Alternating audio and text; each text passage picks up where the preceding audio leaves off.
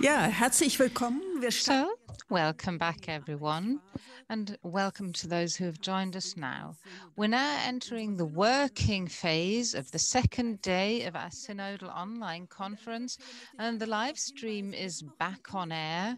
I would like to use this occasion to just mention that we do have an English live stream as well, so I would like to welcome our international participants in English. Just after lunch break, and we are looking forward to listening to you. Very warm welcome. Wir werden ja nach der Mittagspause. So after the lunch break, we will be hearing some feedback from our international observers on the synodal path. And I'm quite excited and looking forward to it. But before that, we've got the four forums who will be presenting the status of their work. In the run-up to the conference, you have been able to read their papers and their documents, the recommendations for actions. There's lots of documents here that are a basis for discussion. But before we go into the hearings, the 8 heads of the individual forums will present the status of the work in their respective forums. Thankfully, we were able to record these statements, and this will give us an opportunity to listen to their statements in peace, which will be a basis for discussion later on.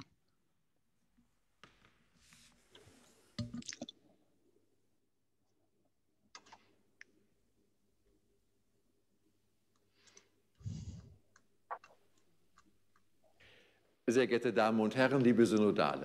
Ladies and gentlemen, members of the Synodal path, we need a new understanding in our church about how we define, allocate, control, and share power, and enable for participation. This insight stood at the beginning of the Synodal path, and the pressure for action has become increasingly clear since then. What is possible in terms of theology, achievable in terms of feasibility, and desirable in terms of strategy. Dr. Lüking Michel and I would like to give you an overview on the state of work in our forums. We've drafted several texts and adopted, and they have been submitted to you on this Synodal forum. And we would like to briefly introduce you on the context of the basic text. And the text does not only reflect the questions and challenges that we dealt with in the forum in recent months, it contains also solution-oriented perspectives for action that, in our view, can and should contribute to an effective reform of church power structures. And the structure of the text follows a clear system. The first part, under the title The Reform of Power Structures as a Basic Process of a Church on the Way, seeks for possibilities to react to the current crisis in a theologically sound way. And the second part builds on this. Here we describe necessary steps on the way to reforming church power structures. So what are the first steps? In what directions do they lead? And how are they interrelated? So in our basic text, we lay the theological foundation first, and then we explain and structure the consequences for the practical life. The members of the forum were faced with the task of pointing out ways in which church structures can be changed in a way as to better prevent the abuse of power in the church and in the future. It became clear, however, that there is also a need for reform beyond this topic, especially against the backdrop of social change. How do we, as a church, want to credibly testify to the gospel in today's world? In the forum, we are convinced the way we live as church must be reflected upon anew and in greater depth, so that all faithful in their God-given diversity can find a religious home. Only this way, lost trust can be regained. And the spirit of the Second Vatican Council and two texts in the Vatican Council identify two places of knowledge and of faith. This is the sacred scriptures and the tradition. So the signs of the time and the sense of faith of the people of God. And whoever sheds a light on these two places of knowledge will make progress on a path of learning that enables for change. But there's not only one way to do this. And there's not only one interpretation of the gospel. Ambiguity is a legitimate expression of the richness of faith. It's inherent in faith. And plurality shows the vitality of unity. A constructive culture of conflict is based on everyone having the opportunity to present good arguments for their point of view in the discussion and to be taken into account. But this also requires a willingness to recognize the unifying framework of tradition in our faith and to rediscover it in its dynamic. This is why our texts emphasize the importance of the theology of revelation and the ecclesiology of the Second Vatican Council. In this, the Church is defined as a sign and instrument of God. Our reflection on the right use of power in the Church, the use of power that takes into account the sources of tradition and the experience of the present, focuses on the fact that the Church as a sacrament serves to connect people with God and with each other. Tradition and reform are not mutually exclusive, but they challenge each other. In the effort to reform, if the effort to reform is abandoned and its reference to tradition, it would become homeless and weak in ties. And if ecclesiastical tradition were not shaped in a learning and present-oriented way, it would become rigid and would have only a value of a museum, so to speak. In the first part of the text, in which it is shown that a reform of the church power structures is feasible on a stable and theologically responsible foundation, and this is followed by practical clarifications. What do we mean? It is imperative to consider legal issues, to find a common language, and to clarify any recommendation for change in both theological and practical terms. Specific recommendations for change are based on these clarifications, which will also be carried forward in our texts for action. We would like to recommend changes that are theologically speaking legitimate and, among other things, accepted by a qualified majority, as well as practically feasible. The second part of the text explains which changes are urgent. And we define clear terms and precise distinctions are needed. We need jointly defined standards and criteria. For example, the terms of power and the separation of powers, this has to be illustrated. And the terms are filled differently in the general understanding in our society than, for example, in the church law. So when we speak of power and separation of powers, it is important for us to take both aspects into account and to convey them without forgetting that what is specifically belonging to the church, and without pushing the church into a special world in which it can no longer fulfill its mission. The last section describes areas of action and decision-making processes and procedures. We have developed a grid to clarify 3 questions where changes are possible and where changes are necessary. First, how can the liturgy, the witness of faith, and the diaconia be strengthened? Second, where are reforms of power structures necessary and possible on the level of the parish, the diocese, the bishops' conference, and the universal church? Third, in which dimension of church leadership more transparency, control, more participation and subsidiarity, more effectiveness and diversity are to be ensured? Against this backdrop, we hold in the text, first, On the basis of current church law, all organizational and structural changes should be initiated to strengthen the opportunities for participation and the rights of all the baptized and confirmed in liturgy, in the proclamation of faith, and in diaconia. At all levels of church activities, the principles of solidarity and subsidiarity should be the binding standards for action.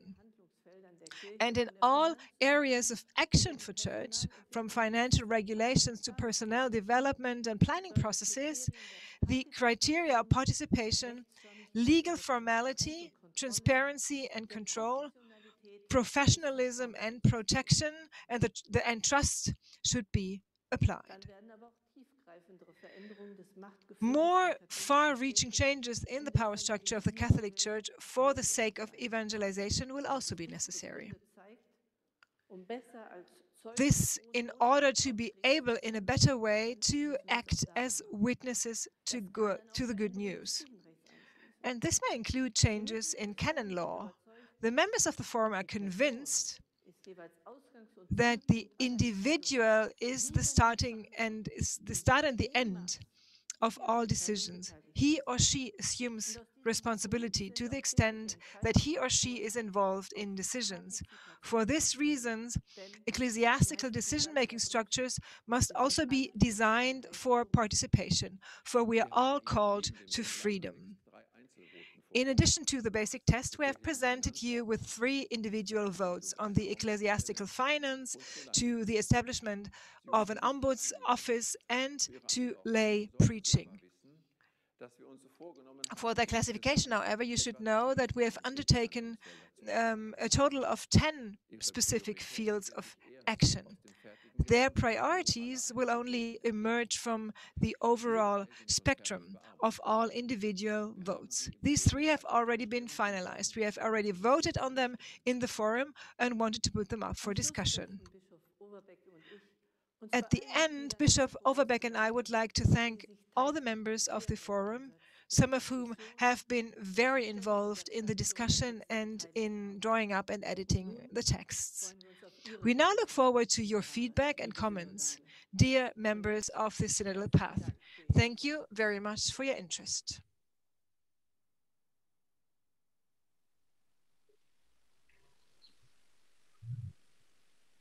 Liebe Synodale, der Online-Konferenz Dear Synodals and online participants of the Synodal Path, I would like to welcome you warmly and tell you, together with Bishop Gen, about the results of our Forum Priestly Existence Today.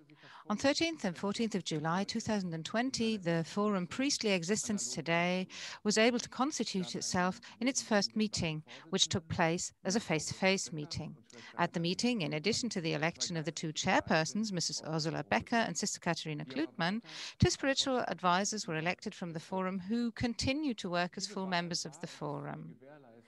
This election was and is important for ensuring the spiritual process. The Forum Priestly Existence Today works in accordance with the way of working in a spiritual process as intended by Pope Francis for the Synodal Way, and it consists of 3 steps: perceive, interpret, elect. In its second meeting on 8th October 2020, also a face-to-face meeting, the Synodal Forum established 4 working groups according to the identified thematic priorities. This is working group number 1, wounded by priestly abuse of power. Working group 2 is called Being Christians, People of God in the World, Sacramentality of the Church and the Mission of the Baptized. Working group 3 talks about the existence as a priest, and working group 4 talks about ministries and offices, including vocation and formation ministries. For a report on working groups 1 and 2, I will now hand over to Bishop Gen in Münster. Welcome from Münster and hello to everyone. Working group 1 that I'm talking about now talks about the subject of wounds inflicted through the priestly abuse of power. The work so far, sadly, could only take place in the virtual world, but what we succeeded in doing is to draft an outline for a preamble, which, in the view of the working group, should precede all texts of the Synodal path. This draft outline is available to all Synod members under point 1.1 of the paper from the Synodal Forum Priestly Existence Today. The group also worked intensively on an outline of the groundwork text for the Priestly Existence Forum. What we regard as very important in this is that at the beginning of the text, we remind of the pain inflicted by the abuse, which was the starting point for the whole synodal path. The members of this working group will meet in March and April 2021 to further work on the text and very much hope that the cooperation, which is perceived as very pleasant and marked by trust, will then be further enriched by personal encounters. Working Group 2 deals with the topic of sacramentality of the Church and the mission of the baptized. It looks at the priest among the people of God and asks what has contributed to the glorification of priesthood. The group questions the sacramentality of the ministry and intensely discusses the question of representation of Christ and how that can be lived out concretely in today's day and age. In addition, following the Synod Querida Amazonia, it deals with the inculturation of priesthood. What does inculturation mean in relation to the specific way of life as a priest in our secular society, which values personal freedom and equality so highly? How can a priest be enculturated into this society, i.e. live in dialogue with it, despite being torn between the tensions between his religious other world, so to say, and a civil existence in the environment he's placed in? In other words, how can he follow Christ in this day and age and the society that we are living in? For the report from Working Groups 3 and 4, I return to Mr. Buttgereit in Düsseldorf. Working Group 3 deals with the questions around the topic of the existence of the priestly existence itself. In its work so far, it has dealt, among other things, with the question of what kind of priest the Church needs today, looking at, among other things, the aspects of what personality traits a priest needs to have. Equally important was the notion of reconsidering and reviewing the priestly form of life. Based on the answers to these and other systemic underlying questions, the first concrete options for action have already been identified. These and more will be formulated in our further work and put into words. For many members of the working group, the chosen way of life of a priest was a personal decision for their own life. So rather than only discussing this at the meta level, we are planning to arrange a face-to-face exchange meeting. This does not only concern issues of celibacy, but many other aspects of priestly life, and we will ask ourselves these questions. Working Group 4 will look at pastoral work, in vocation formation and in priestly formation. As you can see from our text for the digital hearing, the working group's starting point was a very broad perspective on vocations, and we advocate for a prioritization of pastoral care in the field of vocations by the bishop. Apart from building more links between vocational ministries and other pastoral fields, the working group would like to see broad qualifications for all pastoral workers. Priestly formation should follow uniform national standards according to Working Group 4, should include other forms of living in addition to the seminary, and should build on stronger involvement of women and families. Formation for all pastoral ministries, last but not least, should take place in a single place. To making sure that formation helps develop balanced and mature personalities also requires a stronger integration of psychology into the training. And the topics of sexuality, also needs to be part of formation, excuse me. As you can see, the working groups are dealing with a wide range of topics that are all of great importance for the future shape of the Church in Germany. And we are not shying away from controversial topics in our discussions. So once again, I'll return to Münster from where Bishop Genn will give you an outlook on the further work of the forum. A first excerpt from the intense work in the working groups is already available to you for the digital hearing. At the digital third session of the Synodal Forum in the beginning of November, the working groups were able to discuss the interim results of their initial work with other forum members. In a fourth session, which will take place digitally once again on 18th and 19th February, we will involve an exchange of the feedback we receive from you, the Synodal Path members. There will also be an intense exchange on further texts that up to now have already been produced in the working groups up to now. The issue of celibacy has already been identified as an important topic which the Synodal Forum will address in depth in a separate session. The work in our Synodal Forum and its 4 working group is marked by a decidedly constructive, positive dynamic and a spirit of good cooperation. As chairpersons, we very much look forward to continuing the work with the Forum and would like to thank you in advance for the valuable feedback we will surely receive from you in response to the hearing.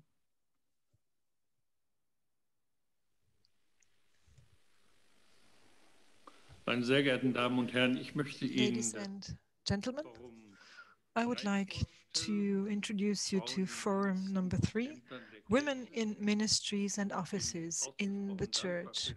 I'm grateful for the high commitment of the 35 members of our group. And we went well ahead in our work already. We were able to familiarize ourselves with canon law even before the pandemic. And it is about the life of the Church. And John the 23rd referred to that. Our culture is so much characterized by equality of men and women. And in the Church, we need to establish a cooperation between men and women in all areas. And now we move towards a crucial phase. We define the goals in a very intensive process with pondering and considering theological arguments, experiences of the people, and the practical experiences in the pastoral work, similar to the Apostolic Council. These 3 aspects come together and build the foundation for all our activities. And we are well advised also in the process, and we will find positive options for activities on the basis of theological text. This is the next step, and I'm sure that the hearings today will provide us with support and will even broaden our experience. A very warm welcome. I'm delighted to be part of a process where we can speak about topics in an open way that are important for universal church. And so the atmosphere that we discuss and consult in with each other is characterized by excitement and nervousness. We are not always, we do not always agree on the content, but we face with openness the question how to understand what is God's will for us. In the Forum 3, we feel the high expectations, the expectation of many men and women that we move towards, or that we come up with practical results as soon as possible. We do our best. Women in Ministries and Offices in the Church, this forum established itself in a presence meeting before the pandemic. Nobody expected at the time that this would be for quite some time the only on-site and personal meeting. We work on 3 areas. One working group discusses the options, the stronger participation of women in fields of activities in the church that are existing already. You might remember that the regional conferences discussed in September 2020 a first drafted text, and the feedback on this was positive. We will continue our work on this basis, and that past draft is going to be transformed into a new text. 2 further working groups are active. One tackles the questions of gender justice and gender differences. Another working group discusses the participation of women in the ministry of deacons and in the sacramental ministries, and as well as the bishop's office. So in the forum, on the backdrop of our work, we experience now a very important phase. We talk about the goals that we want to achieve on the basis of what we already drafted. We browse through the options for activities, and it's going to be important in our forum to draft also theologically sound texts. In the 3 hearings that you were able to choose from for today, we tackle 3 different aspects relevant for all areas of the work in our forum. First, criteria for decision criteria, whether a man or a woman can represent Jesus in their office. Second, the interrelation between gender justice and the question of ministries and offices in the church. Third, who can consider himself legitimately proven and called into an office? These are the 3 questions that we are currently discussing, and your opinion on this topic is highly welcome. If I take a look back on the process of the past month, I was delighted that before the pandemic, we were able to draft a good text, also considering things that are already possible and feasible in the context of the present canon law, but also how to expand things, and also in the regional conferences, this has been approved. So now we move in depth with regard to the detail: Christ representation, gender justice theology, questions on personal calling, vocation, and experience. And this is difficult due to the corona conditions, because we can only meet in video conferences, and the underlying tensions, underlying questions oftentimes cannot be dealt with, and so this creates a special atmosphere. It is a challenge at the same time to be thorough, to clearly define our goals. And so we find ourselves in a very important phase. And I do believe that the hearings that we are going to have today on the 3 topics, representation of Christ, vocation, and gender justice, can help us to put everything on an even broader basis, to make sure that we come up with texts that are sound and solid and can be presented for voting soon. And giving the high attention and the impatience that is created by the topic, we find ourselves under pressure, but at the same time, we need to relax and just move on step by step ahead and include it in the overall context of the Synodal path. We need a dialogue also with the other fora, especially with the forum number 1, church participation in the church, power in the church, and of course also with forum number 2 with regard to the office of priests. Only when we interconnect things, we can find a common path on all levels of the church and also in a dialogue with Rome and the universal church.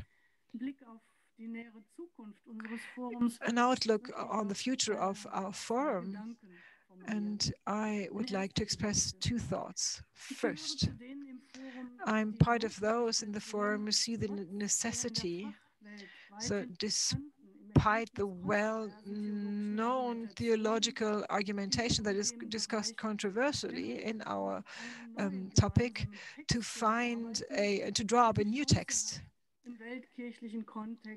that can be listened to also in the world of experts. It will not be easy to come up with such a text, but many of us want to do that because we understand that it is the first time in the church history where bishops and lay people come together and where we can speak about gender justice, gender anthropology in a blunt and open way, and at the same time with expertise. There are 3 different opinions. Some are impatient just to reflect and to argue and to discuss without actions. Others don't see an option and space for the ordination of women. And a third group say that in the context of gender justice, we should focus on a binary way of considering things. And I do understand those who are impatient, but it's also important to understand the theological background. A gender perspective is also very important. And I wish for a common theological effort. And this second thought, I'm concerned that in face of the goals of our forum, we concentrate more on how dealing with each other, who has what say, formal errors, times to speak, who leads intermediate conversation with whom, and who is present in the press.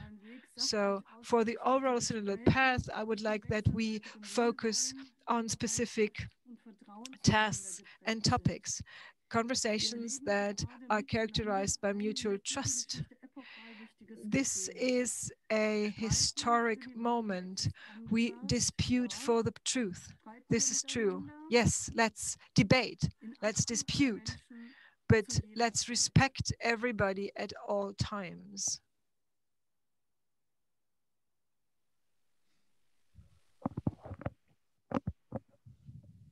Sehr geehrte Damen und Herren, ladies and gentlemen, dear members of the Synodal Path, welcome to Forum 4 of the Synodal Path. Together with my co-chair, Mrs. Birgit Mock, I will report on the status of work in the Synodal Forum number 4. The forum is entitled Life in Succeeding Relationships, Living Love in Sexuality and Partnership. My name is Helmut Dieser. I'm the Bishop of Aachen. If you were present at one of the 5 venues of the regional conferences last September, you will certainly remember that our forum put forward a text that we called a voting text. We wanted to get straight to the heart of the matter in our Synodal Forum, and we presented 11 votes to you, which are the focal points of our discussion. For many of these votes, we presented alternative votes, so that made it easily recognizable that some of the questions we had been discussing led to very different opinions where the members of our forums disagree. The members of our forums were present at the 5 different venues of our regional forums and listened very closely, gave our feedback. Soon after the regional conferences, we convocated an extraordinary session dealing exclusively with your feedback from those sessions. And this is what we took away. An overwhelming agreement from everyone with the basic lines of our votes, but also calls from your ranks for a clearer, more concise language that avoided overly theological church jargon.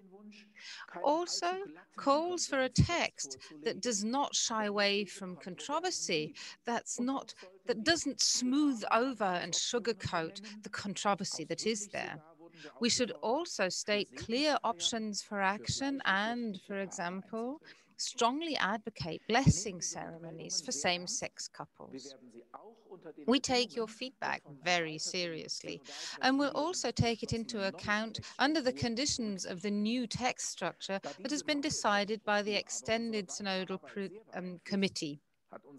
As this new text structure will have great impact on our further work, our last regular meeting of the Synodal Forum on 11th and 12th December dealt at length with the further work according to this new text structure, and my co-chair, Mrs. Birgit-Mock, will give you some more detailed explanations on this in a moment. Before that, we had started off with a discussion in our forum of some basic matters that many of the members of our forum had pressed for. The discussion was based on 2 fundamental texts, one on the topic, the human being in his capacity to love and the faith of the church, and the other one, reversing the debt. Perspectives of trans, intersex and homosexual people on the themes of the synodal path. These titles of the documents give you an idea of how directly these topics lead into our existence as people of God. We discussed them intensely, fairly, but also controversially. And we have to see to what extent we can come closer step by step on the synodal path. But now I would like to ask Mrs. Birgit-Mock to explain about the new text structure and its requirements. Dear brothers and sisters in faith, welcome from me as well and from the Sexuality and Partnership Forum. My name is Birgit Mock. I'm the Family Policy Spokesperson of the Central Committee of Catholics in Germany and the Vice President of the German Catholic Women's Association in Germany. I'm taking over from Bishop Helmut, who I would like to thank very much for the good and trustful cooperation. The way we work together is, for me, and I'm saying this off the record, the dual leadership, the round of 4 with Mrs. Market and Mr. Angel, with Mrs. Boxberg, with all the members of the forum and the highly competent moderators, that is already something very special and like a test run for a synodal church. We have to deal with very complex topics, and the way we are doing that is a very good sign. This is an important prerequisite as the challenges we are facing are big. Important results of our work so far are our votes, which you already know, and some longer texts which you haven't heard of or which you don't know yet. We are currently integrating all these texts into the new structure. We are currently working on a basic text which will most likely begin with a confession of guilt. We want to adopt a confession of guilt on sexuality that the German language group presented at the Roman Synod on the Family in October 2015, which said, when mentioning the achievements of the Church in matters of affliction, we must not forget to also say honestly what we as a Church have failed to achieve. In a misconceived effort to uphold Church doctrine, pastoral care has repeatedly resulted in ruthless attitudes that have brought pain and suffering upon people. This introduction is followed by the biblical foundations, human being as God's image, and dignity as the central point of orientation of Christian morality, and love as the central principle of design. With corresponding theological argumentation, we will then lead on to some content-related votes. In addition, we are working on texts for action, currently 26 different texts, which make very concrete proposals on what we should do next. And I will just mention a few of them by way of example. There will be recommendations for action addressed to the Holy Father to change passages in the Catechism or delete them without replacement. There will be recommendations for action on the expansion of marriage preparation, recommendations for the introduction of LGBTI contact persons in every diocese, recommendations concerning labor law, formation for preaching, and the expansion of counseling service. For all these texts, small groups have been formed as editorial groups. The next meeting will take place in March, and there will be a 2-day retreat in May. This leaves me confident that we will be able to present the foundation text and the first text for action in the first reading in the next Synodal Assembly. We have not submitted a new text to today's online conference. Rather, we have suggested topics for the hearings, and we were very curious to see which of these suggestions would be met with your interest. We were very pleasantly surprised to see how many people were interested in the hearings that we are offering. The feedback has shown that our Synodal Forum may hold 3 hearings. We have decided not to discuss just one topic per hearing with you, but to provide the 2 top topics for each of the 3 hearings, and in addition, have a third topic which was chosen with a lower priority. The 2 top topics are couple relationships outside of wedlock within the church and dealing with homosexual members of the church and homosexual people in the church. These topics will be reflected in all 3 of our hearings. We then assign the topics of family planning and contraception, dealing with trans, intersexual, and queer people in the church, and self-commitment and confession of guilt to 1 hearing each. The moderators, together with Frau Mock and me, have worked out an exciting concept for the hearings. We want to present our thoughts on these different topics, make it clear why we argue the way we do, and offer reflections on the topics in the forum. But above and beyond everything else, we want to enter into a discussion with you, hear your arguments, your questions, your concerns. We are convinced that if we speak openly and frankly and listen to each other in good faith and goodwill, we will be able to make good progress. For each one of us personally, what's important is to allow the synodal path to change us, is to allow the Spirit to move and change us. The spiritual movements within us on the different topics that the synodal path is treating will lead us to good, constructive results. And this is what I, together with all of you, am placing my hopes on and relying on. In our forum, we clearly feel tensions. There are tensions between different opinions, different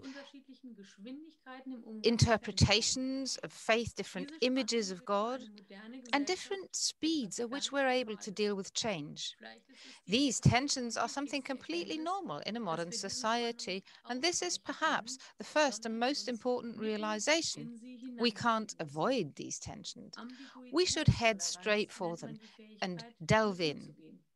To be able to tolerate ambiguity is what gives us the capacity to deal with these tensions, and I hope that we can all have that. At the same time, of course, it's not just about enduring these tensions. It's also about finding solutions that take us a step forward and enable us to act in a way that is viable in the future. An important task in our forum will be to find solutions for the non-simultaneous way we deal or the non-simultaneous speed with which we deal with these things. This concerns in particular the questions which we want to address in proposals for change to the Catechism and propose to Rome, and at the same time take action in Germany in view of our specific pastoral situation. We are currently working on proposals that can be implemented in Germany as ad experimentum, in an experimental phase. These will enable us to start important trial projects immediately after the conclusion of the synodal journey in Germany. This is also something we want to discuss with you today. It is so important that we include everyone in this circle who is dealing with these questions and who these questions relate to and touch upon. And that's why it is so important, and we are so looking forward to hearing what you have today and taking the feedback back into our forum. Thank you. Ja, ein herzliches Dankeschön. Thank you very much to the 8 heads of the chairpersons of the different forums. Over the last 45 minutes, I think we got quite a good impression of the subject matters, the topics that we will be looking at over the next few years, what the controversies will be that we need to discuss. The first chance to do so will be the hearings, which are set to start at 11 o'clock.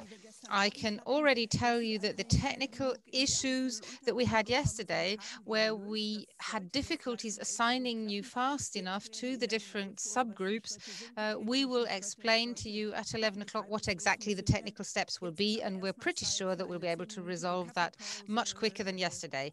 But before we do that, we have a 10-minute break for having a cup of coffee, for getting your circulation going, for letting some air into the room that you're in, opening the windows. See you in a few minutes.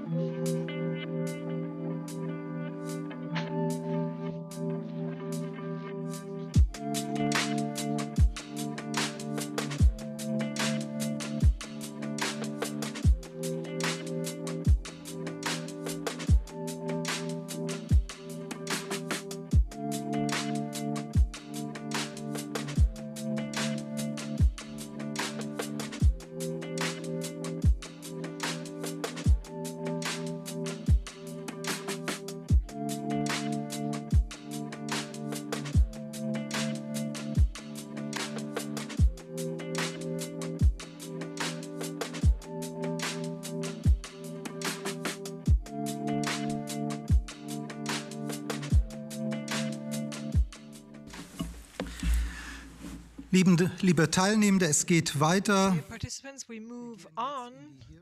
Now we will have our hearings, and I would like to give you some technical advice how to get there. Please click on hearings, and then you can log onto the group. And if you want to leave, you have to go back to the plenary session in Zoom. I hope everybody is able to find that. Let me comment on the hearings also. So now everything is going to move into the respective groups, and in the morning we have 3 parallel hearings on power and separation of powers, and one of them is going to be translated and one of them is going to be streamed live. We have 2 hearings on priestly existence today. One on women in ministries and offices in the church, 3 fora. And as we heard already about the 3 fora, there will be different topics that will be dealt with. Representation of Christ. This is a hearing that is going to be streamed as well. One hearing on equality and one on vocation in the context of the Forum Women in Ministries and Offices. Then we have one hearing on the foreign living in successful relationships. So the hearings are composed randomly according to the different combinations of your expression of interest. For technical reasons, as I said, only 2 hearings per time slot can be streamed. In the morning, this is going to be one hearing on the topic of power and separation of powers and one on women in ministries and offices. So to join the stream, you have to dial into the separate stream on our homepage or on YouTube. And in the afternoon, you will then have the opportunity to join the hearings on priestly existence today and living in successful relationship. So now, have a great morning. We gained some time this morning, and we are going to have the exchange in the hearing until 12:40. So at 12:40, we're going to switch back to make sure that we go back in a timely manner for our moment of prayer.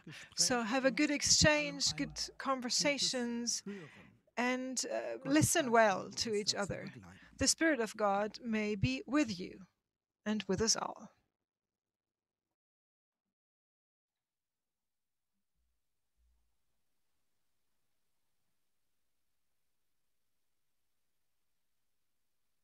Please ein Klink.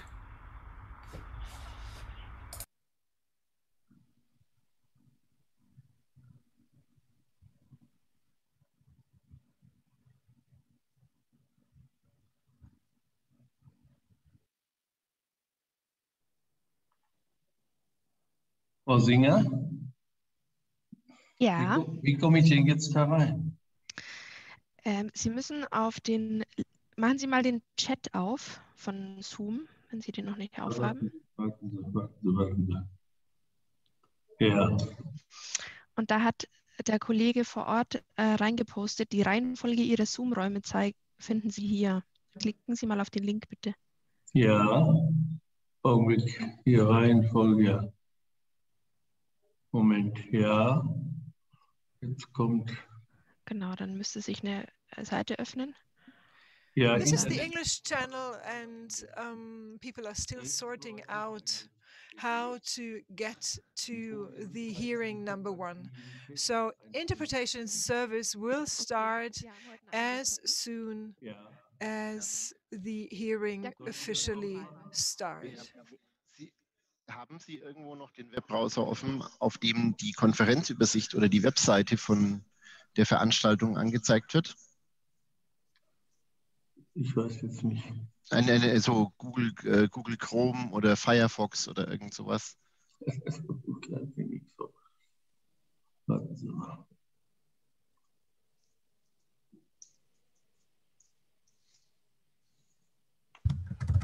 Microsoft Edge ist der beste Browser zum Einkaufen. Ja. Ich komme auch nirgendwo rein. Ich komme auch nirgendwo rein. Ja, ich auch nicht. Okay, Ja. nacheinander. Es hilft nichts, wenn Sie das alle sagen. Ich sehe nur Hearing 1 vor mir. Ich auch. Genau. Und wenn Sie schauen Sie mal in den Chat. Unten irgendwie. Ja, habe ich schon geguckt. Und da sehen Sie den Link mit dem /Hearings. Mit dem Link. Und wenn Sie auf den Link klicken, dann geht unsere Webseite auf. Und auf der Webseite sehen Sie eine für Sie erstellte Übersicht, in welchen Hearings Sie sind und wie Sie da reinkommen. Nein, eben nicht. Was sehen Sie stattdessen? Online-Konferenz und dann Cookies hier. Also ja, das ist die Website. Das ist die Webseite. Die richtige Website. Sind nur keine Räume angezeigt. Also es fehlt die Information, welche Kleingruppe. Bei mir auch. Bei mir auch. Ich komme nirgendwo rein. Ja, und dann steht da unten drunter aber ein Text, wenn Ihnen keine Kleingruppe angezeigt wird. Auch nicht dabei, dass man raus muss aus dem Zoom und einen neuen Zoom einwählen. Ja, genau. Wir haben, nachdem es gestern mit dem Breakout-Session bei mehr als 200 Leuten nicht funktioniert, haben wir heute die Räume aufgeteilt. Ich komme auch nicht rein.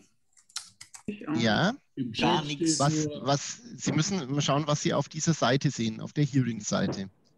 Bitte, ich bin völlig außen vor. Ich sehe nur Hearing 1 und weiß nicht, wie ich weiterkommen kann. Ja, okay. Mir geht es genauso. Mir geht es auch so. Hören Sie bitte gut zu. Ja, hören Sie bitte gut zu. Es hilft nicht, wenn Sie gleichzeitig sprechen und uns nur sagen, dass es nicht geht. Es ist ganz wichtig, dass Sie jetzt den Chat aufmachen innerhalb von Zoom. Es gibt ein kleines Chat-Symbol. Da klicken Sie bitte drauf. Ja. Und da sehen Sie eine Nachricht von meinem Kollegen mit einem Link. Nein, ich sehe gar nichts. Gar nichts. Haben Sie den Chat geöffnet? Ja. Ich habe den Chat geöffnet, sehe aber gar nichts. Da steht von Max Kroth, Digif an alle. Die Reihenfolge Ihrer... Nein, ist nichts da. Nein. Gar nichts. Steht jetzt was da? Ist jetzt nochmal gepostet worden. Nochmal reingeschrieben Jetzt ist etwas da. Ich öffne. Okay. Bitte das öffnen. Interessantes Thema. Ist gut. In unserem Hearing machen wollen, das Ganze eben auch theologisch anzugehen. Also Jetzt ist Online-Konferenz, ja. auch theologische Kompetenz unter uns. Ich sehe jetzt 12:15 Uhr Zoom-Raum 1. Genau. Kann ich das anklicken? Ja, der Vorteil ist, genau. der Zoom-Raum 1 ist hier. Also das wird. Sehe ich ihn, ja. Klicke es an.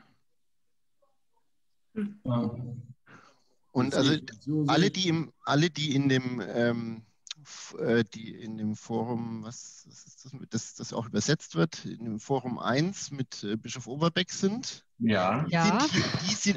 sind hier richtig. Wir haben das in diesem Raum gemacht, weil hier die Übersetzer auch sind. Das haben wir den Übersetzern zuliebe gemacht. Das heißt, die in dem Forum mit Bischof Overbeck sind, die woanders hin wollen. Those of you that want to move elsewhere, please go to the link that I just posted in the chat. And here we're going to start the forum of the hearing number 1. Was steht da noch auf der Seite? Startseite, Konferenzübersicht, Hearings, Hilfe. Hearings ist gut. Mein Hearing rein. Ich finde aber auch überhaupt nichts. Also die Versammlung ist irgendwie weg. Ja. Was jetzt? Ich glaube, wir sind schon richtig. Deswegen. Wir sind schon im Hearing 1. Ja, genau. Alle, die in Hearing 1 rein... Everybody who wants to be part of hearing number 1, you don't have to do anything. You just have to wait. Schalten Sie sich bitte wieder stumm. Please mute yourself if you don't have a problem.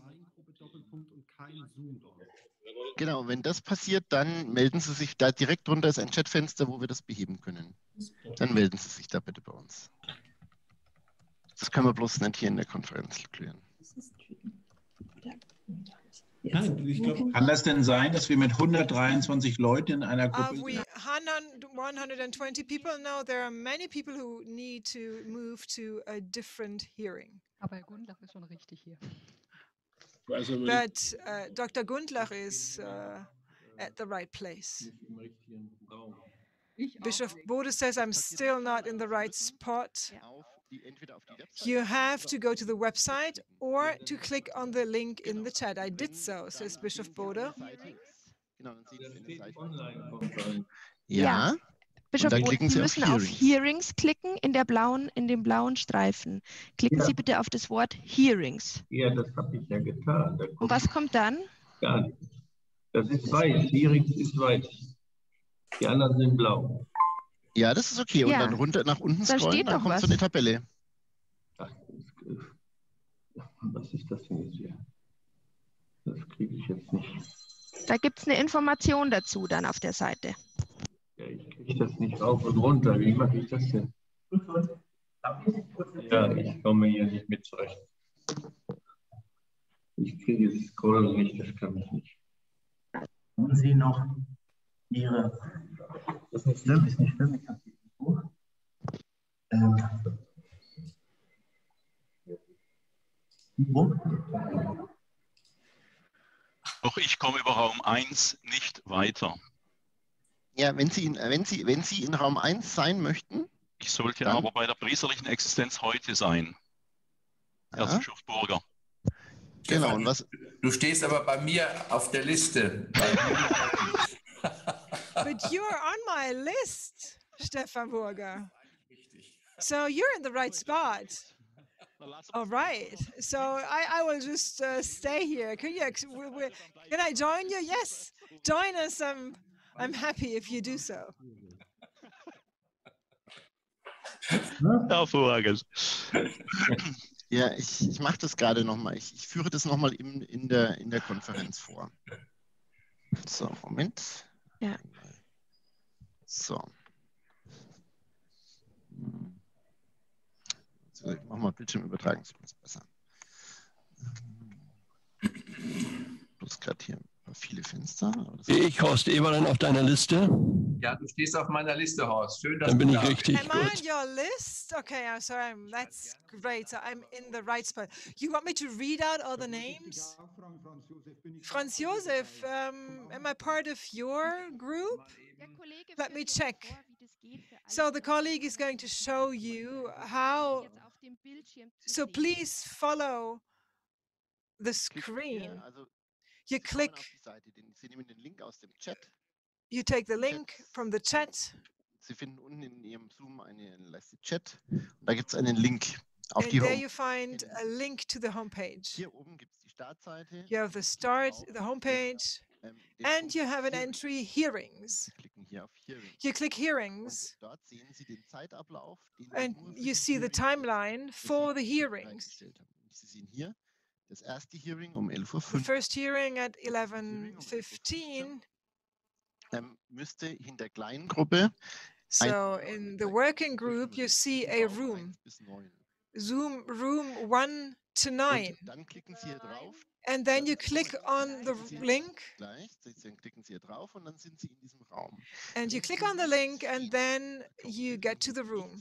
Dann tragen Sie hier Ihren Namen ein. If you don't see a link there, you just enter your name here, and we will send you the right room, because there are a couple of people who didn't get the right info.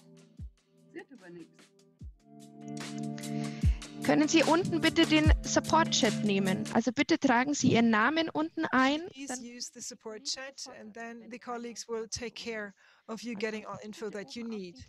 If this is not the case, please click on Kleingruppen link. Ja, aber da lässt sich nichts anklicken. I can't click on anything. Steht da nach Kleingruppe was? Steht da sowas wie Zoom-Raum Da irgendwas? steht oben Zoom-Raum 2. It Genau. says Zoom Raum 2. Nothing happens. Da ist nichts zum Anklicken, da passiert nichts. Can't click on it. Kommt dann wieder so eine Liste, wo dann Zoom-Client aufgeht. You should see a Zoom client opening. Ich bin jetzt ganz raus. Öffnen. Ja, öffnen ist gut. Opening is good. So, und jetzt? Jetzt bin ich auf was? Hearing. Dann kommen Sie in die andere Konferenz. Und wie jetzt? Hier sehe ich jetzt so eine merkwürdige Seite. Ja, das ist gut. Merkwürdig ist auch gut in dem Zusammenhang. ALE, was ist das denn? Nein. Das ist nur meine Bildschirmpräsentation. Das ist nicht Ihr Webbrowser. Sie müssen auf Ihr eigenes Internet klicken. Ja. Ich mache das wieder zu. Ja, dann können Sie es wieder in Ihrem eigenen probieren. Sie sind jetzt ganz normal nur im Zoom-Meeting. Das können Sie auch klein machen, deswegen geht es noch nicht aus. Gehen Sie in Ihr eigenes Internet. Aha. Gehen Sie bitte auch auf die Website, über die Sie sich ganz ursprünglich zu der Konferenz angemeldet haben. Die kennen Sie ja, online-sw.de.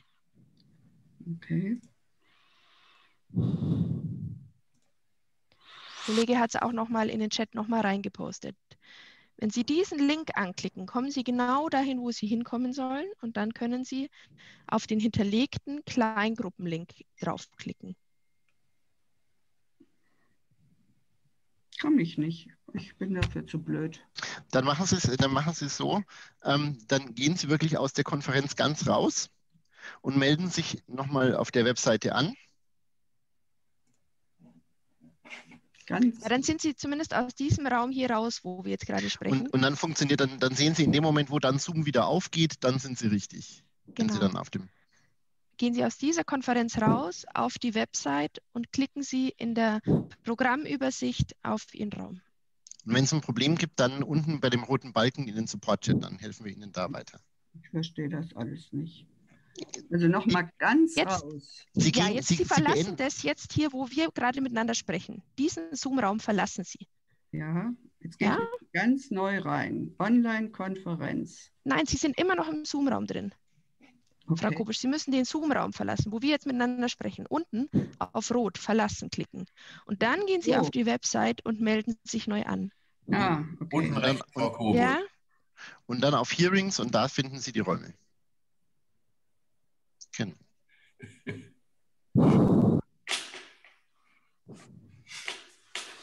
Bei mir steht kein Raum hinter dem. Dann bitte das Support-Fenster nutzen, was direkt drunter ist. Die Namen eintragen und dann melden sich die Kollegen bei Ihnen mit einem direkten Link. Moment. Frau Kobisch, Sie müssen die Konferenz verlassen. Frau Kobisch, unten rechts. Unten rechts ist ein roter Balken. Da steht verlassen. Ja, aber ich habe jetzt gerade gemacht. Bin raus. Ich habe sie entfernt jetzt. Das geht nicht. Ich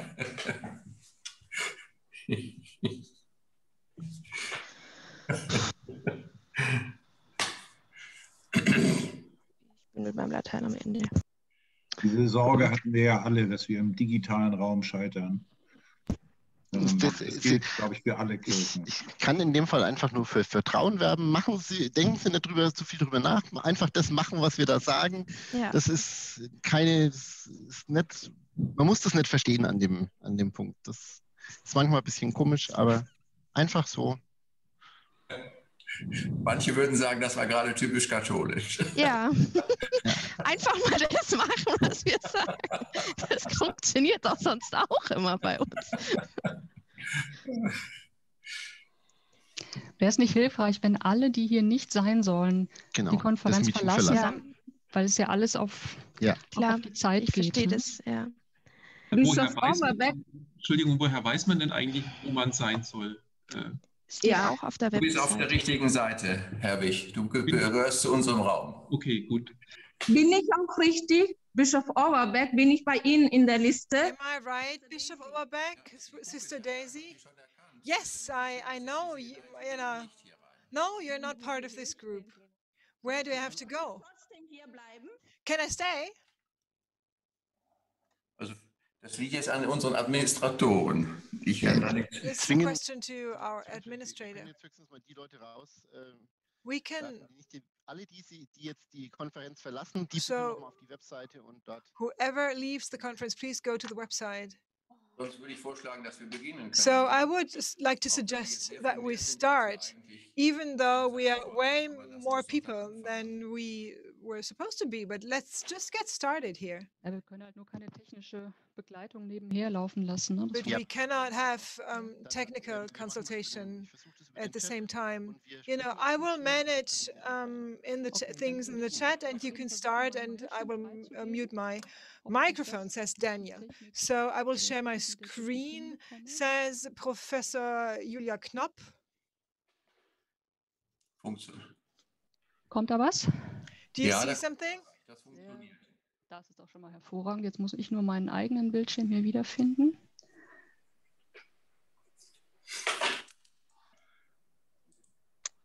Okay. Also ich wäre bereit. Gut. So I'm ready to start. Sisters and brothers, ladies and gentlemen, you know, with some delay, we start with more participants. Welcome to everybody to our hearing power and separation of power in the church. I'm Bishop Overbeck. A very warm welcome together with Professor Knoop. I will be the host of this exchange. I will be your moderator, while Professor Knoop, we are both part of the forum and we worked on the basic text also. And she is going to present us with the basic text. And we will have 3 steps. In the first step, we are going to open the perspective of the text. We in the church, we will introduce to that in the second and third step. We will speak about the practical questions. In order to do so, until 12:40, I would like to ask Professor Knoop to give us an introduction. And for all of you, ladies and gentlemen, brothers and sisters, if you want to comment, I'd like to ask you to use the chat. You know, that click on that little bubble in the middle of the bottom of your screen, and if you just type in WM, meaning comment, and press enter, I will see that you would like to comment and contribute, and I will hand over the floor to you. If there are no further questions with regard to technicalities, Ms. Knoop, please start. Ja, herzlichen Dank. Thank you. I hope you can all see this chart. I prepared a couple of things for the introduction. I would like to welcome you. I'm delighted to have everybody here, even more people that we thought, and that everybody is interested in our basic text. I would like to focus, first of all, on the first part and basic questions and report on how we proceeded and why we proceeded the way we did. The overall goal is not a first reading to take a look at the wording, but to understand the basic thread, the basic setup of the text, and to share with you on our process. First of all, on our working process. How did we proceed? The texts that are available were drawn up within 6 months. We started meeting in July. That was in the analog world. And then we had numerous digital meetings, and that worked pretty well in small groups, in larger groups, with smaller working groups and forum meetings. We had 5 forum meetings. So in the larger group of 35 people, at the very beginning, we tried to reach a common understanding about our motivation, what should be part of the text, how do we structure it, what kind of structure does it need, the goals, you know, different parts of the text. And again, we raised the question, who should be addressed by the text, who should read which part, and who speaks.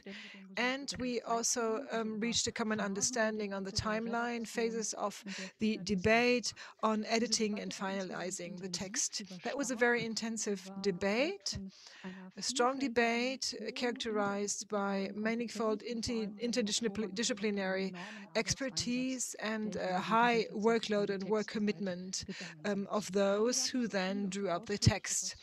Why do I talk so explicitly about the procedure? In Synodal Path, the topics are important, but also the form of communication and of consultation and of decision-making is important. So in Forum 1, it was very helpful for us that we had binding processes, debate, text production, editing, and results.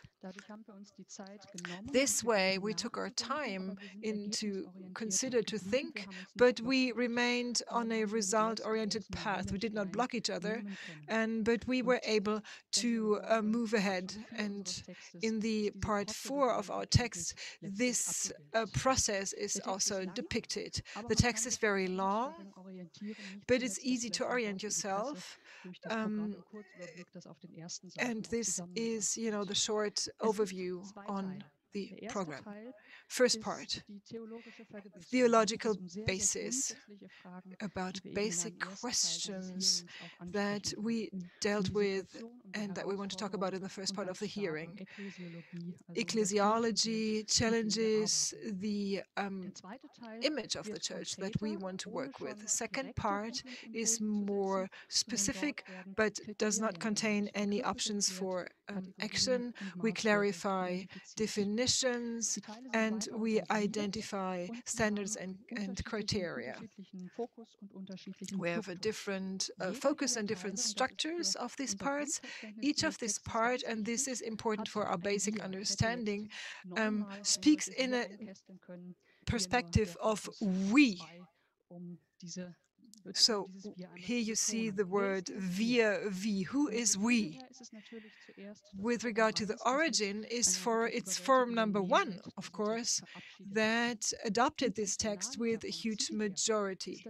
With regard to the goal, we is a larger group. It's the Synodal Path, 69 bishops, 120 women and men experts, and priests. So this type of wording shows that this is not a dogmatic text. It's not just information, but it is a text that you can possess, that one can appropriate. And for a hearing, it's very important that we speak about the question if we is a group that you want to be part of. The text itself has different nuances. This is an example, one of the most important pages. So we have just normal copy that explains, reflects, and underlines the structure. And we have highlighted boxes. So if you want to move fast, you can just move from box to box. And this gray highlighted text is a consequence for us, that those people who edited the text and offering it to you for identification. So the consequence for our own will to renewal, for renewal. Let's take a closer look at the text. The first part is the only part with a question mark, and this is very important. This is about the question, where are we? What is the reason for the process? Why do we do this? And the reason for our efforts is our reason. As a church, we have a problem, and we need to deal with this problem as far as we can, as far as the problem is homemade and a systemic one. What is the consequence? This is part 2. We understood. This is what number 2 says. We understood, and this is the key to the performance of the text. It provides the attitude and the consequences that we draw from the attitude. We understood that the world cannot be, that the church cannot be a separate world, that the faithful wants everybody to be equal, and that we need to make sure that we meet the benchmarks and the standards of the overall society. We understood that the church has to prove that it is worth the trust and confidence of the public. Credibility has to be proven. Third, it's a theological basis, basically. ist das völliger Standard, was Sie dort. This is just standard what you're going to read there. It's theology of revelation and ecclesiology intertwined. The word of God, the will of God, what it means and what it means for the church of today. This is clarified in a intertwining of different ecclesial organisms. The scriptures, tradition are referred to, groups of people in the church are referred to having their own competencies, the office theology, the faithful, and then also human skills. Reason, arguments are part of this, learning from history, ecumenical and interreligious faith that we learn from being in touch and learn from society. This is what we understand in the passages 6 to 9. The parts that are mentioned in this part are aspects that are also important for the basic text that the committee mentioned yesterday.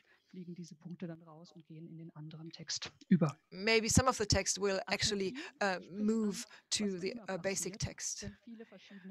Aspect 4 talks about the dispute, about the debate, and this is nothing surprising, and you have to understand how to deal with that.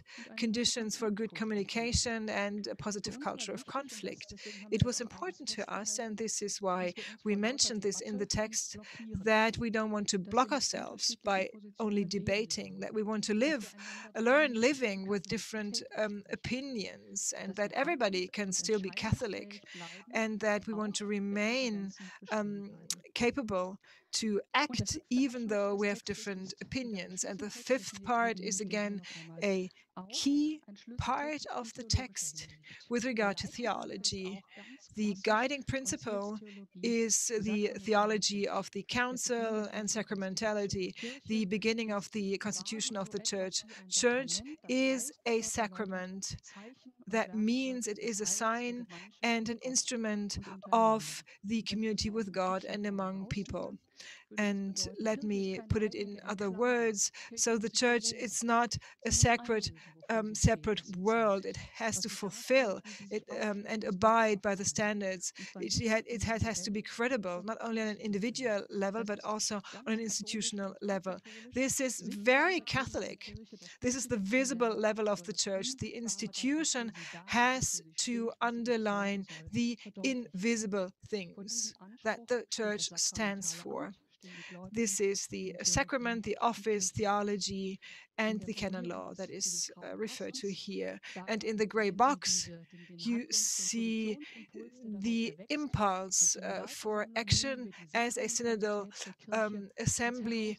We accept the sacramentality of the church as a challenge. We want this church becomes credible again, where people can find a personal relationship to Jesus Christ and experiment the healing power of God in the sacraments in order to be authentic and effective.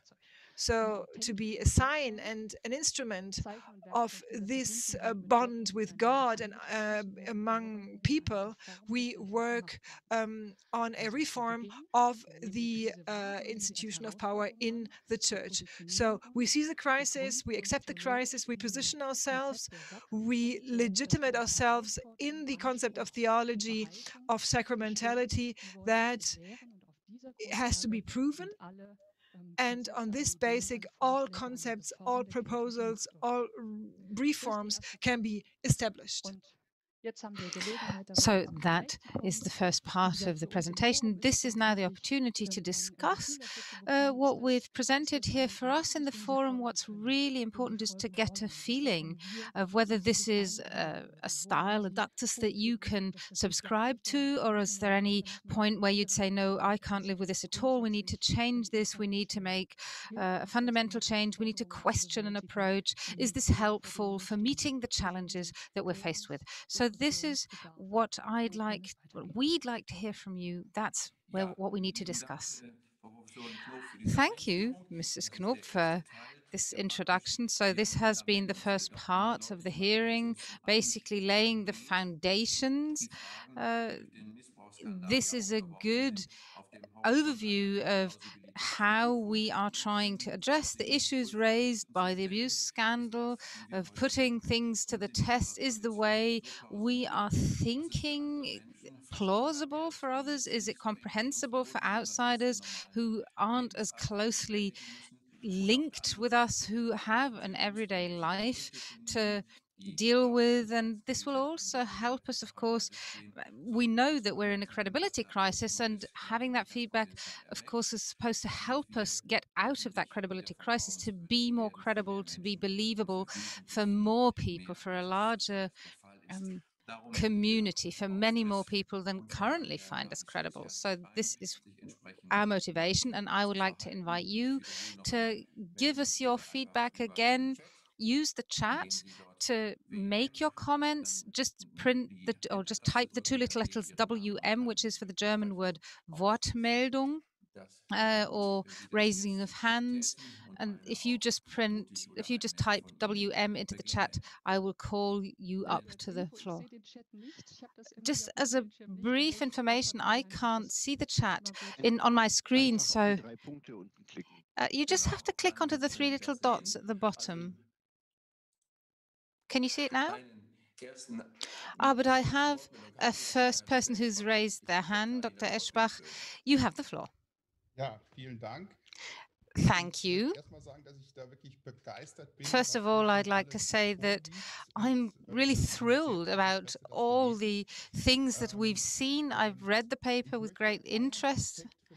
One aspect I would like to mention to start with is the acceptance. You mentioned that. I believe that what would be really important here would be that we look at, or that we refer back to the title being Power and Separation of Powers in the Church, and that power is no longer seen as a purely theological instance, but something that is that handling power is something that is just as much discussed in policy and society, but that dealing with power requires leadership. So within the church and outside the church, we need to define how we want to handle the power that we have. So the question here is, how do we legitimize power in the church, and how do we limit power? Power is always nowadays needs to be balanced between these two aspects, between legitimization of power and the limitation of power, and for an acceptance from the outside world for us to be understood without the ecclesiastic system. This is a very important aspect that we need to address. Thank you for that comment, Dr. Eschbach. Yes, it's of course, as you said, we have this perspective from the inside out, but we need to take into account the perspective from the outside in. And of course, to us as well as to the outside world, power is hierarchically structured, and the different levels of power are interlinked with each other. And we have to address the issue of how the power is distributed and limited. And from looking from the outside in, looking at a church, a vibrant church, then we have to remember that from the outside world, looking at the power structures within the church, we have to make sure that we remain credible and plausible. So that was something that was important to us in our first step. Mrs. Knob, can you comment on that? Yes, thank you from my side as well. This was what we intuitively meant to bring across. Power per se is nothing bad, but you need to structure it, you need to legitimize it, you need to limit it, and that is something that in the second part of the text will be dealt with in more detail.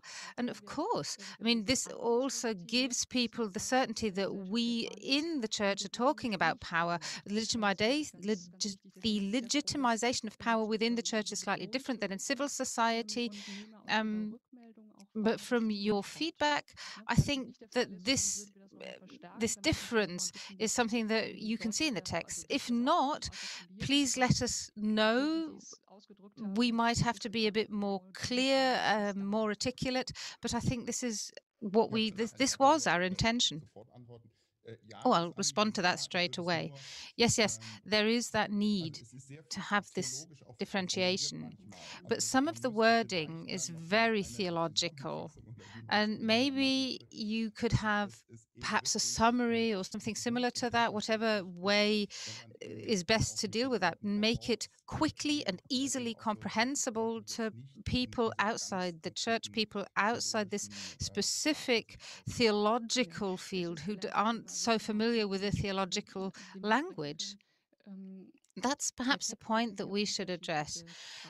The text as a whole has very different linguistic styles. So section number 2 has a very different linguistic style from the theological foundations. And the theological foundations, the more theoretical text, might be harder to understand, but I think that's a good hint, is that we, for example, we have that text and we have a small breakout box for a specific readership with a different style.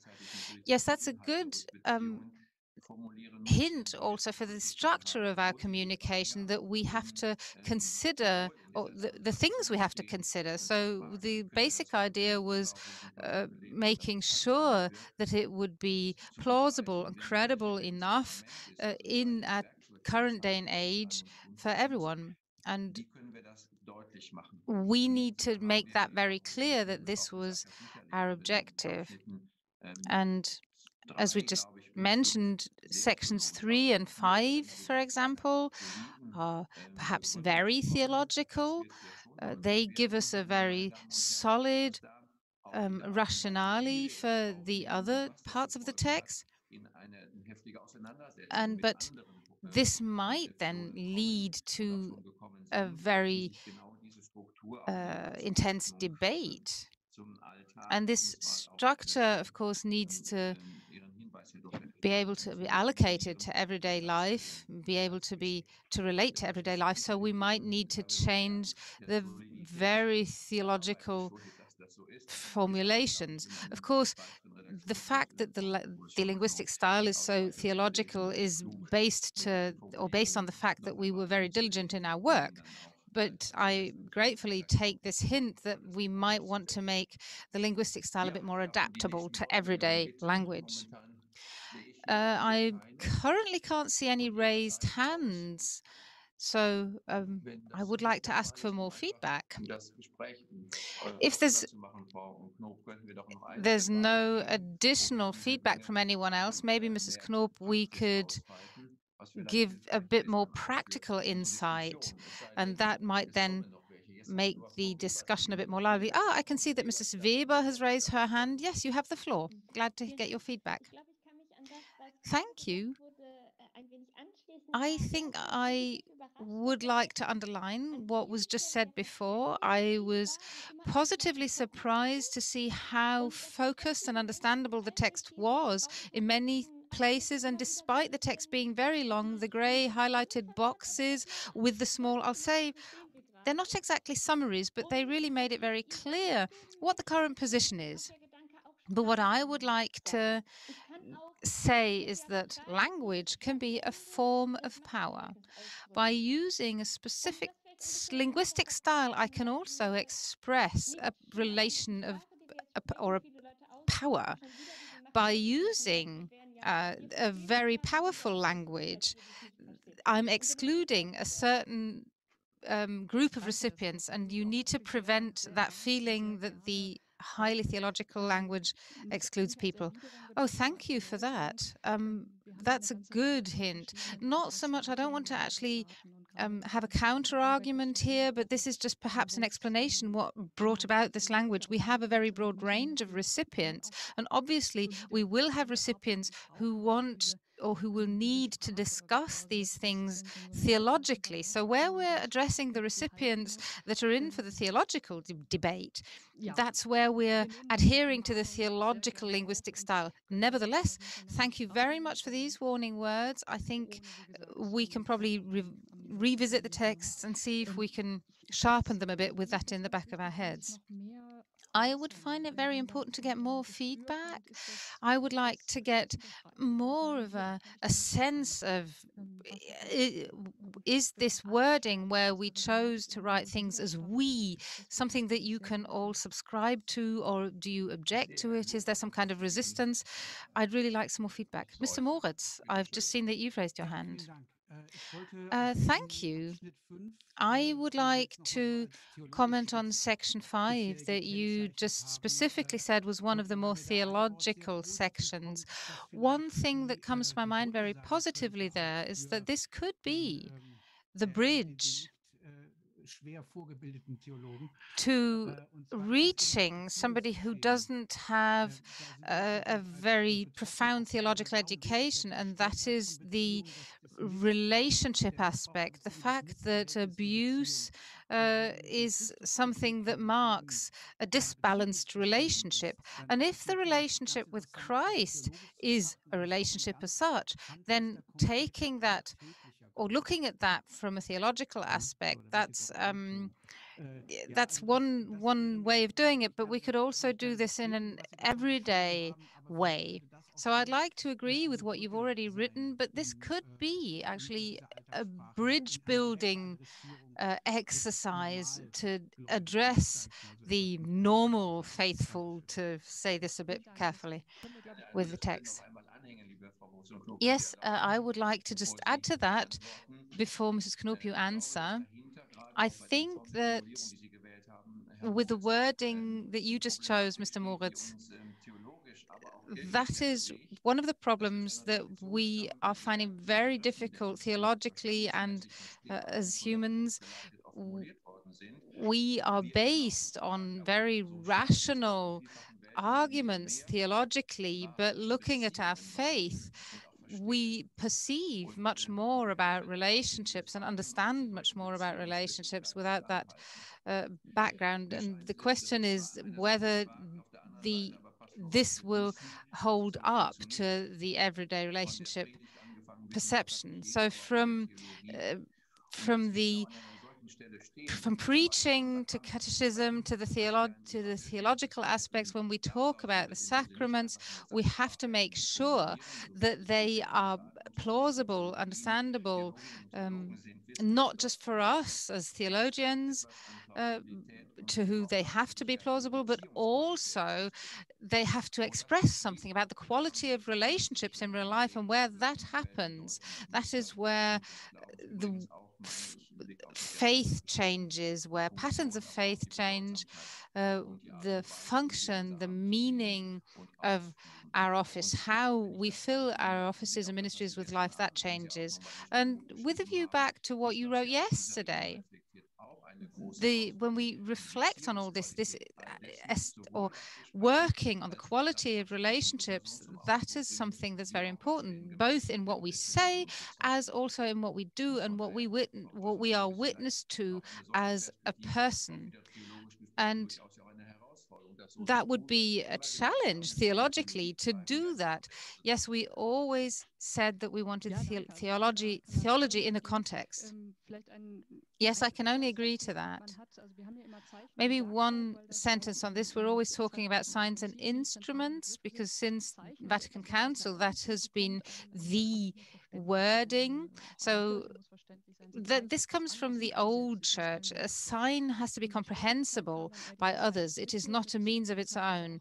And when first we had the sign, this was from the old church, then we had the aspect of an instrument. And in today's theology, this is where we're adding to that with authenticity, relationship, with credibility. That is an aspect. So theologically, this is a very, it's making a whole a whole, so to say. But in the context that we're in, this is a challenge, and I'm very grateful for this comment because yes, we need to build those bridges and maybe make that more maybe say that more expressly.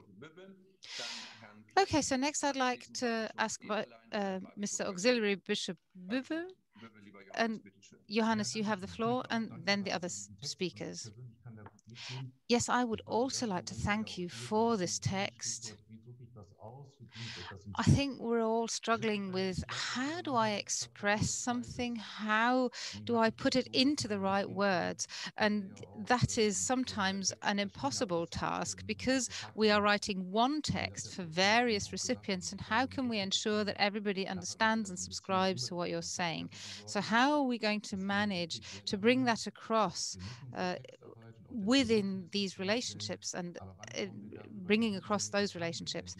But apart from that, we also need to keep an eye on action, on making sure that we don't just focus on the text, because the people that will be receiving this, the people that we're trying to convince, are not interested so much in the theological foundations, but in how is this going to affect me? How can I experience this? How will this present itself in real life? And we have to remember that we're not talking about theories, we're talking about people here.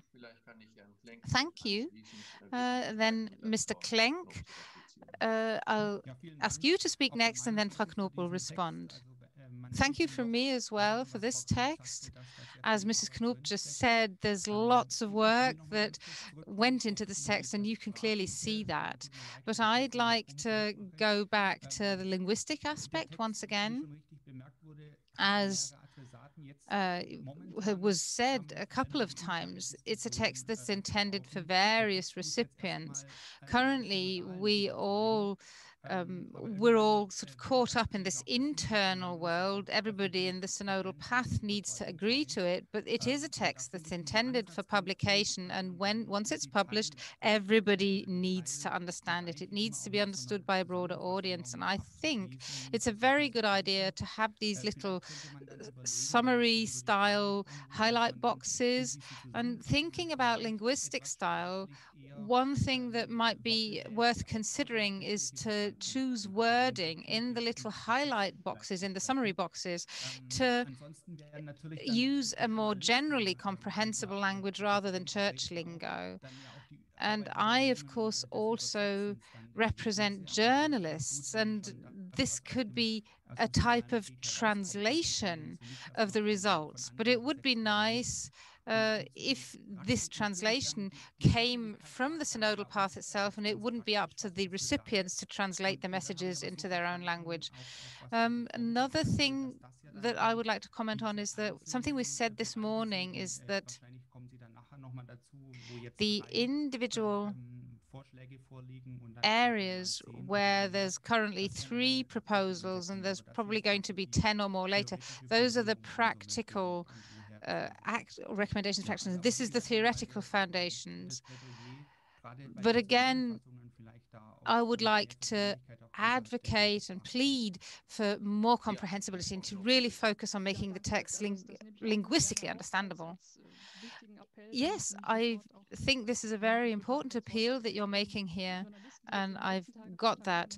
Journalists who've asked us over the last couple of days whether they perhaps can already see something, I told them, yeah, read the summaries and read section 2 that is entitled "We've Understood," because that will really, that's for the outside world, and everything else you can then read later on, which is when we've adopted the document finally. But that's exactly what I said.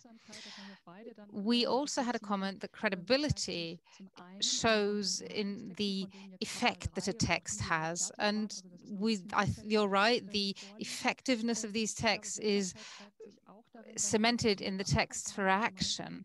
But I think the other way we can create an effect is by making sure that we as a synodal path can build our own identity, that we can commit ourselves voluntarily to bringing about that action, that we as a synodal path, as an assembly as a whole, as a community that's growing together, that has ventured on this journey together, that we remember that it's about making an effect, about being effective. Okay, thank you for that. And then Auxiliary Bishop Eberlein de Horst, you have the floor next. Yes, thank you from my side as well for the text. My first reaction was, wow, this is a lot of text. Yes, that's true. And I think it's important to lay foundations. You can't build a house on a very thin foundation. You need to build a solid foundation for a house to be solid. So I just wanted to make that comment. Yes, it is a lot of text, but I see that. I'm glad also that the tone of the document, the way it speaks to me about power, is evokes a positive response. We have to go away from a very negative connotation with power to a more positive perception of power. And that is something that has to do with the will to create something new, the will to be in a dialogue, the will to be on our way, on a journey.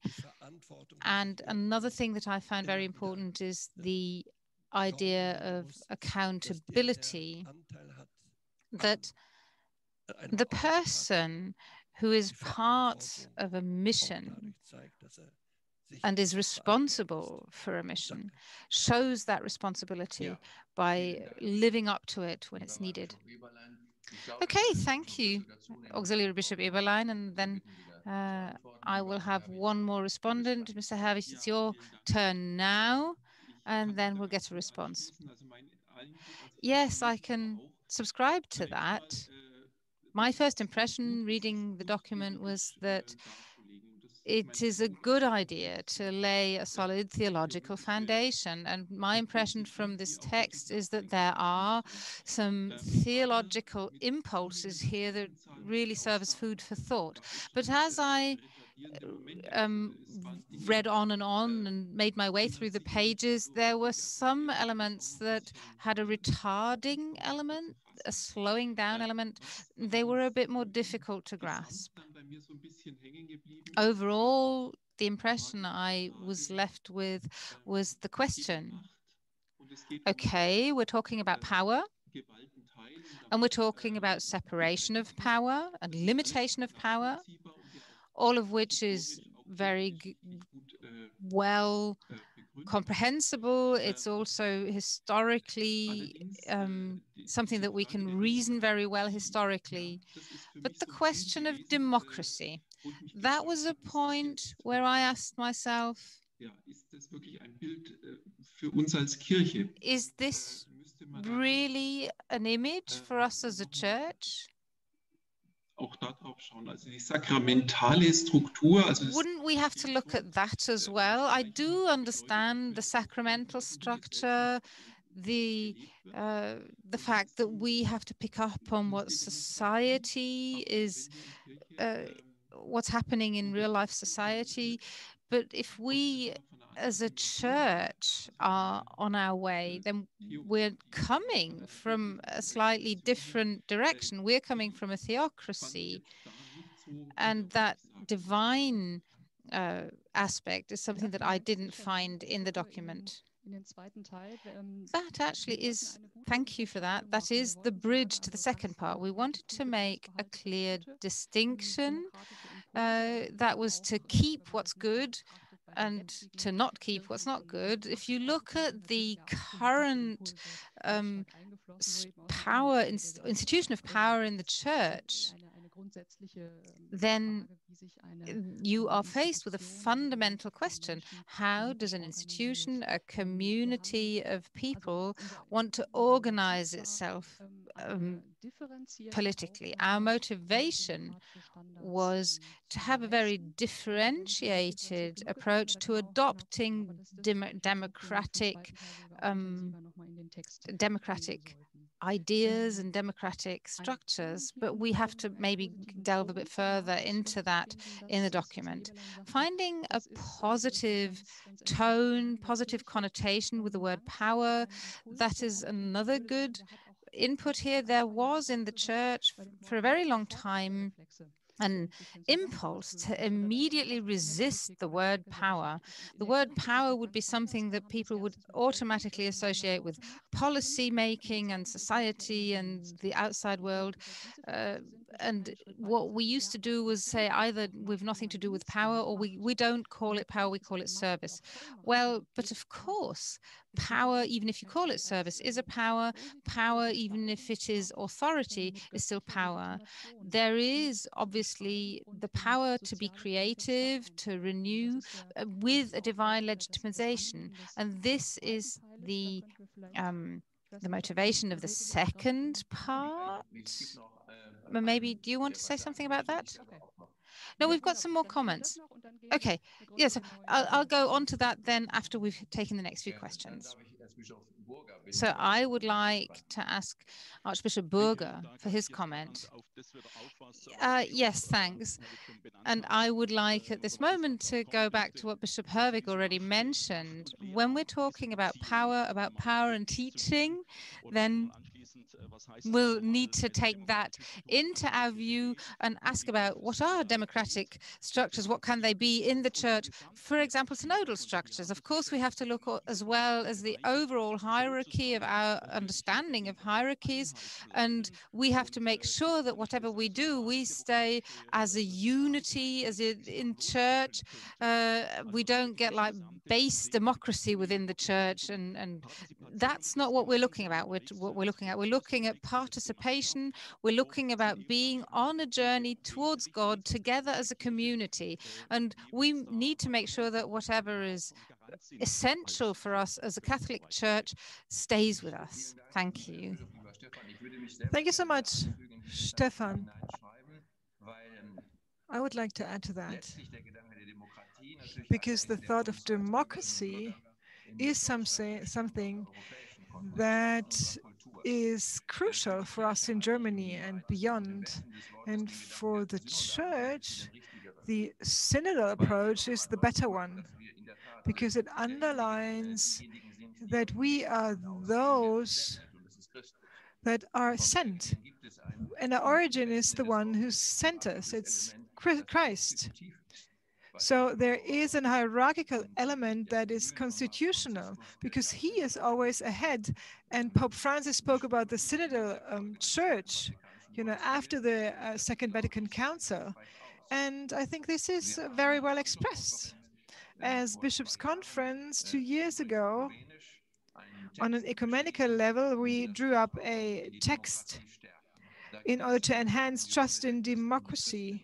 And it was about the role of the Christians in our society with regard to political procedures, participation, and to define these aspects more clearly. If we transfer that to the Church of the Life, the dimension of trust is the most important aspect, because Christ trusts in us. We are one body, Christ and the Church, and we are intertwined also.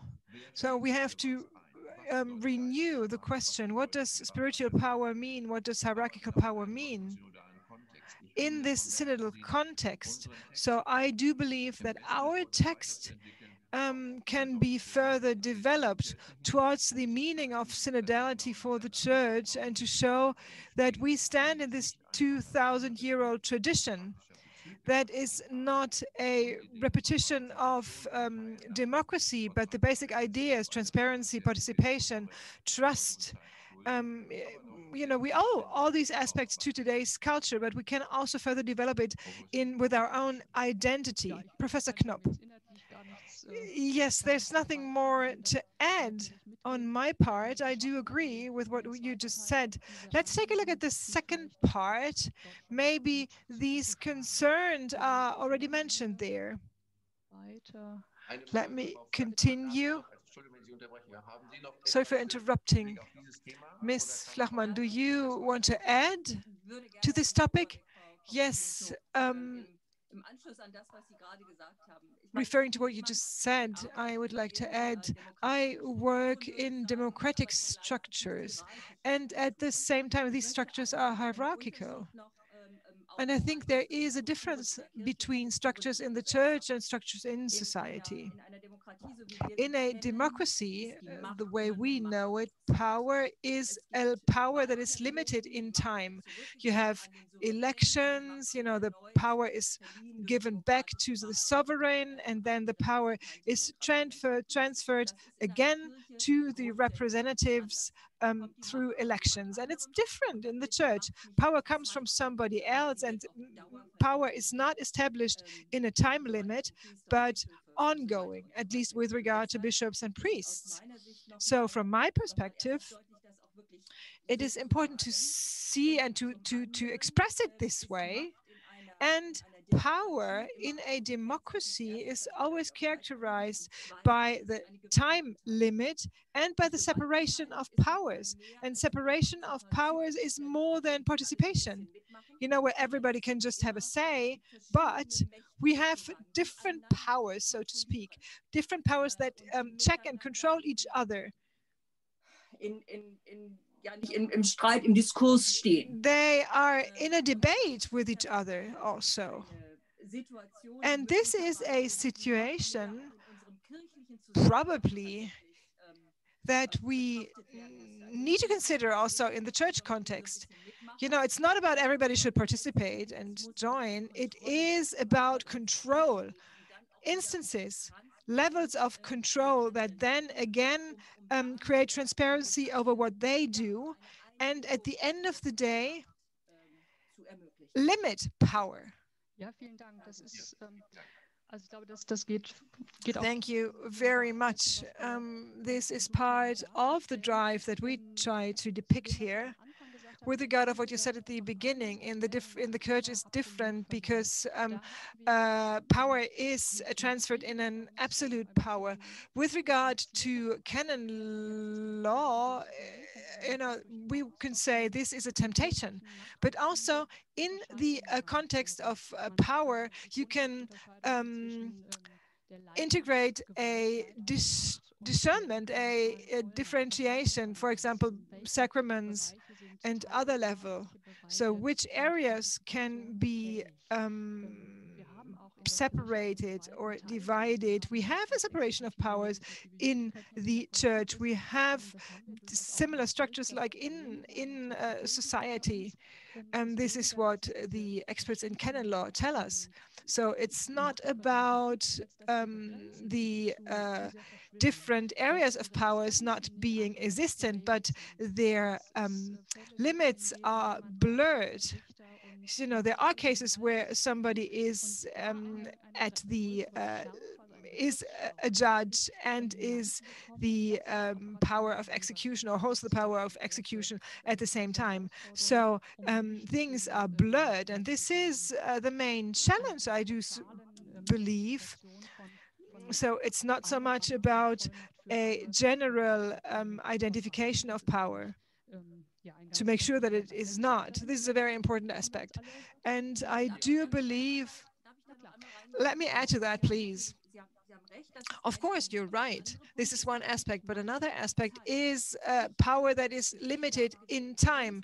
I'm elected for 4 years, the chancellor as well, the federal president for 5. And after that, we give our power back, and then we don't have power.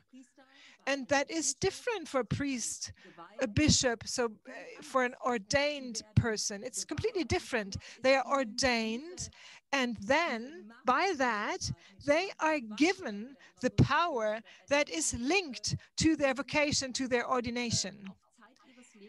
And they are given this power for the rest of their life. They don't have to hand it back. I think that is a difference, don't you think so? Yes and no. We really move into the details of the content. You have to differentiate between the power of sacraments, and you cannot lose that, and the jurisdiction and the power in that context. A professor emeritus stays bishop, but he has a completely different type of power with regard of leadership.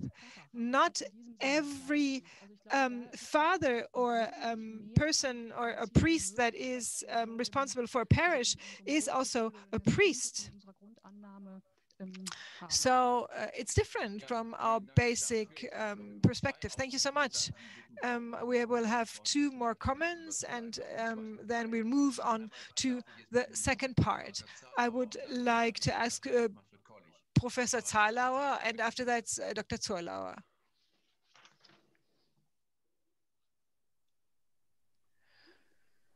Wir hören Sie jetzt nicht. We can't hear you.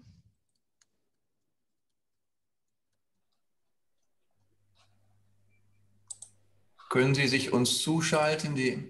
Ja, ich hatte gerade ein Problem. Unmute. Yes, I just had a problem with my computer. Now I am here. I'm surprised by the text. Thank you so much. 2 questions. When it comes to power, many people don't understand is the fact how power is separated in Germany, because we don't have a equivalent to the state. The Bishops' Conference is not an overarching or a superior level. So we need to reflect the intertwining, the interplay. Different dioceses position themselves in a different way. And this is an execution of power and a way for people that they don't understand. This is a comment that we need to reflect on, I believe, because we have examples, you know, ecumenical nuances in school education in North Rhine-Westphalia, the discussion on the education of priests, where different dioceses have different stances. So it's difficult to understand in which way power is executed.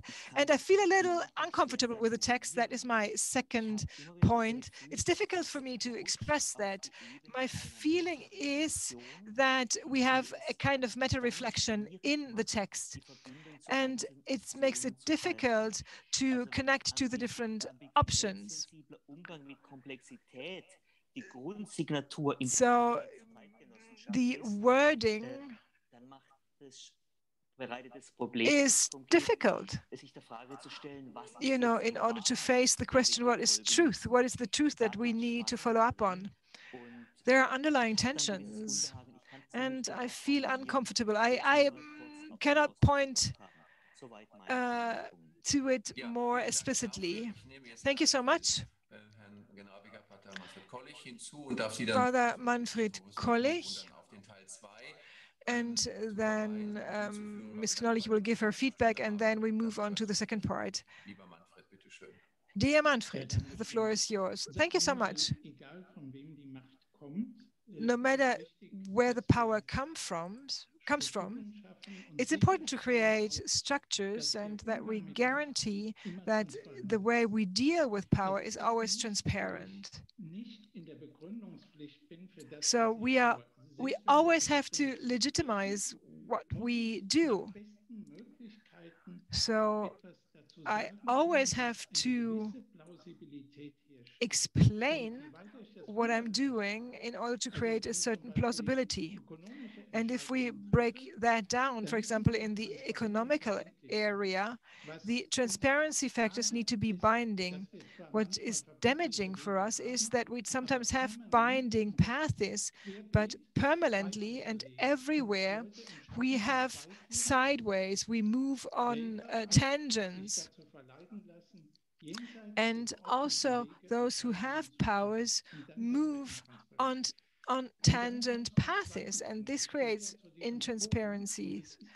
And the second aspect, so I'm part of this forum, and it became clear to me only now, we speak about power in the church, and this goes to the general level.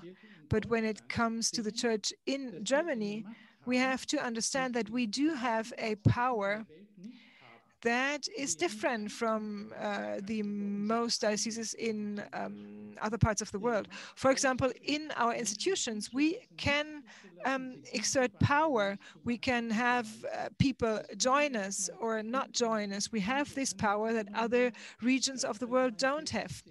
We cannot always refer to the church in general, but we have to refer also to the specific aspects that are typical for Germany. Thank you so much.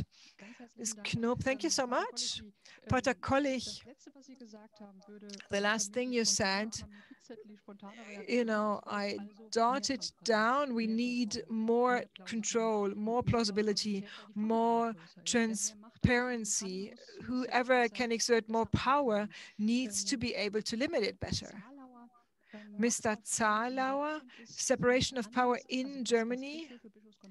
So Bishops' Conference is different from other cases. I do believe that Archbishop Bode knows more about that. I'm an expert in dogmatics, and I'm not so much an expert about that topic. In France, the Bishops' Conference have their own statutes, and they are a legal entity.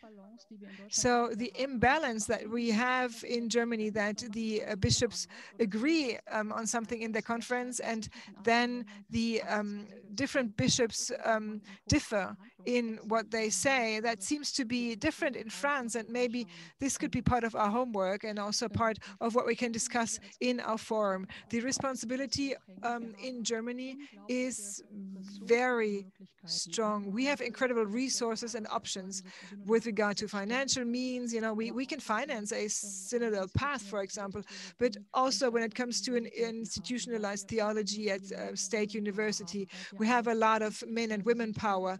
We have an institutionalized Caritas organization, and this is a major gift and provides us with opportunities, but it's also a major responsibility for the Universal Church, also with regard to the Synod in 2022, to make sure that we can contribute with our experience on the level of Universal Church, and that we process everything we do in order to provide information, best practices, and experience in that Synod in 2022. Thank you so much. The question of Dr. Kager. He asked whether we still need the chat and the presentation, or if we can do without the presentation, because it would allow us to be more in touch with each other and to see each other. This is a question with regard to the next step that you will undertake. Do you still need the presentation, and can you then do without to make sure that we can see everybody? Yes, I think this is possible. I just want to show the next chart. Because for the second part, there's less charts available anyway. The second part becomes more specific. It's not about the options for actions, not a specific proposal, but principles that we refer to. So standards for active people that lead then to decisions, and to make sure that it's not arbitrary, and that it is not arbitrary with regard to the wording, and to make sure that it refers to the area that you represent, and that you don't forget anything, and to be very precise. This is what we wanted to do.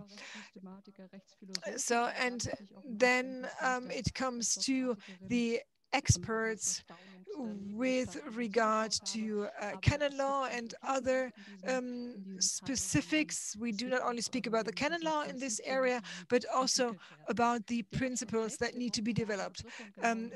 Number 6, we need clear terms and clear differentiations. We already talked about that. This is about power and authorization, jurisdictions, and authorization with regard to sacraments, about offices, and whatever is established in the canon law. This is not so interesting for the public or for the press, but we need that to be precise in this context. The starting point for the second part can be found in this quote from page 3. and that defines the topics and the terms that we deal with. A theology of a church, a spirituality of obedience, and a praxis of office. This developed, and this binds the power in a very unilateral way to the ordination. It is not open for criticism, it is not controlled. And on the other hand, vocations, charisms, dignity and rights and competencies and responsibility of the faithful are not considered in the context of their importance in the people of God. And there is restriction with regard to the access to services in the church without the task of evangelization being the decisive criterion. And we have services, we have ministries and offices, and also roles and responsibilities that are not enough connected to charisms, competencies, and qualifications. We need to reform this. So this is a passage that describes the situation as a challenge, a practice, and a foundation of this practice that leads to problems. What are these problems and where can we start? Access to power, preconditions on a spiritual level and structures in the context of the roles and responsibilities. And this is also about the differentiated allocation of office and charism of clergy and lay people. It is about the different competencies, on which levels we can launch changes on the diocese in Germany, in Rome, and so on.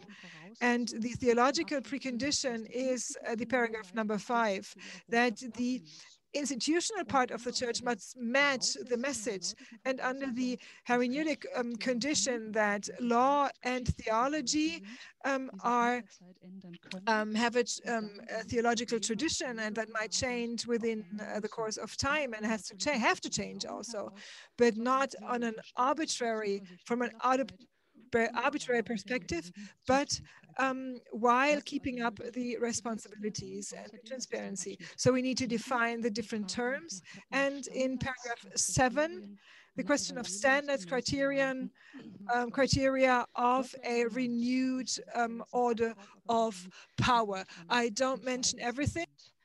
So I'll not mention all of them, but those I find major items. Strengthening liberties and means of participation for the faithful. Reflected relationship of the church to democratic standards needs to be developed, not just uncritically taking on democratic structures, but having a reflected relationship and reviewing everything, whether it's suitable for the church. Another major item was strengthening synodality at every level. Of course, then you have to define what synodality means. Is this something that is just a question of a mindset, or is this something that can be represented in structures and embedded in these? Then we had participation of the faithful and giving that structure. There is the willingness that integrate the faithful more, but what is this actually? Is this just an appeal to listen to what the faithful see as the meaning of their faith, or can we have a legally founded form in which we integrate these? Then, for example, proportionality. Proportionality is something that in civil society is very popular, but we need to do that as well. Quality assurance, the procedures in a church and the processes need to be sustainable, need to be transparent, and that means not just reducing them to their function, but basically prioritizing their function and guaranteeing that one of the signs of church, one of the way we act as an institution really achieves that goal. excuse me if I interrupt now, Mr. Knopp. This has already been very insightful, but if we want to discuss, we need to keep it a bit briefer. Okay, Section 8 again has the conditions for access and competencies. This is something that within the forum we have to really make links with forums 2 and 3. We have just got this here as a placeholder, basically, that this needs to be addressed, but we can't do that on our own as a forum. We need to talk to the other forums. Then number 9 is something that we must absolutely keep in mind. Those points where we've seen that there is a need for change and where change is possible. We've got a matrix here that is like a system of coordinates where we're saying liturgy, diaconry, etc., etc. So we've got three different levels of church activity. On the x-axis and on the y-axis, we have the different levels of church. So the parish, the country church, the universal church, and if you wish, you could even add to this matrix different organizational elements such as pastoral, personnel, etc., etc. Different. So, and then with every considering every of these different aspects, we want to make sure that we locate every area that needs to be addressed in terms of changing. So finances, for example, are certainly not the most important aspects. They are already in there, not because they were more important or pressing than others, but because those were the easiest, and those are ready now, the others not yet. Okay, thank you, Professor Knopp, for that.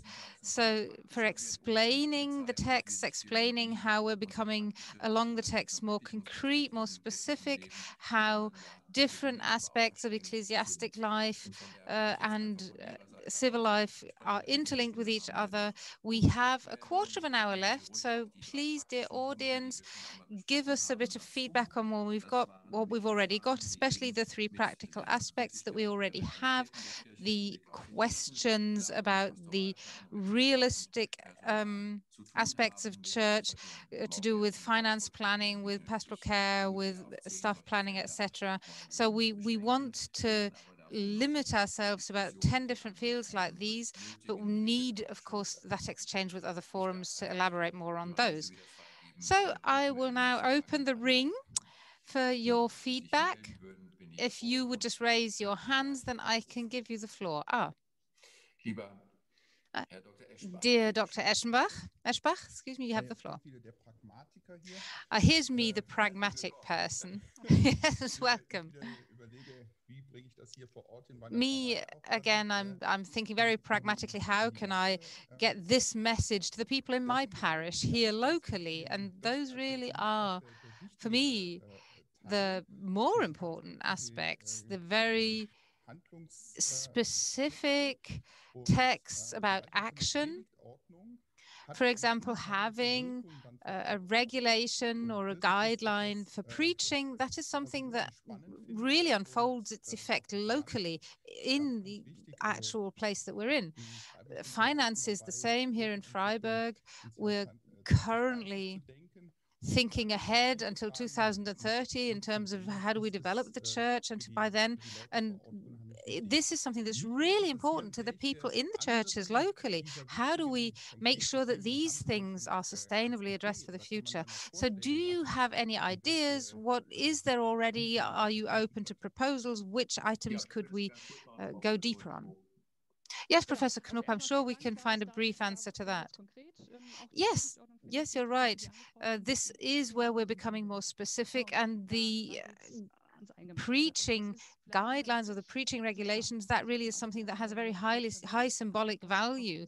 Maybe that actually exists already in actual life and actual practice, but that is something that would really be assigned to the outside world. And to your question, yes, please give us input, please give us suggestions.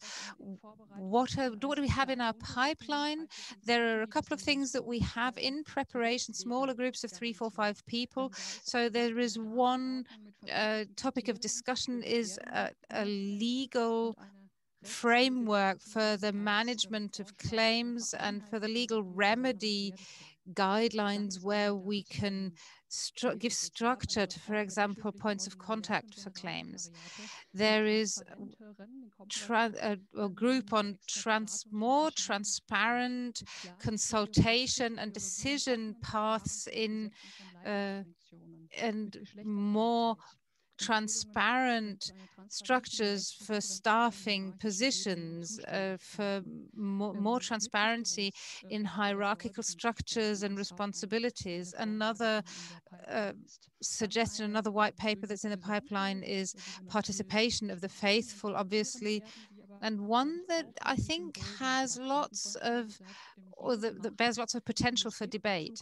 Now, we said earlier on that anytime somebody is given authority and power, regardless who the person is given it by, even if it is divinely conferred to the person, you need, of course, regulations. You have to keep that kind of power in check, and to be able to people trust that power. So we have to ask ourselves critically, do we not care if the faithful don't believe in that power anymore because it was conferred by God? Or is it important to us that the faithful have confidence in that power? Another thing is the appointment of bishops. So when they're elected, just depending, the way that they're elected are slightly different, but we need to open that up to more participation as well, to more make it just more open. Another thing that came to mind yesterday as the committee was giving its opening declaration, point 4 said words to the effect that bishops should develop procedures to determine whether they are still trusted by their faith, by their own community, by the faithful who they are serving. Is their power still legitimized by that trust? And we, as the forum, had immediately written down that question as part of our homework that we have to work on. I'm sure you've got more, but yes, thank you for that. But I'm sure you've heard a lot now. And if you really have any proposals, just send them to the Office of the Synodal Path and we will deal with them. A few more people have raised their hands. We have a good 8 minutes. So I would like to ask Auxiliary Bishop Burger, then Mrs. Miriam Weber, then Mrs. Schurmeier to make their comments. Stefan, you go first. Looking at that last slide, 6.3 conclusions, which also dealt with the perception or the interpretation of the bishop's ministry. Now, we have to overcome the monopolization of power, the non-separation of power in a certain ministry. And what I would then ask myself is okay, this is a journey that we want to venture on, and how can we make sure that the whole universal church is behind us, is with us on that journey? In the Second Vatican Council, for example, it was regarded as a large leap forward to overcome the favorable developments of the medieval times, to actually have various bishops keeping each other's power in check rather than having a real separation of power. So the question is, where are we headed? What do we really want? How do we want to go about this? And how can we make sure that within the universal church that we have the foundation for that? So in teaching, there are some statements on what God's people would have liked to see, and in these sort of between these points, that's where we have to work.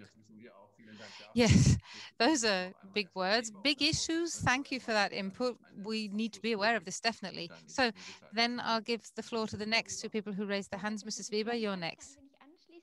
Yes, I think I can underline that and subscribe to that. I was looking at the text for action and thought about, I wonder what Rome will respond to that. How much of what there is here, can we actually implement ourselves in Germany, and where do we need an okay from Rome? Because we've seen that in the past, that we in Germany have wanted reforms and Rome has said, nope, no way, you're not having that. We in the Women's Forum have been thinking about this issue, but this is something that surely you'll need to bear in mind. The texts for actions are things that they're very good. These are things that we do need to do, that we do need to tackle, but we have to always bear in mind, where do we need Rome in order to do so? Okay, thank you for that. And then Mrs. Scheuermeier, and finally a response from Mrs. Knob.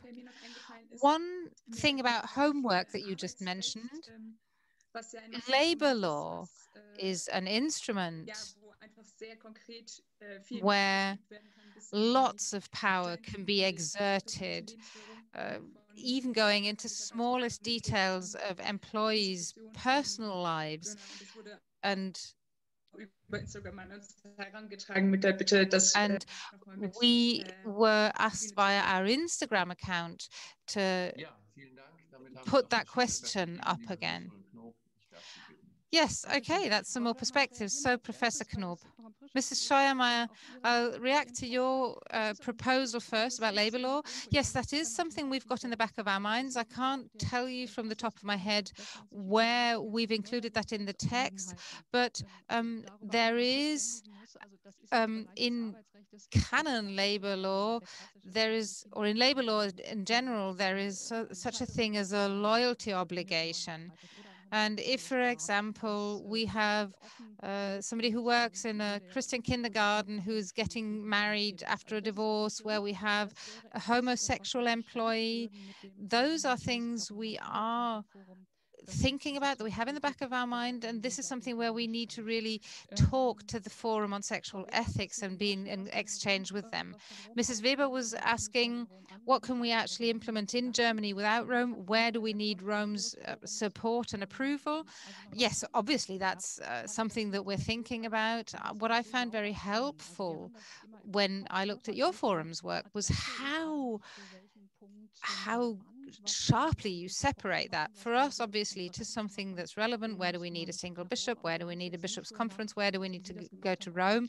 But you have very, very clearly separated this by saying group number 1 is doing what we can do locally. Group number 2 is working on the things where we'll need a conference, and group number 3 is working on the things where you need a whole council. So it's not as clearly separated or as clearly structured as with you. So yes, we are bearing that in mind, and I have to say we're not afraid of actually addressing the issues that go above and beyond what we can do locally. You were talking about, Bishop Burger, about 6.3, about separation of powers between the executive, legislative, and judicative powers, and that those separate holders of power have already been allocated. And no, we're not thinking about changing that completely, but you just mentioned that the Ministry of Bishops has developed, and that bishops now are something completely different from what they used to be in the Middle Ages, for example. So in the 20th and 21st century, we are seeing a development that deviates pretty far from what it used to be. But again, we need an analysis of the status quo and of options to make sure that we can have that transparency and that we can have that checks and balances system. And that is definitely, thank you. So thank you very much, because this is really something we need to spend more thought on. Well, thank you very much. That is really a very important point. My dear fellow bishops, this is something we will be thinking about in great detail as we go along, not just as bishops, local bishops, but also as representatives of the Universal Church or parts of the Universal Church. Another big field of action is the very different cultures that are not just influencing the way we exercise our faith, but also the way we exercise power. That is very different in different cultures. And I think there is a big development here that's to be expected regarding how can we bring all this together. We all know that in Germany, we already have taken some steps to develop this, but the question is, how can we go about this? And this, of course, is another question of truth that we'll have to work on. But it's also a question of how we interpret our own ministry, our own responsibility. For us as a synodal forum, this is something we have to ask ourselves internally, and it's going to be one of the big questions. The people of God theology, the theology of ministries, how can we integrate all these different aspects into the questions that we need to answer? So thank you for your valuable input here. This is really going to go into the discussions that we will have. I have one note from Mr. Klenk. He's asking, are the draft resolutions for proposed resolutions going to be presented as a package at some point? Yes, we will continue to work on them. We have currently been able to work on 3 of the specific texts for action, and for March, May, and June, we have scheduled the next meeting so that we can take the next steps. And after discussion with the committee, we will publish the text via the committee. And know that they won't be put to the vote as a complete package, but each of the individual texts will be voted upon. Yes, and there will be requirements. We need a 2/3 majority of the Synodal Assembly, a 2/3 majority of the bishops, and a 2/3 majority of women for the texts that we have put together in our forum.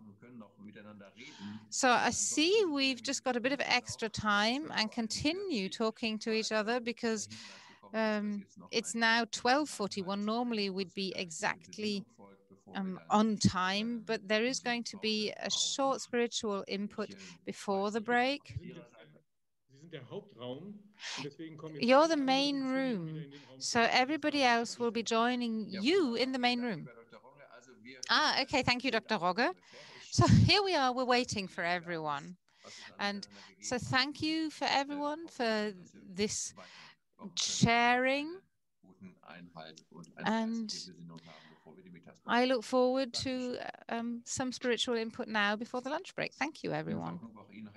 And Frau Knob, thank you so much for the hard work, for the time, for answering the questions and for the discourse. There was a question from the Synodal office. I'm now sending out the slides, so they're on their way out. Yes, and that's where each one of you can then download them later.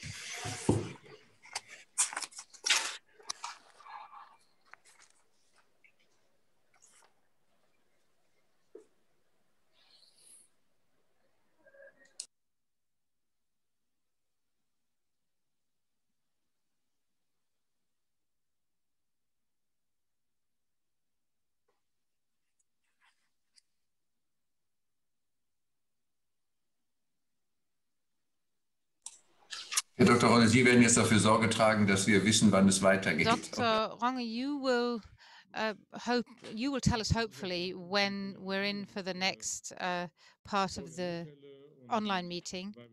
Yes, I'm sure that our moderators, Mr. Theising and Ms. Nutella, are already in their seats, so they're all set to get started again. Okay, thanks.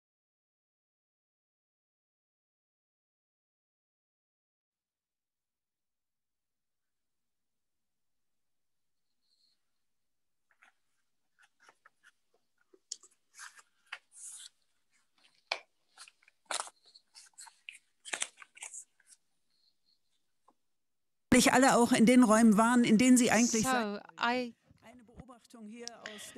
We just heard not that everybody was able to participate in the hearings, and we understood that in the face of God, also with regard to technology, everybody is the same.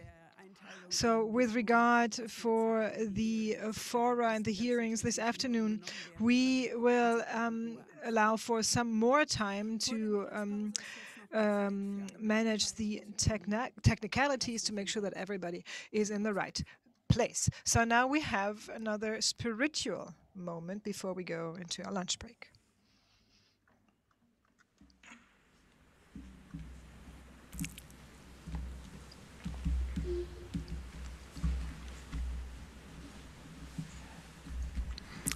Dankeschön.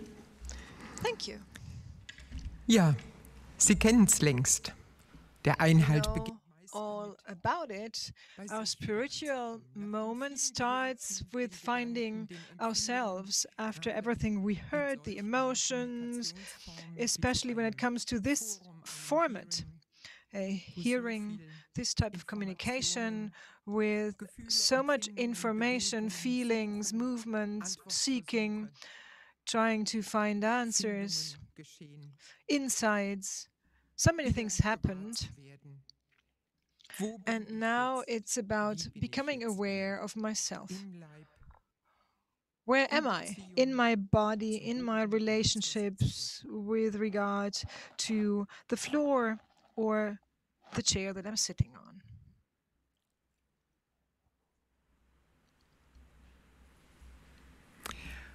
Ich lade Sie ein, I invite you to allow for things to come up with regard to the last hour. Was there a moment of successful moment despite different opinions? A moment where you felt, okay, you know, this is okay. If conflicts develop this way, this is good, this is okay, this is successful.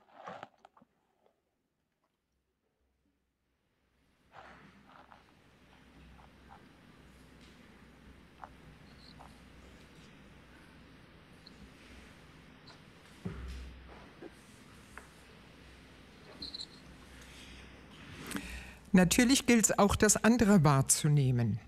Of course, we also need to feel the other side, moments that you were annoyed, upset, when you thought what this person is saying does not work in our church for the future.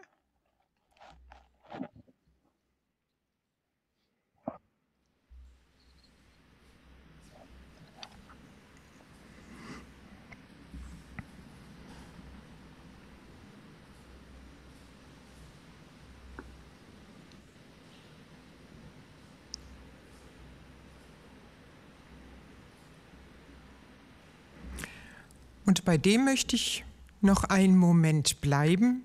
And let's stay with that. Maybe behind these feelings there is a concern that you can understand. Or do you want to reject it completely?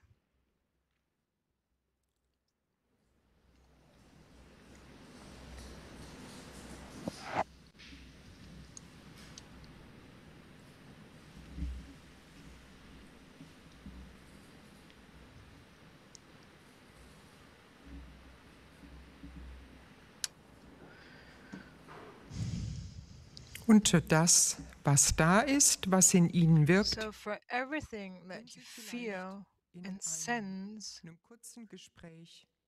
eine Bitte oder maybe you can express that in a brief conversation with God, be it a request, be it a prayer.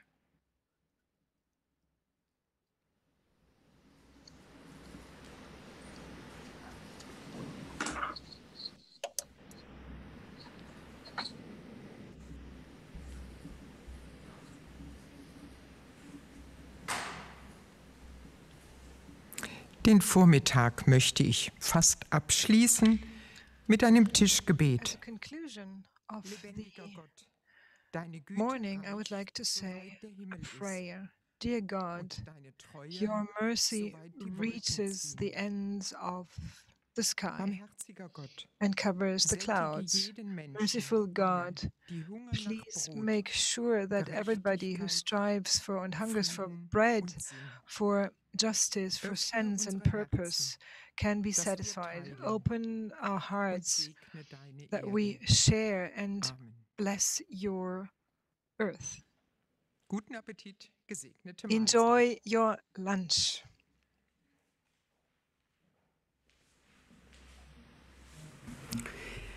Ja, das war das Tischgebet, das deutliche Signal dafür, dass jetzt tatsächlich Zeit für die Mittagspause ist. Nur als Hinweis, wir treffen uns um 13:45 Uhr wieder. Es ist jetzt eine Stunde Zeit für all das, was bei Ihnen ansteht. Hoffentlich für ein gutes Mittagessen, vielleicht für einen ganz kleinen Spaziergang, für etwas Bewegung. Und ich freue mich auf unser Wiedersehen in einer Stunde.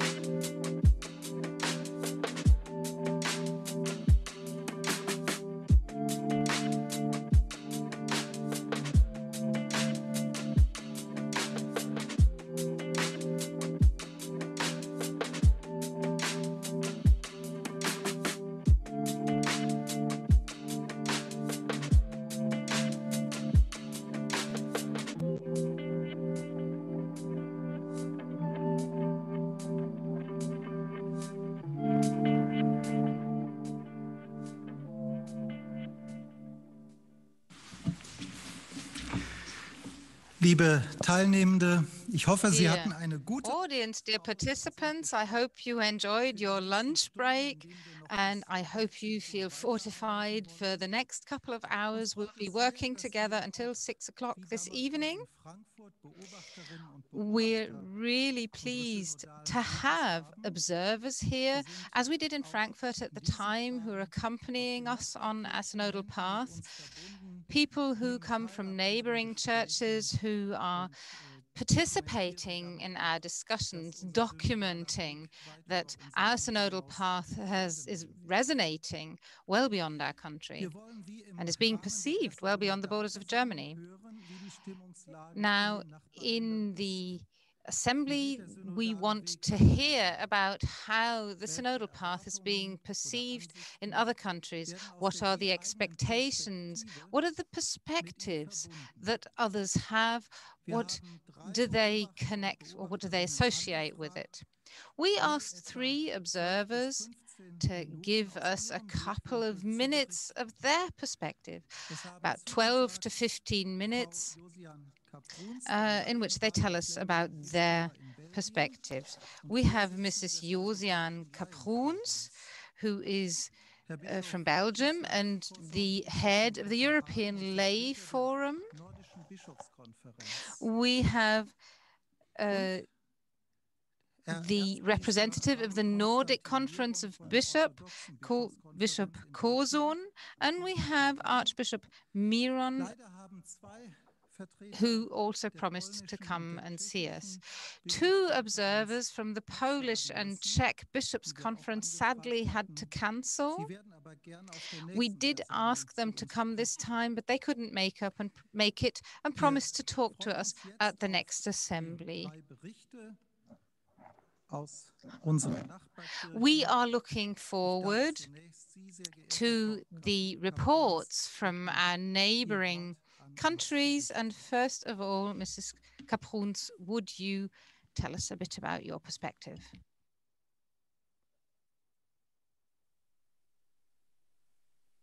Ja, entschuldigen. Guten Tag. Yes, excuse me here. Hello, and to everyone, I feel very honored to be invited to this conference as an observer. And I think here within Europe, we should venture on this synodal path and journey together. I will now switch to English for the rest of my input because I feel more comfortable with that. Throughout recent times, I myself have followed the course of the synodal path in Germany with hope and expectation. After all, the synodal process offers unsuspected opportunities for the Catholic Church of the future. And not only in Germany. The concrete application of synodality translates itself on different levels. In the local church, in the communion between the local churches of a region, and in the universal church.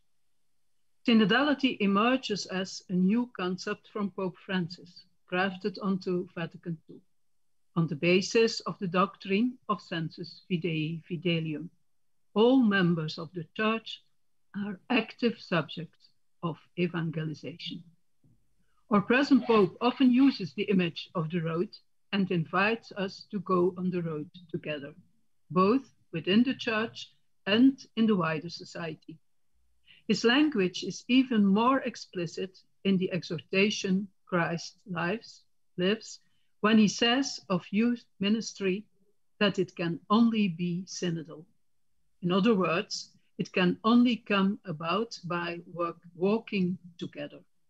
This implies an appreciation of the charisms that the Holy Spirit bestows on each member of the Church in accordance with their vocation and mission, through a process of co-responsibility.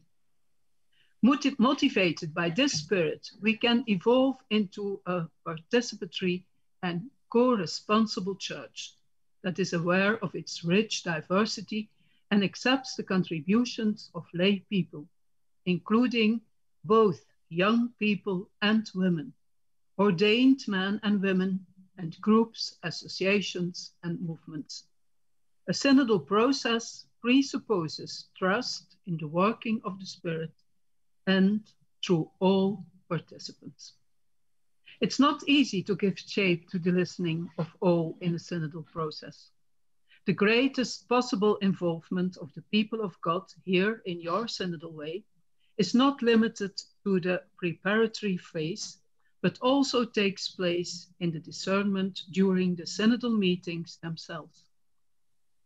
Both in constitution or style, in structures such as councils or consultation bodies, and in concrete processes or practices, namely the meetings of those bodies, the synodality speaks. This is fully reflected in the way the synodal way was set up and developed in Germany. Synodal meetings, regional conferences, clearly structured discussion groups, input from experts as the impetus for discussions, hearings where people are listened to, above all, discussion in forums, adapted working formats, time for the respective subjects, opportunities for individual participation, authentic testimonies, etc. The COVID pandemic was also used as an opportunity to reflect on the role and place of the Church in society and to improve communication through modern media and digital technology. Sharing power also means communicating in a transparent and understandable way, for example, to reach the younger generation and people at the grassroots and in the communities. The participants in the synodal process reflect a meaningful and balanced picture of the local church, its diversity of vocations, ministries, charisms, competences, social status, and geographical origin. The themes, not exactly the easiest, and clearly formulated, they are clearly formulated with advancing insight, without limiting open and receptive reflection. Care is taken that theological depth does not endanger accessibility. Everything is prepared and carried out with the well-known Deutsche Gründlichkeit. I noticed it already during the first Synod meeting when the statutes were laid down. Areas of tension are inevitable in this synodal process. What is important is how they are handled.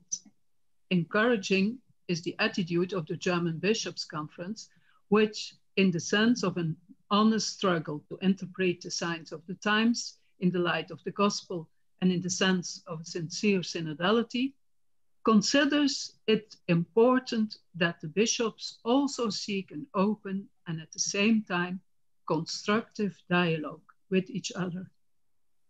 How they want to address emerging conflicts with each other from a common evangelical mission. One of the challenges will be to balance the tension between unity and diversity in the Catholic Church. The path of the synodal process itself is therefore at least as important as the outcome. In the synodal process, the faithful are taken seriously. It's more than a non-binding advice.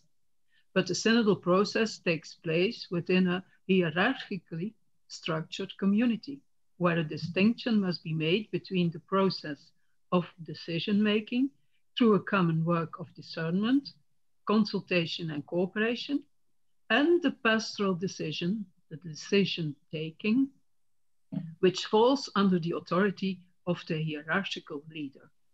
The latter should not happen without the former. Sometimes decisions have to be made. Ultimately, there is someone who exercises authority. In the Church, this is not a power, but a service.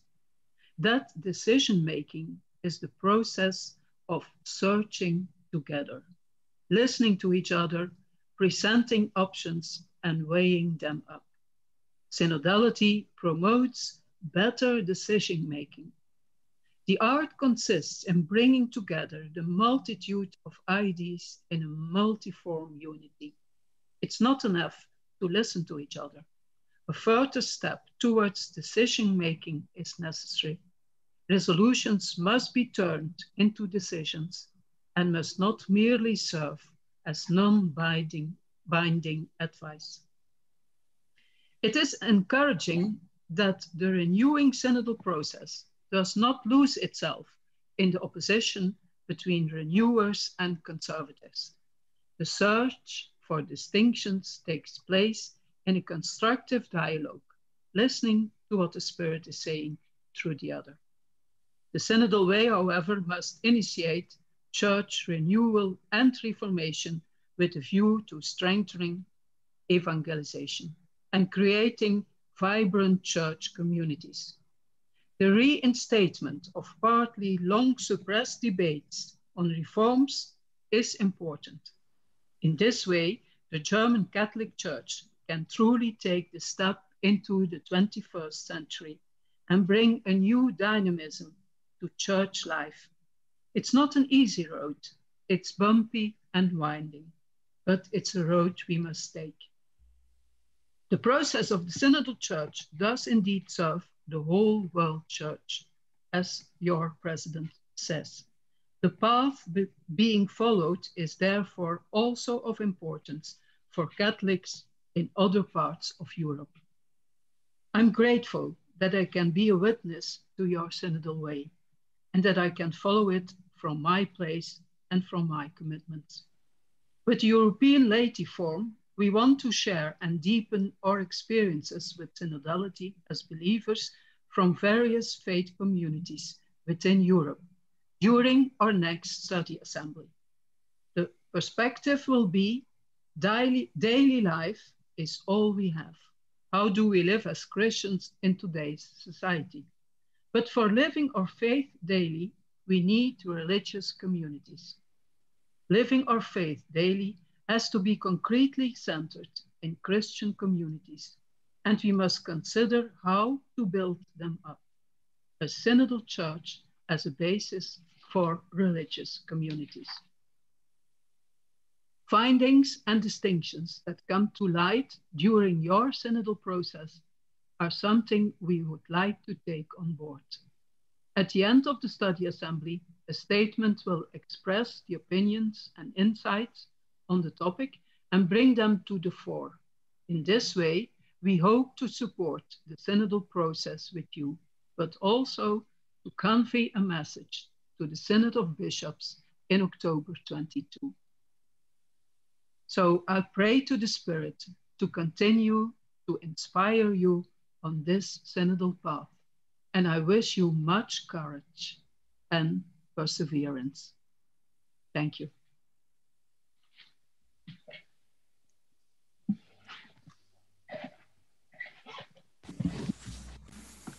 Herzlichen Dank, Frau Kapruns. Thank you so much, Ms. Kapruns. You shared with us your perception of our journey. You encouraged us. You shed a light on our journey from the perspective of Belgium and also as a representative of laity. You are going to be on this path with us, and thank you for addressing us with such courageous words. We are going to translate also this speech, and you're going to be able to find the translation together with all the other documents. So whoever wants to read the German translation is able to find it. Thank you so much, Ms. Kapruns. Our next speaker is here already, the Bishop of Copenhagen, Bishop Kozon. The floor is yours. Thank you so much. Dear members of the Synodal Path, I'm very grateful to have been invited to the Synodal Path as an observer of the Nordic Bishops' Conference, because Germany is not only a neighboring country in the very true sense of the word, but moreover, there has been a close link between the Catholic Church in Germany and the Catholics in the North. To a large extent, this link has strongly supported and shaped the revival of the Catholic presence in the Nordic countries after the Reformation.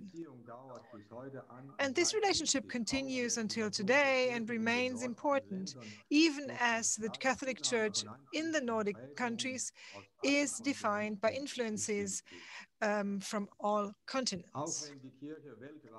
And even though the Church worldwide faces many challenges that we oftentimes experience at the same time, they are felt and addressed differently in different countries, especially when it comes to issues that affect the universal church and also require basically a universal church decision. At the same time, we can see, also seen from the outside, we can empathize well with the practical challenges of a different local church and largely understand its considerations and the procedures. The issues of the synodal path and the problem connected with it are not unknown in the Nordic countries either. Here too, there have been cases of abuse. Here too, issues are discussed, like the role of women, the training and way of life of priests, and not least questions about family and life relationships. Less discussed, though, is the issue of power and separation of powers in the church. The latter is probably explained by the fact that, on the one hand, many Catholics come from countries where this topic is either not discussed at all, or the conventional order is merely accepted. On the other hand, I dare say that in the Nordic countries for decades, the co-responsibilities of all faithful has not only been discussed, but largely been implemented. This has also been fostered by the fact that the Nordic countries have a long tradition in terms of democracy, involvement, and gender equality, and a search for a consensus. These currents have taken longer to develop in the church than in other parts of the society, but now, with small differences, they are part of the general functioning of the church. This does not mean that there are no demands for radical changes at all. But these demands do not lead to polarization. What is important for Catholics who are involved in parish life and in decision-making bodies is to be included and thus to be heard, even if the decisions made after this process are not to everyone's liking. They are in general accepted. This way, diocesan pastoral councils and parish councils in general function well. And this also means that the interaction between priests and laity basically works well. Priests are generally respected, they are supported and appreciated by the faithful. Even if these faithful do not agree with all the views and attitude of the priests, they are nevertheless grateful for their ministry and work. The pastoral and liturgical roles of the clergy are respected, and this even as the involvement of the laity in many ministry is readily accepted and encouraged on both sides. As for the former issues, they are not covered up, but neither are they ideologized, nor do they result in radical demands. Both the cases of abuse that have occurred locally and those that have become known from the rest of the world, Catholics greatly these cases are not looked for general, they don't look for general solutions, and people regard these cases as cases that need guidelines for dealing with abuse. In the media and in the public opinion, cases of abuse are usually treated as a standalone issue and not primarily linked to the structures of the church. Also, this can, of course, happen in isolated cases. As a standalone issue, the abuse cases have not significantly damaged the credibility of the Catholic Church. The tendency to portray the Church in the Nordic countries as irrelevant with regard to the society in general has its origin more in criticism of its view on moral and ethical issues. The question of celibacy, the question of the priesthood or the diaconate for women, the church's teaching on sexuality and relationship that do not conform to the sexual morality of the church are discussed. And in broad circles, there may be dissent even in these opinions. Nevertheless, in general, the future chances of the churches are not seen in a change of its view or in these issues. However, there are also no specific proposals on how the church can become relevant again for the many and even gain a stronger voice in civil society. It is true that the question regards everyone who cares about the well-being of the church, from bishops and priests to the committed laity. But everybody is convinced that what we need for this is a greater awareness, meaning giving the faith a true seat in people's lives, rather than the need to quickly resolve controversial individual issues. This is to show that in our countries, we do not have major ideological disputes that lead to polarization or cause divisions. On the other hand, an alternative is also not immediately available. For example, how to approach mission and evangelization. In the Nordic countries, this may be due to the fact that the Catholic Church is a minority and that the transmission of faith largely consists of keeping the already belonging and constantly joining faithful in the church community. And given that we're not always successful in this context on a small scale, further efforts have been made from time to time to awaken a sense of mission and new evangelization in an environment that is not yet or no longer influenced by Christianity. For a classic minority church, a church that has always been a minority church and has not just become one, this is something completely new. For it is not about reviving a popular church, but of entering into a missionary reality. It should be mentioned in this context that the church in the north does not face any major structural issues because of its minority status. But as indicated above, this does not mean that missionary vigor is automatic and is a given, but rather it has to be developed.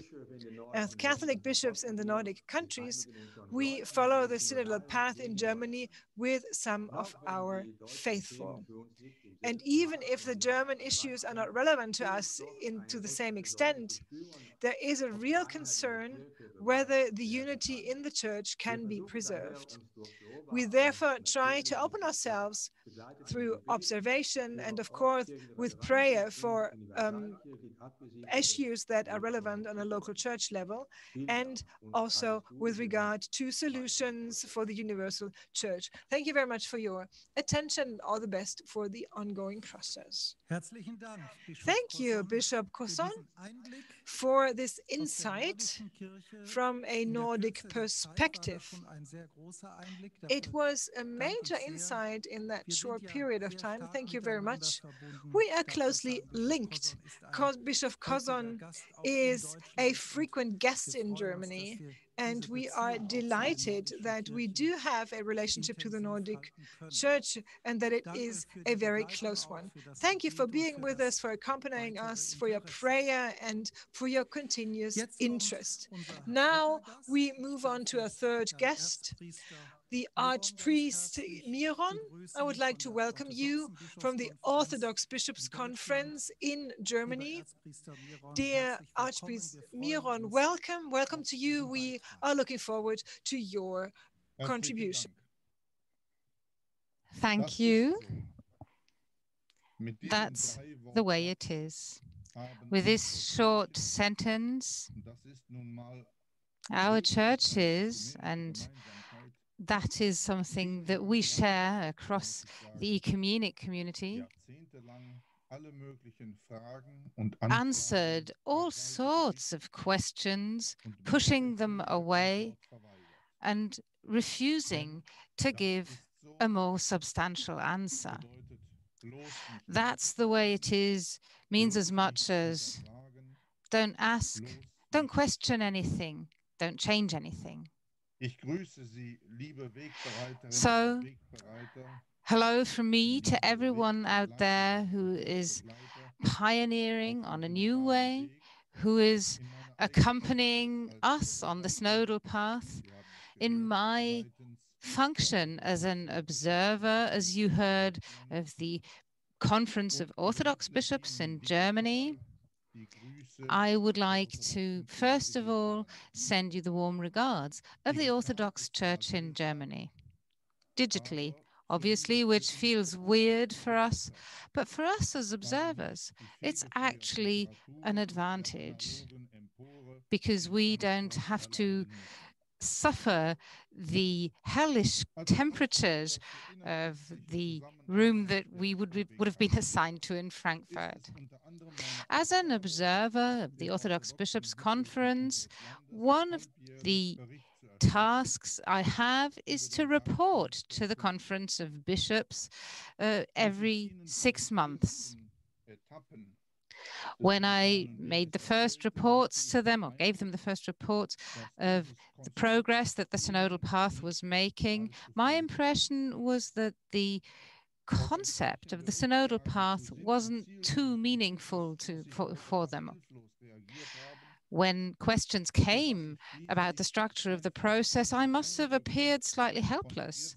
So eventually, I answered their question by giving them some impressions from the first assembly in Frankfurt, not mentioning, by the way, the hellish temperatures. Sister Philippa's passionate appeal at the time had impressed me particularly. She had said words to the effect of, "We need to stop accusing the others of being not right in their faith. We have to accept that each of us are right in our faiths and that we are a community." And that gave me a déjà vu experience from my own church. How many useless discussions, how many theological or even para-theological shitstorms could we avoid and prevent if we all followed Sister Philippa's words of advice? That's the way it is. Over the last few years, the church that I come from has also gone along a synodal path, different than the path that you're walking now, but also a very exciting journey. And one of the essential stations was the Holy Big Council of the Orthodox Church that took place 2016 in Crete. For those experts of you who want to say, but Crete, that was an assembly that didn't include all the Orthodox churches. Does that even count? Well, I'll have an answer. I have an answer for you. Crete is a bit like Wolfsburg for you. Some ICE trains will just go through the town and the station without even stopping. But the train continues its journey, and the station at Wolfsburg continues to exist regardless of whether trains stop there or not. In Crete, what we tried to do was to add to this very plain and simple sentence, "That's the way it is," and expand it. We said, "This is the way it is because," reflecting on why things are the way they are, and whether they really are the way they seem or the way they are colported, whether they always have to stay this way. This is what we tried to find answers to in a process that spanned many years, not to say decades. We prepared what we discussed and negotiated in Crete, and now, as we're in the aftermath of that event, we are following it up and making sure it's received well. The other thing that I'm taking away from this is that pointing at each other with a finger cannot be an ecumenic category, even if sometimes this is what we encounter in our individual churches, in our individual confessions. This is not the way ahead. Sometimes we will discover something in the other church that we feel superior to. We say, oh, Lord, thank you that I'm not like they are. But when we listen to what Sister Philippa said, orthodoxy seems in jeopardy when somebody is pleading for ordaining women, when we are calling for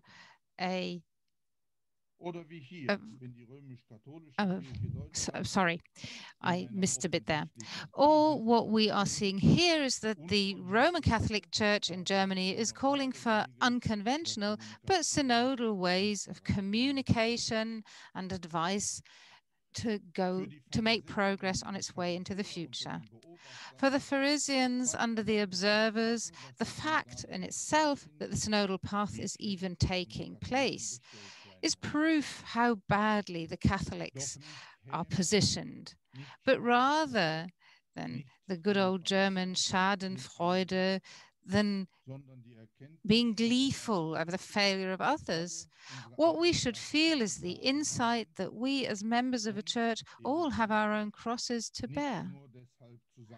And we belong together, not just because each of us has their own burden. This is where I will switch over to my other identity. I am also the chairman of the Working Group of Christian Churches in Germany. And our observer, Bruder Stiva, as far as I can see, wasn't able to join us today.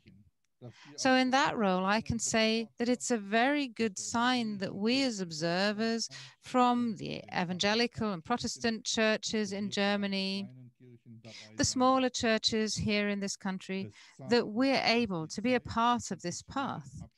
What this tells me is that the time where the different confessions were separate and separated each other from one another is over. I think it's a good sign that we're trying to keep the church as a whole in our view. Just think about the delicate attempts between the German Association of Churches in Germany and the evangelical churches in Germany, how we're approaching each other at the moment. So I would like to thank you particularly for the fact that we're all able to be here today. Now, as observers, what can our role in this process be? Both in the Orthodox and the Catholic calendar, there are special feast and commemoration days, a part of the death days of a saint, that play a particular role. And those are the Anacomedi, or translatio. So the day on which the relics of a particular saint were transferred to a different place, and this became part of the liturgical calendar. Apart from the chronological remembrance of a particular date, the translatio also means that relationships between the sender and the receiver of the relic were now changed. So at this point, I will postulate observing is a form of translatio to enable a transfer into our respective churches that we stand for. We who are not Roman Catholics as observers, we can not resolve the problems that you, our brothers and sisters in faith, are facing. But what we can do is this transfer. We can promote understanding for your problems and your search for solutions. And maybe from our own experiences with this problem or with similar problems, we can report back and support you. It's a pleasure for us to do so. We are aware that we are not going to be instrumentalized by you as coalition partners, but that we are partners. And finally, we stand for what we experience every day in the ecumene. We depend on one another and can only progress together. Thank you. Thank you, Archpriest Myron, for your contribution. Observing is translatio, you said. So it's not just about observing each other, but also about contributing something and taking something home. We know you as one face of the ecumene in Germany, and we are grateful for the various encounters that we've already had with you. And I'm sure you will be involved with that transfer called translatio. I'm glad we were able to spare you from the hellish temperatures today that you experienced in Frankfurt, and we promise that we will try to work on those temperatures. Thanks a lot. Dear friends, we have some time left because our observers did not fill the time that we allocated to them. So you might as well ask your questions to those three observers. So you are invited, if you want to ask Ms. Kapruns, Bishop Kozon, or Archpriest Myron, please register in our list.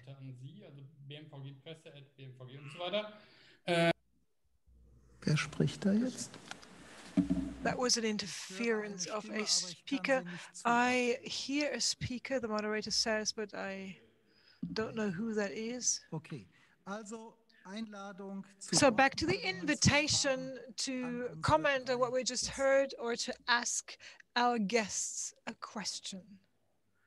Wir würden die Redeliste öffnen. We will open the list of speakers and you can enter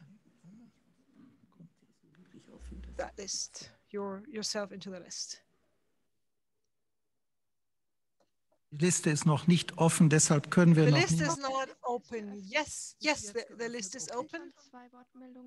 And we have 2 contributions. Sind bei uns noch nicht sichtbar. Da ist Professor Söding. Professor Söding, the floor is yours. Ja, vielen herzlichen Dank.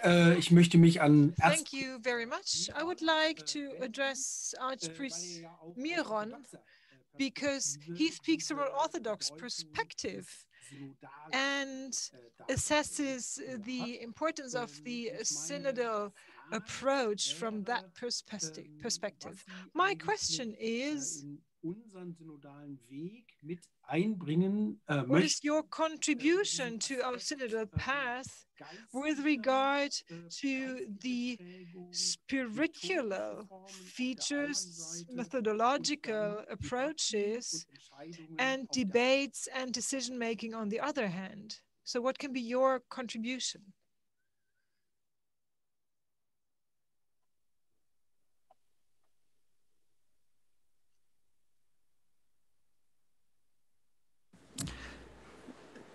Erzpriester Myron, Sie müssen bitte den Ton einschalten. Myron, you have to unmute your microphone. Now it should work. Yes, the host didn't allow me to unmute myself, so this is why I used some gestures. Taubstummensprache das Votum abzugeben. Ja, lieber Herr Söding, das ist natürlich Mr. jetzt Söding, Dear Mr. Söding, you know, this would actually, I wouldn't need to hold a presentation or a speech at this point to address this point.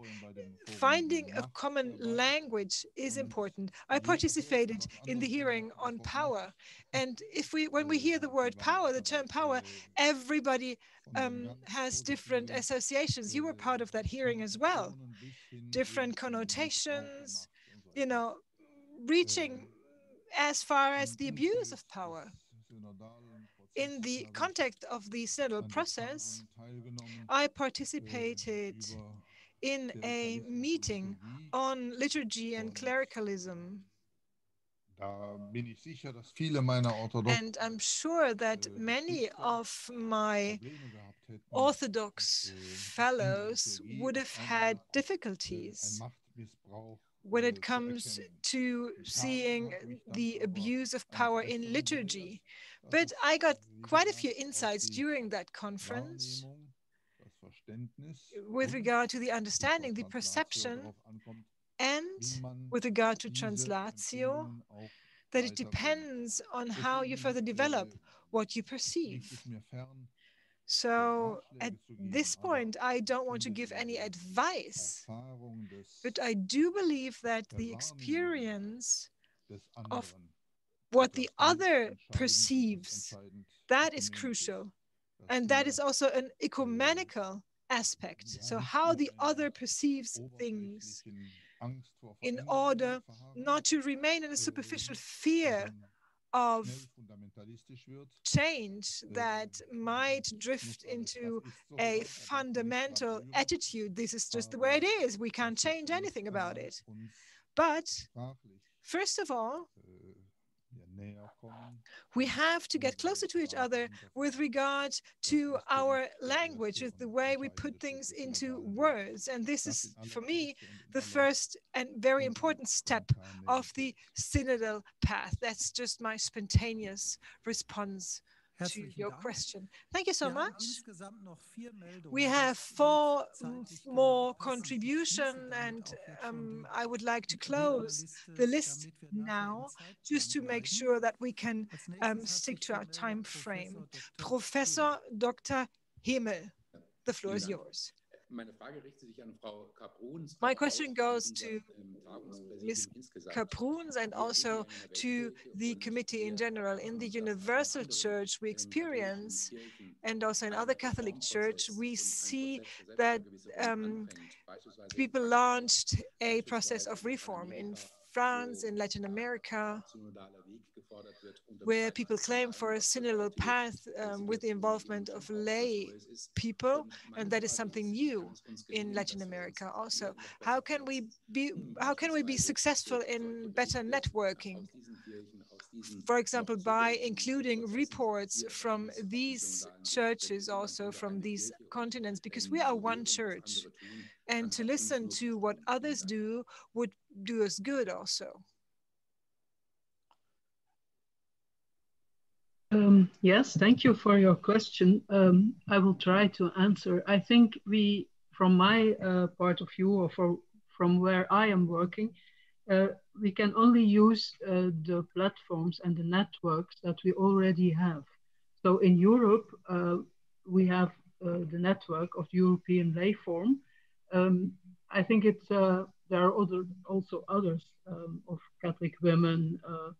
There are different networks, and we all come together. We have also the network of IC, where we meet Christians in Europe.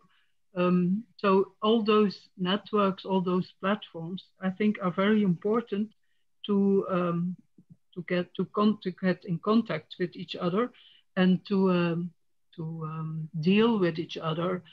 Everything or what we or thoughts or insights or what we have already done about the synodal way.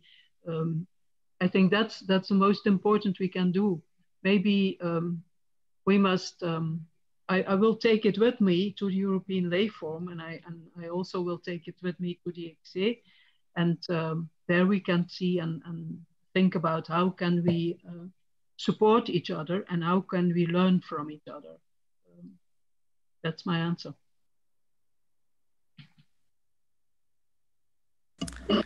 Herzlichen Dank, Frau Kaprun. Thank you very much, Ms. Kaprun.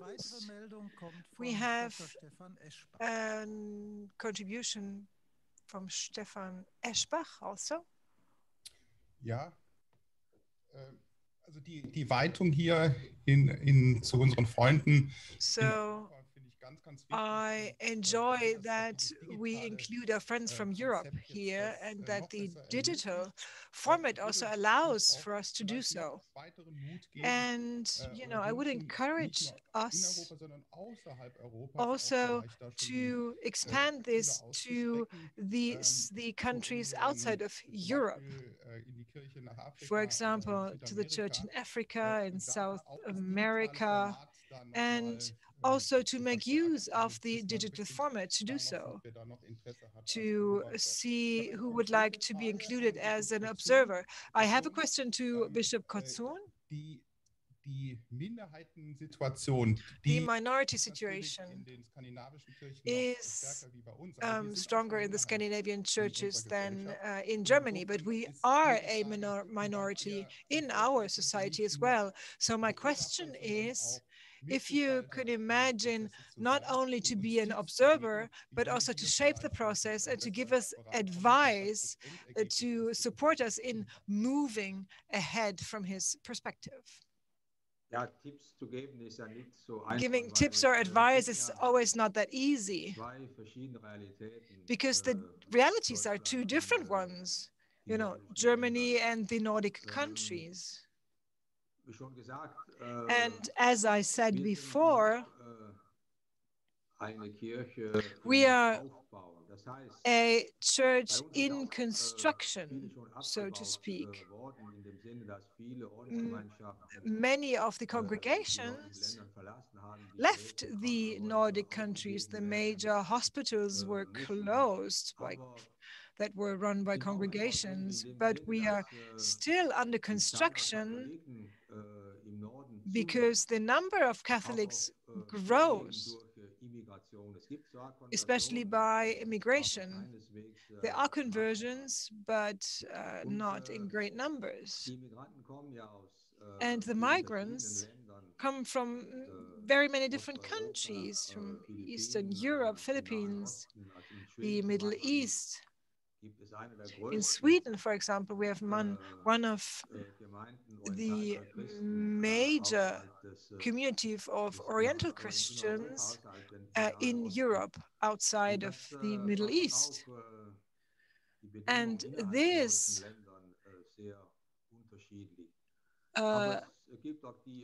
makes sure that the situation within the Nordic Church is also differs also. And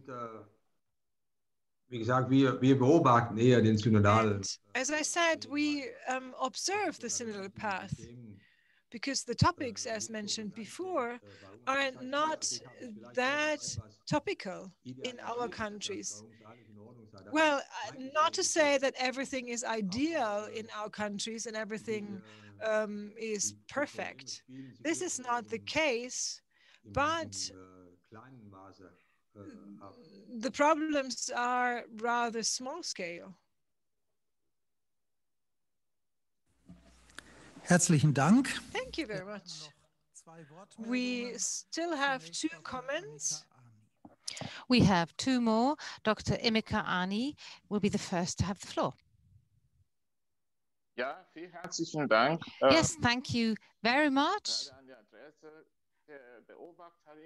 I would like to address my question to the observers from the Universal Church. It's very pleasing to see and to hear differentiated views on the situation of churches in other countries, or the church in other countries. And thank you to Stefan as well, because you just spoke from my heart. But it's always important to bear in mind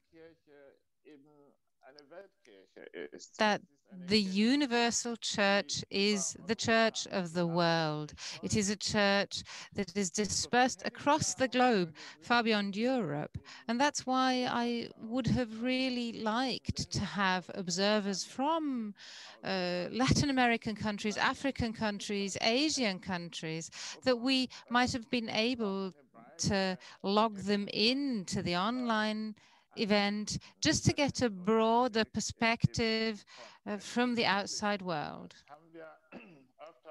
At the end of the day, and we've highlighted this several times, most of the requests that have been given to us in terms of how we want to change, how we ought to change, concerned participation and co-determination in the universal church. So I would like to express my wish that at the next assembly we have observers from around the globe, from the universal church, everywhere in the world. And then that leads to a question to Bishop Kozan. Bishop, you said earlier on that there were concerns regarding the unity of the church. And I can only emphasize that we get feedback from home countries as well, who are sort of saying, what's going on? What are you planning? What's happening? And my question is, how could the German church, or the church in Germany, make sure that we have a statement, an answer? This is what we really need to emphasize, is that we don't want to separate the churches across the world. How can we as Catholics in Germany disperse this concern and dissolve this concern that this is going to lead to the splitting up of the church?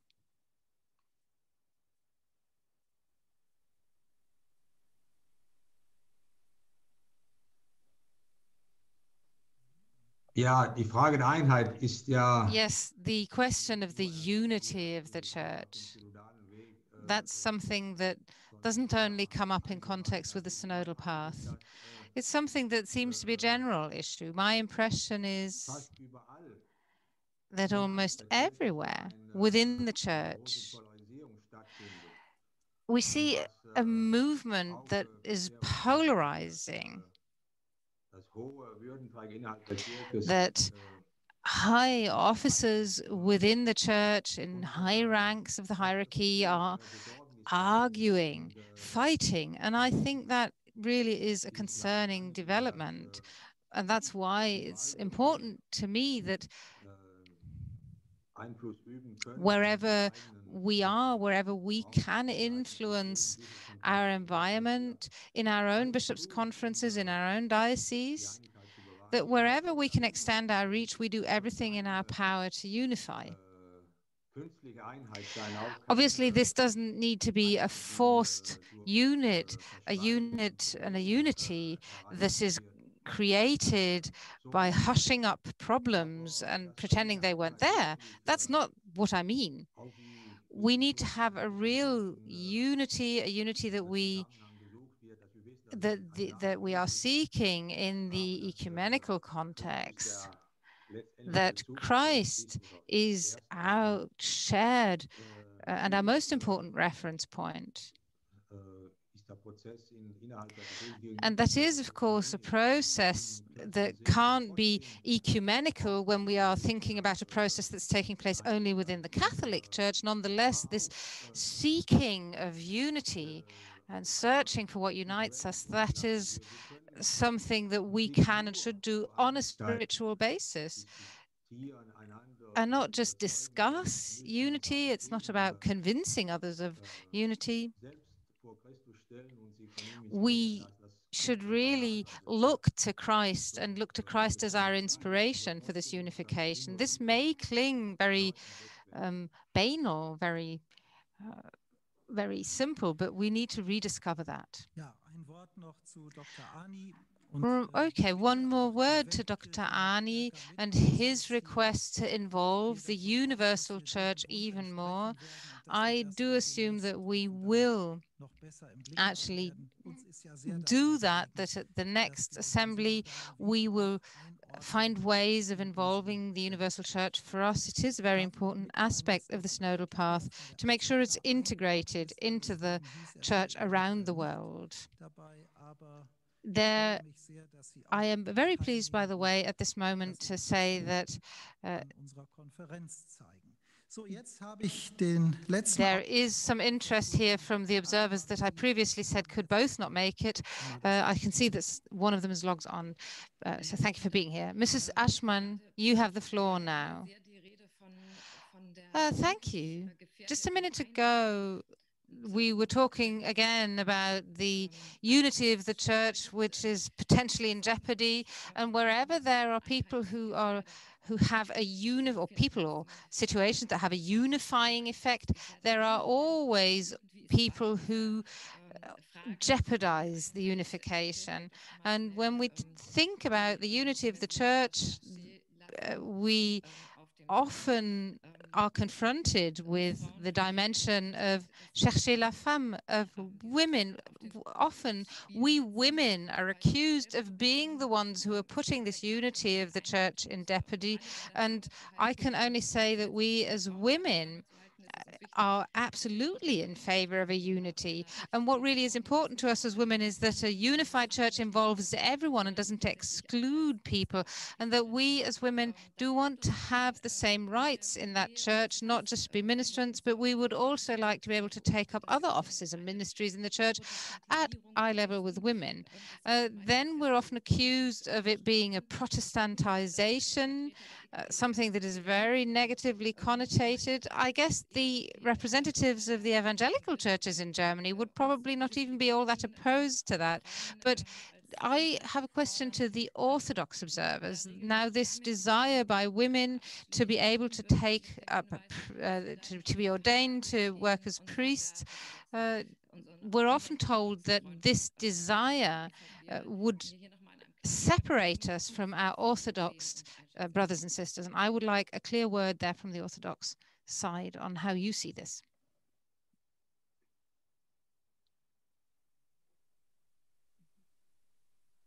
Die Frage geht an Erzpriester. The question goes to Archpriest Miron.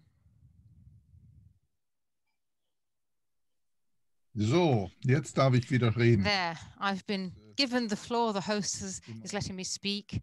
It always takes a moment to unmute yourself when you don't have an ecumenical mute button. I will try to respond to this. This is exactly what I meant. As we talk to each other, as we are in a mutual economical exchange, a difficult question like this one, like the question of women in offices and ministries, is something that we need to address.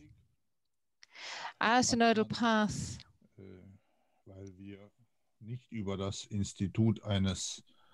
because we don't have the central institution of a pope who could theoretically just give us the direction and say, from tomorrow onwards, dogmatically, this is the way it is in the church.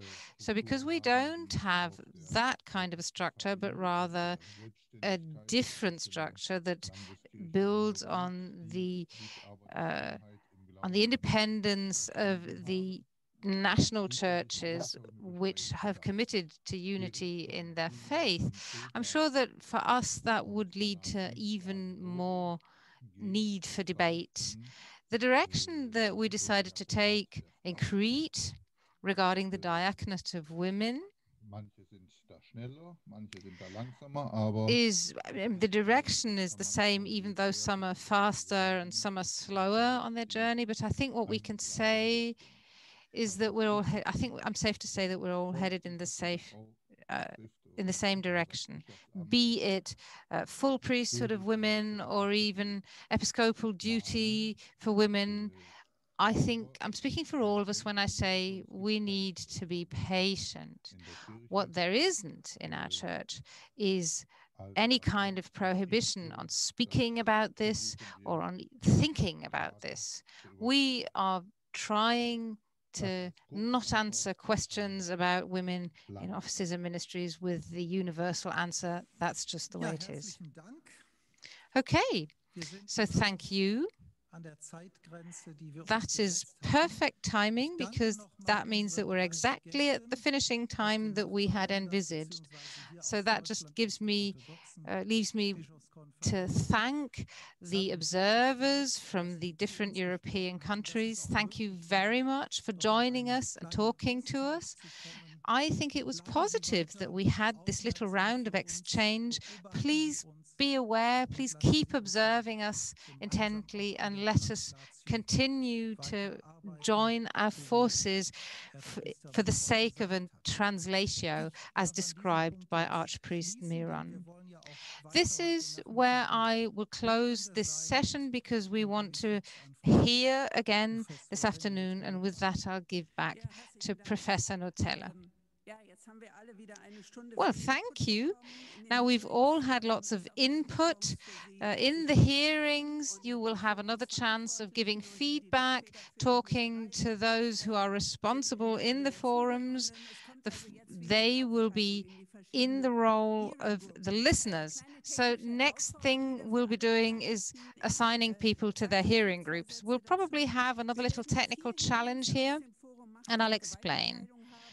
There will be 4 hearings for the Power and Separation of Power Forum, 3 hearings in the Priestly Existence Forum, and 2 hearings on living in succeeding relationships. So there will be 9 different hearing groups. 2 of these hearing groups will be streamed live. We had declared, or we had explained this morning that more than 2 streams in parallel are impossible, but there will be 1 live stream from the Priestly Existence Forum and 1 live stream from the Living in Succeeding Relationships. So one more hint for those listening who don't speak German, the hearing for from the Priestly Existence Forum will be interpreted into English. You have all registered for the group that you want to be in, and we will now have a 10-minute period where we transfer everyone to their group until about 1:45. During this time, each of you can move into the respective conference room. So what our technical supporters are saying is leave the Zoom conference, return to the web page of the Synodal Path, then go to the tab called Hearings. So on the page www.online-sw.de, then you will see this tab. You can click on a page. On that page, you will see the room, the conference subroom that you're assigned to. You click on that subroom and then you'll end up in the right conference. So we'll give you all 10 minutes to log into the correct rooms. There's a short break after the hearings that start in 10 minutes, and then we'll meet again after that break to hear about the reports and discuss. So I wish you all fruitful discussions.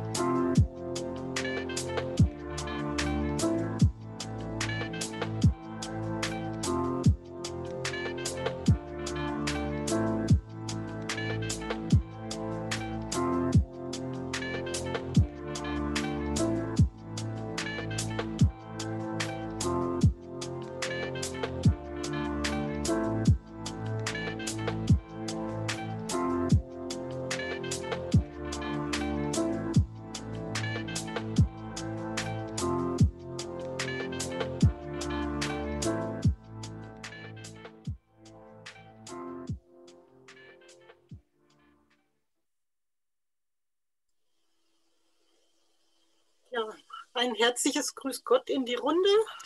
A warm welcome to everyone who's with us here now. The miracles of modern technology. Welcome, ladies and gentlemen. My name is Astrid Franzen. I am an equality officer in the Archdiocese of Bamberg, and today I have the honor of moderating this hearing.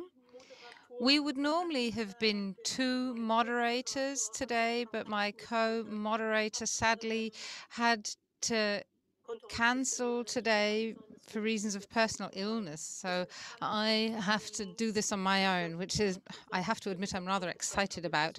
So we had originally shared out the work, but I've now had to do this on my own.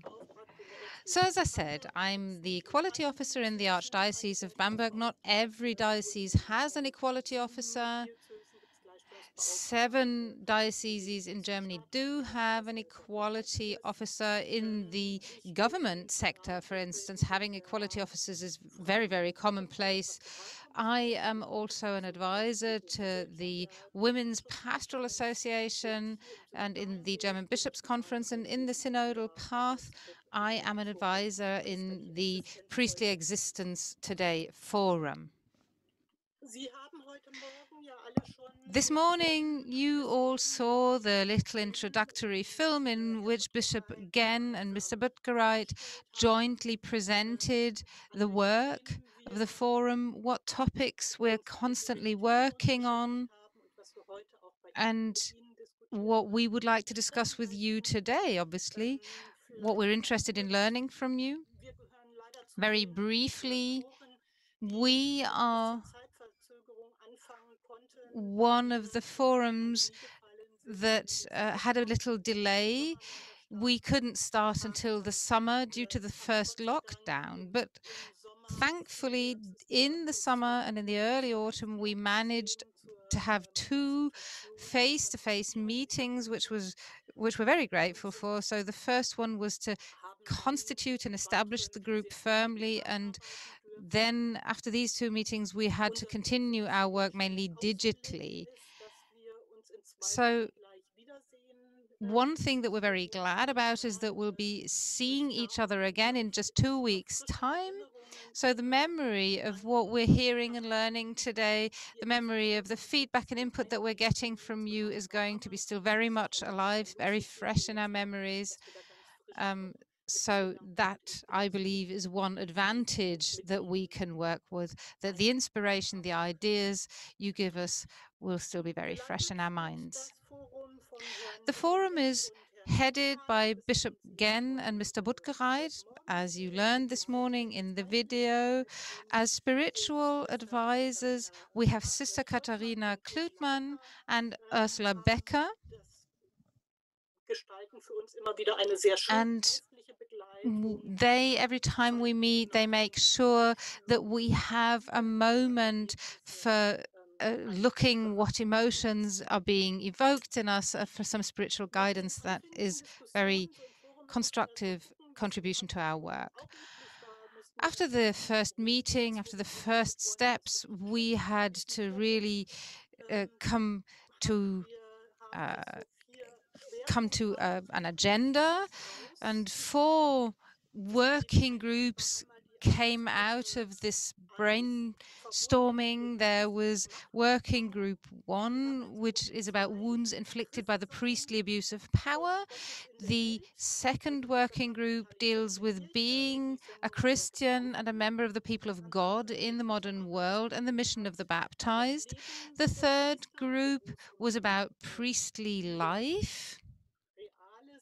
So many of the real-life experiences of priests, while working group 2 looked more at the spiritual aspect of things, this working group was very practically minded. And the 4th working group that looked at vocation promotion and formation, priestly formation. So with these different backgrounds, we put together the text that you hopefully have, that you could download from the Synodal Path website. And that's the text that is the basis for the discussion that we want to have today. So we hope you've all seen it. On the one hand, we've come up with an outline for a structure. Working group 1 was basically tasked with thinking about the wounds, the pain that was inflicted through the cases of abuse. And as we did so, we realized that this whole topic of wounds, of pain, that is why we're all here. That is the starting point for the Synodal Path. There are many priests, many people in a Catholic context who were perpetrators, even more people who fell victim to this, people who were affected by the abuse and who are still feeling the pain that this has caused today. And that these wounds, this pain, that is the origin of everything that we're doing. So in this working group, we decided that we would dare to come up with a few proposals for a preamble that would precede the whole process. This preamble and the proposals for what it should contain are contained in pages 2 and 3 of the paper we have given you. And under item 2, or point 1, 2 from page 3 onwards, you will see a reference to what the Pope has said about having a shared journey of spiritual distinction. And I would invite you to look closer at that. And under 3, in working group 3, we're talking about priestly existence today, and then this is about how the text integrates into systematic questions. One of the issues that we looked at, for example, was the glorification of priesthood or the clergy as such. How does that make itself visible? And then it was also about how can we formulate a realistic image of priesthood? And of course, that would also mean that we would have to look carefully at vocation, ministries, and at formation. There's lots of buzzwords in this text, and we quite deliberately kept this to a certain extent at a keyword level. We didn't want this to be a lesson in German textualization. What we found important was giving you these topics, these buzzwords, to ask you, have we managed to cover all the topics that are important to you, or are there any missing? Is there anything else that we should discuss in the Synodal Forum? Which of these topics do we need to return to and discuss in more detail? Do you have options for action regarding the different topics that you would like to pass on to us? So I would just like to ask a question to Bishop Genn. Did I manage, because my co-moderator isn't here today, so I need that theological reassurance from you, Bishop Genn. I am an educationalist and you're the theologians. The question to you, did I cover everything correctly here? Yes, hello from me. This was also about showing the process of how we built our own identity as a forum, the starting point that this abuse of power to a substantial extent has come from priests. And of course, we would, because it was a lot of it was rooted in priesthood, we need to look at priestly existence today. And this is how we put together a collection of tests, but we deliberately didn't present the complete texts because the texts are currently just drafts or they aren't ready yet. But this was just an idea to show you the status of the work, to bring that into the hearing. And on the 18th, when we have the next meeting, we'll go into more detail and talk about the feedback that we get. Okay, so then I'm right. In that case, I would like to open the list of speakers. We'll do it exactly the same way as we did in other forums. You just enter the word Wortmeldung or the abbreviation WM in the chat, and then we can give you the floor as soon as you've raised your hand that way. Fragestellung, was haben The wir alles question again is, have we covered everything that we need to? Are you missing an aspect? Would you like to specify something in more detail? Would you like to ask us to look at something in greater depth, at greater length in the forum? Or do you have any options for action that we should add?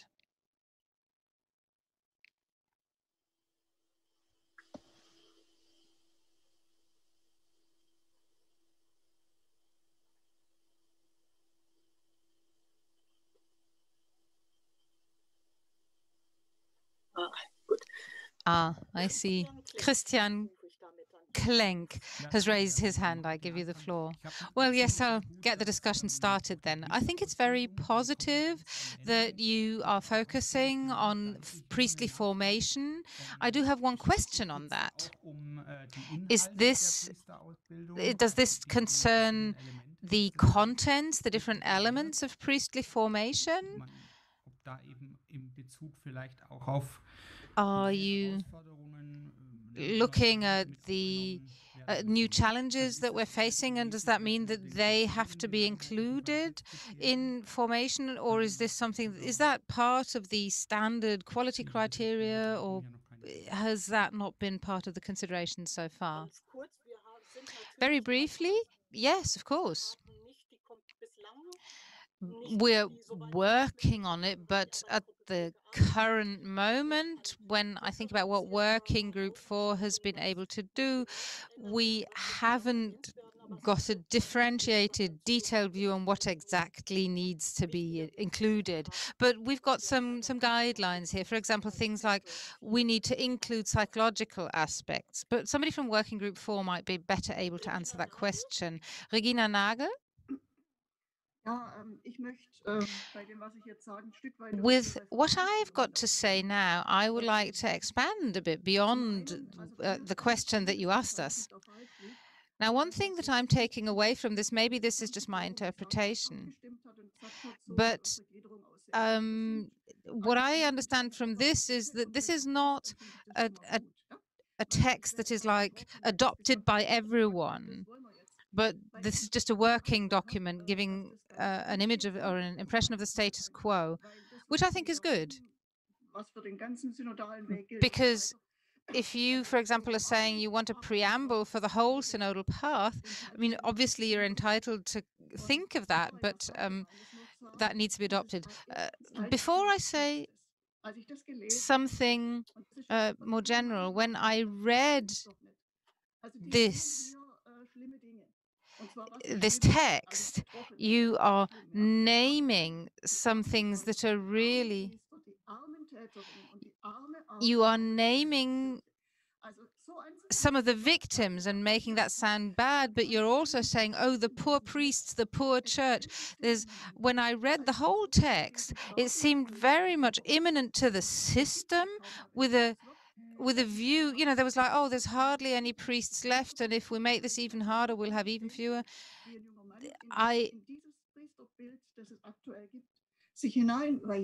And I sort of take from this text something that what young men will not be ordained into this image of priesthood that we currently have. So there's a lot that needs to change here. Now, I'm a member of the Women's Forum, and again, I will give a recommendation for a book by Sister Brigitte Rath when we spoke about her earlier one. When I read the book, I was already fearing that some women might want to be ordained in exactly the same way as men are ordained today, into the same system, the same image. But many women that I've read here are saying, I want to be ordained, but I am being limited in my competences. And the type of priesthood that we are currently seeing, I wouldn't even be interested in being ordained as that kind of priest. That needs to change. So this is an advice coming from the Women's Forum, and we need to converge those insights from the Women's Forum and the Priestly Forum that, yes, priesthood needs to change. Okay, thank you. That's actually beyond the question. And this morning in the forum, I was thinking that there are lots of points where we have overlaps with other forums, and there's other areas where we need to demarcate between the other forums. So yes, I agree, we need to talk to each other here in the forums. Svenja Stumpf has the floor next. Yes, hello from me to everyone. I can only agree with what Frau Nagel just said, and that was the feeling that I just wanted to convey. And maybe I'm repeating what was already said, but it may be good to know that there are several people who feel the same way. Now, I looked at this overview, and obviously it's just buzzwords, so you don't know exactly what's behind them. But I highlighted in green what I really appreciated, and in red what I didn't agree with. So under 1A, it's the wounds that were inflicted on the victims, and I think that shows a bit of a disbalance, because that looks as if, you know, you've got this very small share of people who were affected by abuse, and the rest is the poor, poor church that's a victim in itself. The other thing was glorification, where you say that glorification is part of the problem. And yes, I agree with that. I think that glorification needs to be deconstructed. And as we moved on, the protection of perpetrators, etc., etc. But again, the wordings here make it look as if you were working on the basis of the status quo. You were saying you need a clearer understanding or a clearer integrate or a clearer image of priesthood, but this is not really what it's about. It doesn't need to be just made clearer. It needs to change. And this is something that I would really appreciate, that you actually name the problem. And once you've really named it, then you can work constructively on it. So it's not just about making something clearer, it's about change. Another point that occurs in the document is formation. I study in Eichstätt, and I find that interesting to see how separated this is and how much actually goes wrong in that respect. So I really appreciated and highlighted in green that we need to take into account formation in all the pastoral services and all the pastoral work. I think that's a very important aspect. Thank you. Next, Julia Knopp. Thank you from my side for presenting the paper and for letting us have it to review. And I can only add to what the other women have said. Yes, I too find it very imminent in the system. I find it looks as if somebody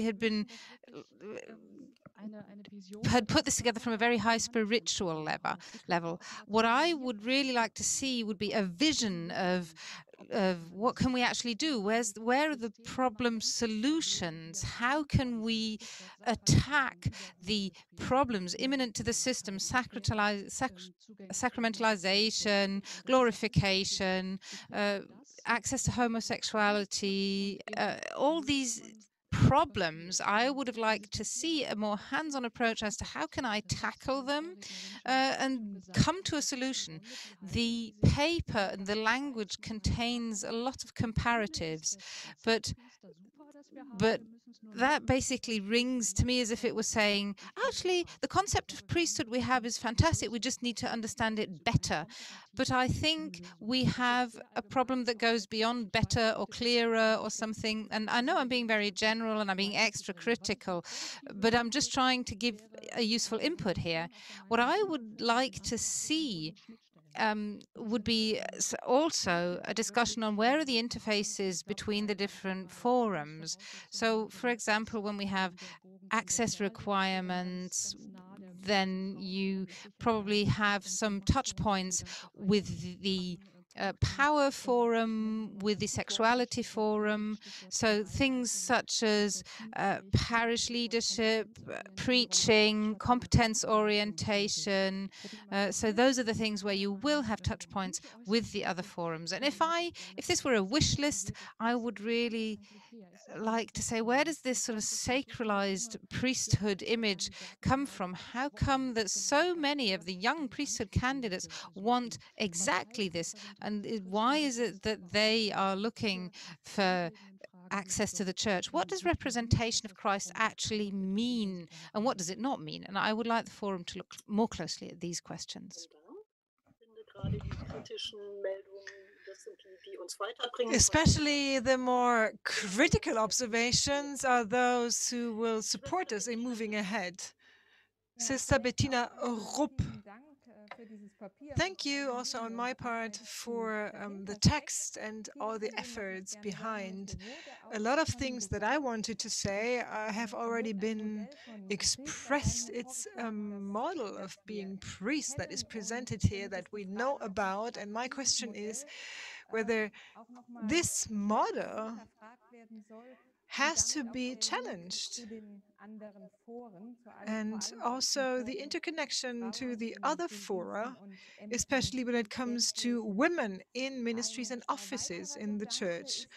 Another consideration that I would like to make is, in the context of this model of the priest, the intertwining of office and power. Maybe we can also consider other structures of leadership and management as congregations have, for example. We, for example, as a congregation, we have elections, and we elect, for example, also our head. With regard to celibacy, one question that I have is the question about one's vocation. Is celibacy, being called to celibacy, is it a vocation in itself? And as a person practicing celibacy, I would like to underline that perspective. Thank you very much. Professor Ute Leingruber, the floor is yours. Thank you very much. I would like to back what has already been said. And there are three different things that I would like to underline.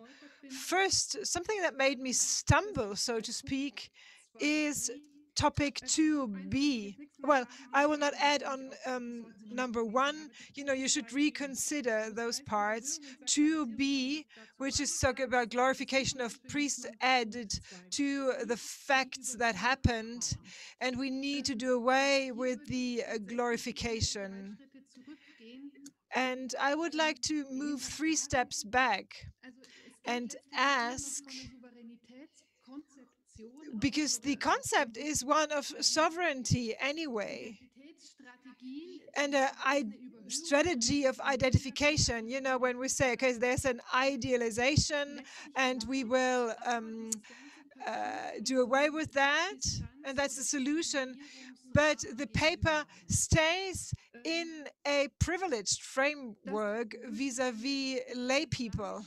And I would like to challenge that. Should we really have an approach of sovereignty?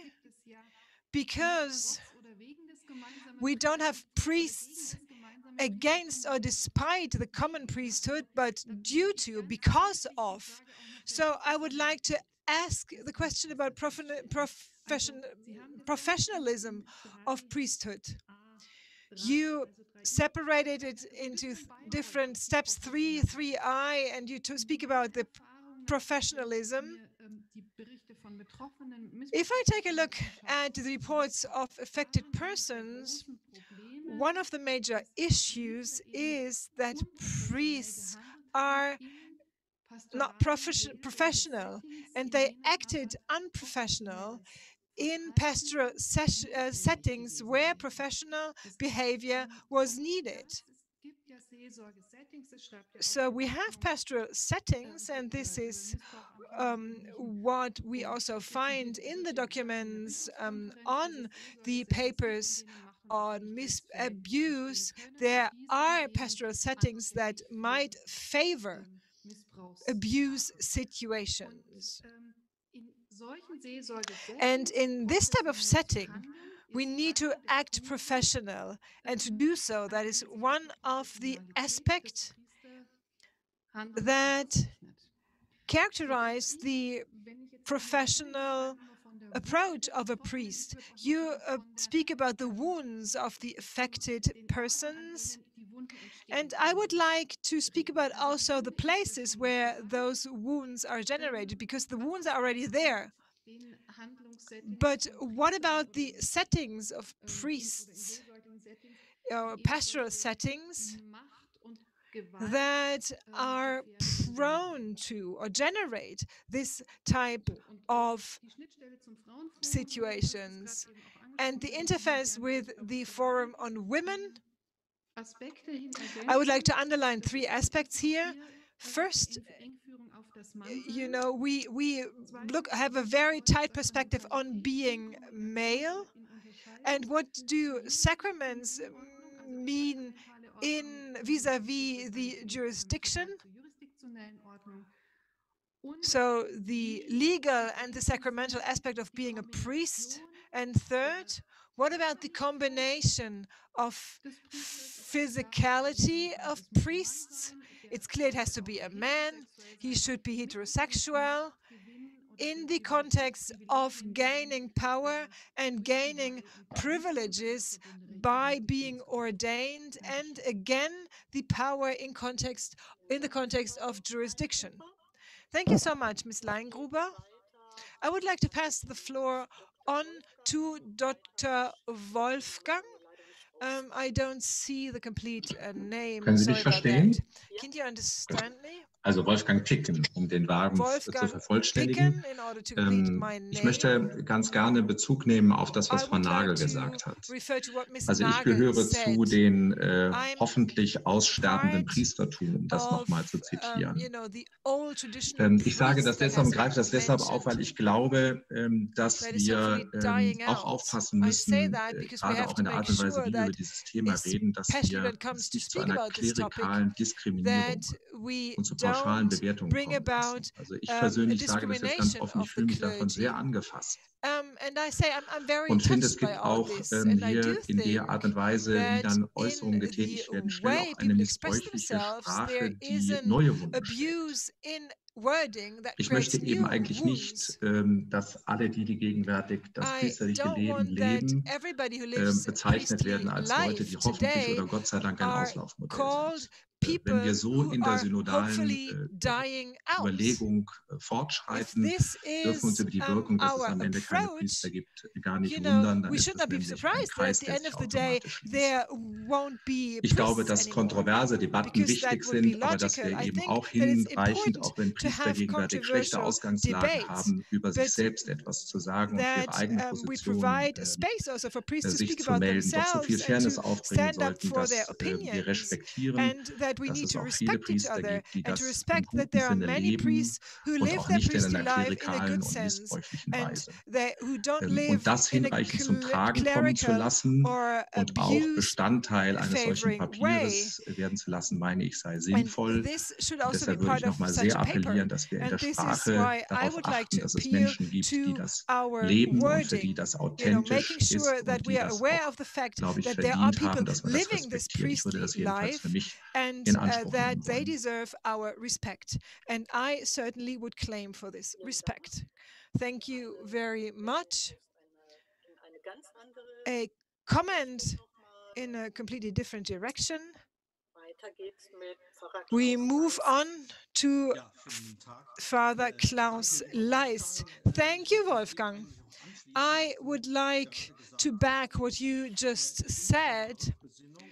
And this year is the 33rd year of my priesthood, and I reflected on why I became priest and what was my attention at the time, with also the intention of my fellows at the time. We did not become priests in order to exert power in an institution or to become clerical.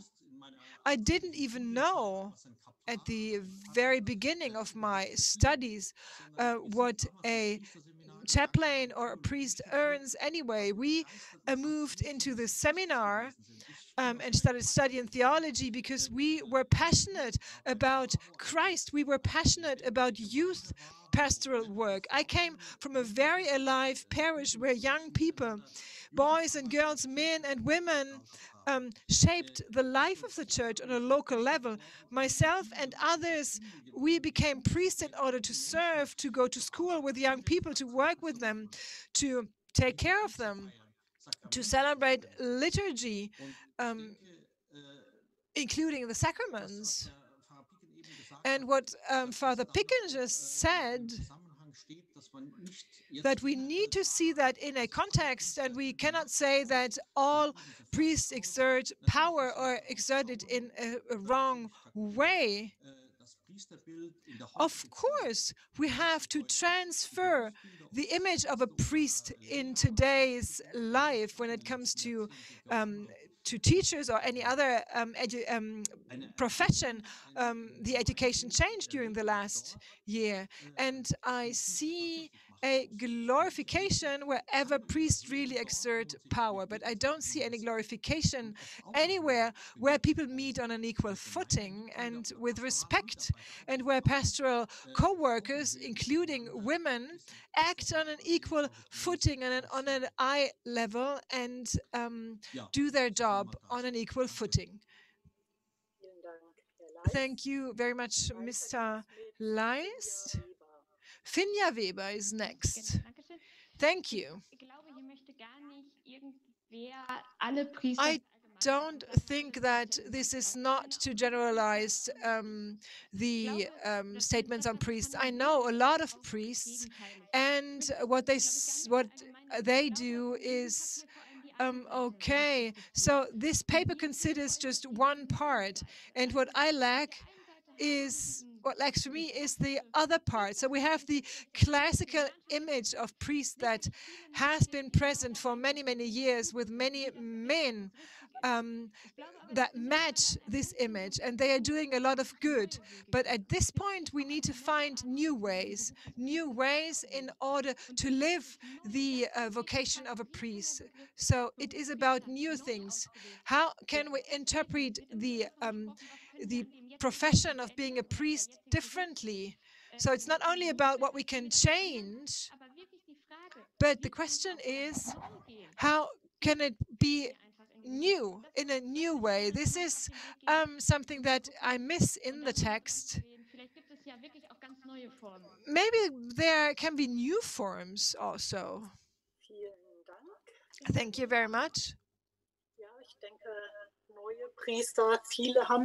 New priests, we don't have a lot of people who want to do this job, so it would be important to take a fresh look. Professor Ute Lein-Gruber.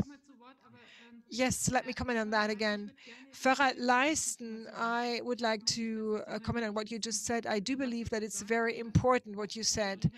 And you talk about two levels. It is conditio sine qua non to be passionate about our faith. At the same time, and it would be great if there was nobody becoming priest to get power, but the juridical situation is that priests are those people who are the decision makers. It's, the leading part. we quarrel about the question whether women can be in leading positions also, and if where. And you said, you talked about the eye level, and that depends on the person. So it is within the responsibility of the leading priest how much competencies he passes on to the lay people, and he can take it away. He can take it away. So when it comes to the gospel, we can live the gospel well if everything works well. But the jurisdiction, and these are the famous structures, part of the structures, defines it that way.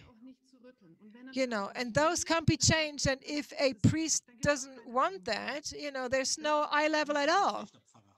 Then he is a bad priest. That might be, but we have to prevent from that. This is what you were just calling a bad priest. This is the issue. There are too many. There were too many of those. Otherwise, we wouldn't find ourselves at this point now. And at this point, as I said before, and I would like to share that with you again, in the faith of canon law and jurisdiction and the level of sacraments and theology, what does professionalism for a priest mean? So we need to professionalize the ecclesiastical offices and so on, and the question about professionalism, you know, everybody needs to face that, also pastoral workers, but it's not enough to be ordained, because being ordained is connected to power. And what does professionalism mean in that context? Thank you very much for differentiating this. Thank you very much. And with that, I give the word back to Professor Knopp. Yes, I'd like to pick up on that and add to it. I can fully understand that that you feel attacked by the words that are being chosen, but is the synodal path really the right place for discussing this? Because we are, our origin are problems that are inherent to the system, and we can't tackle a systemic problem with individual measures. We have to, or with personal measures, we have to make sure that structures are in place that don't leave things up to the individual's decision. That's what Ute Leimgruber just said. So we need more than just the personal promise that you want to be a good priest.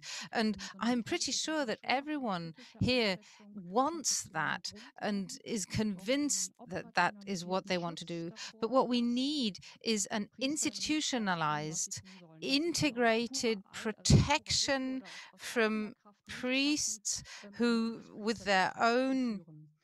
from their own strength cannot become or fulfill this image of priesthood, this good image of priesthood, that we can support them.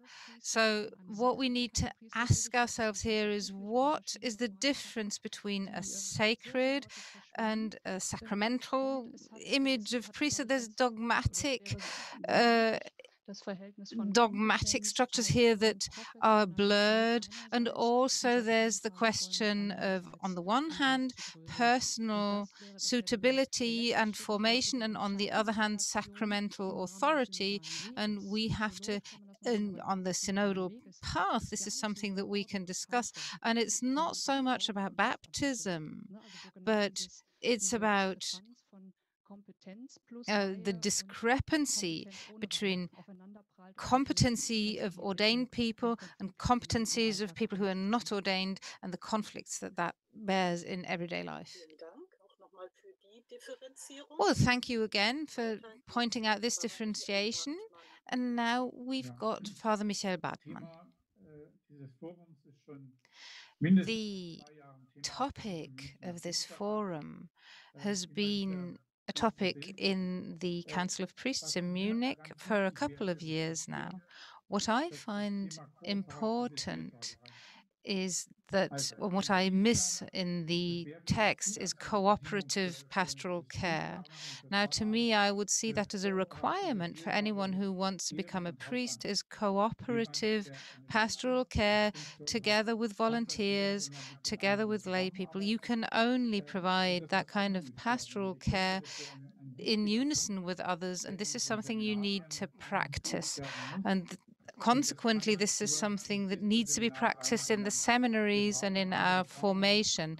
And that can't just be the priests' seminaries, the famous free year where you live in along with that with us.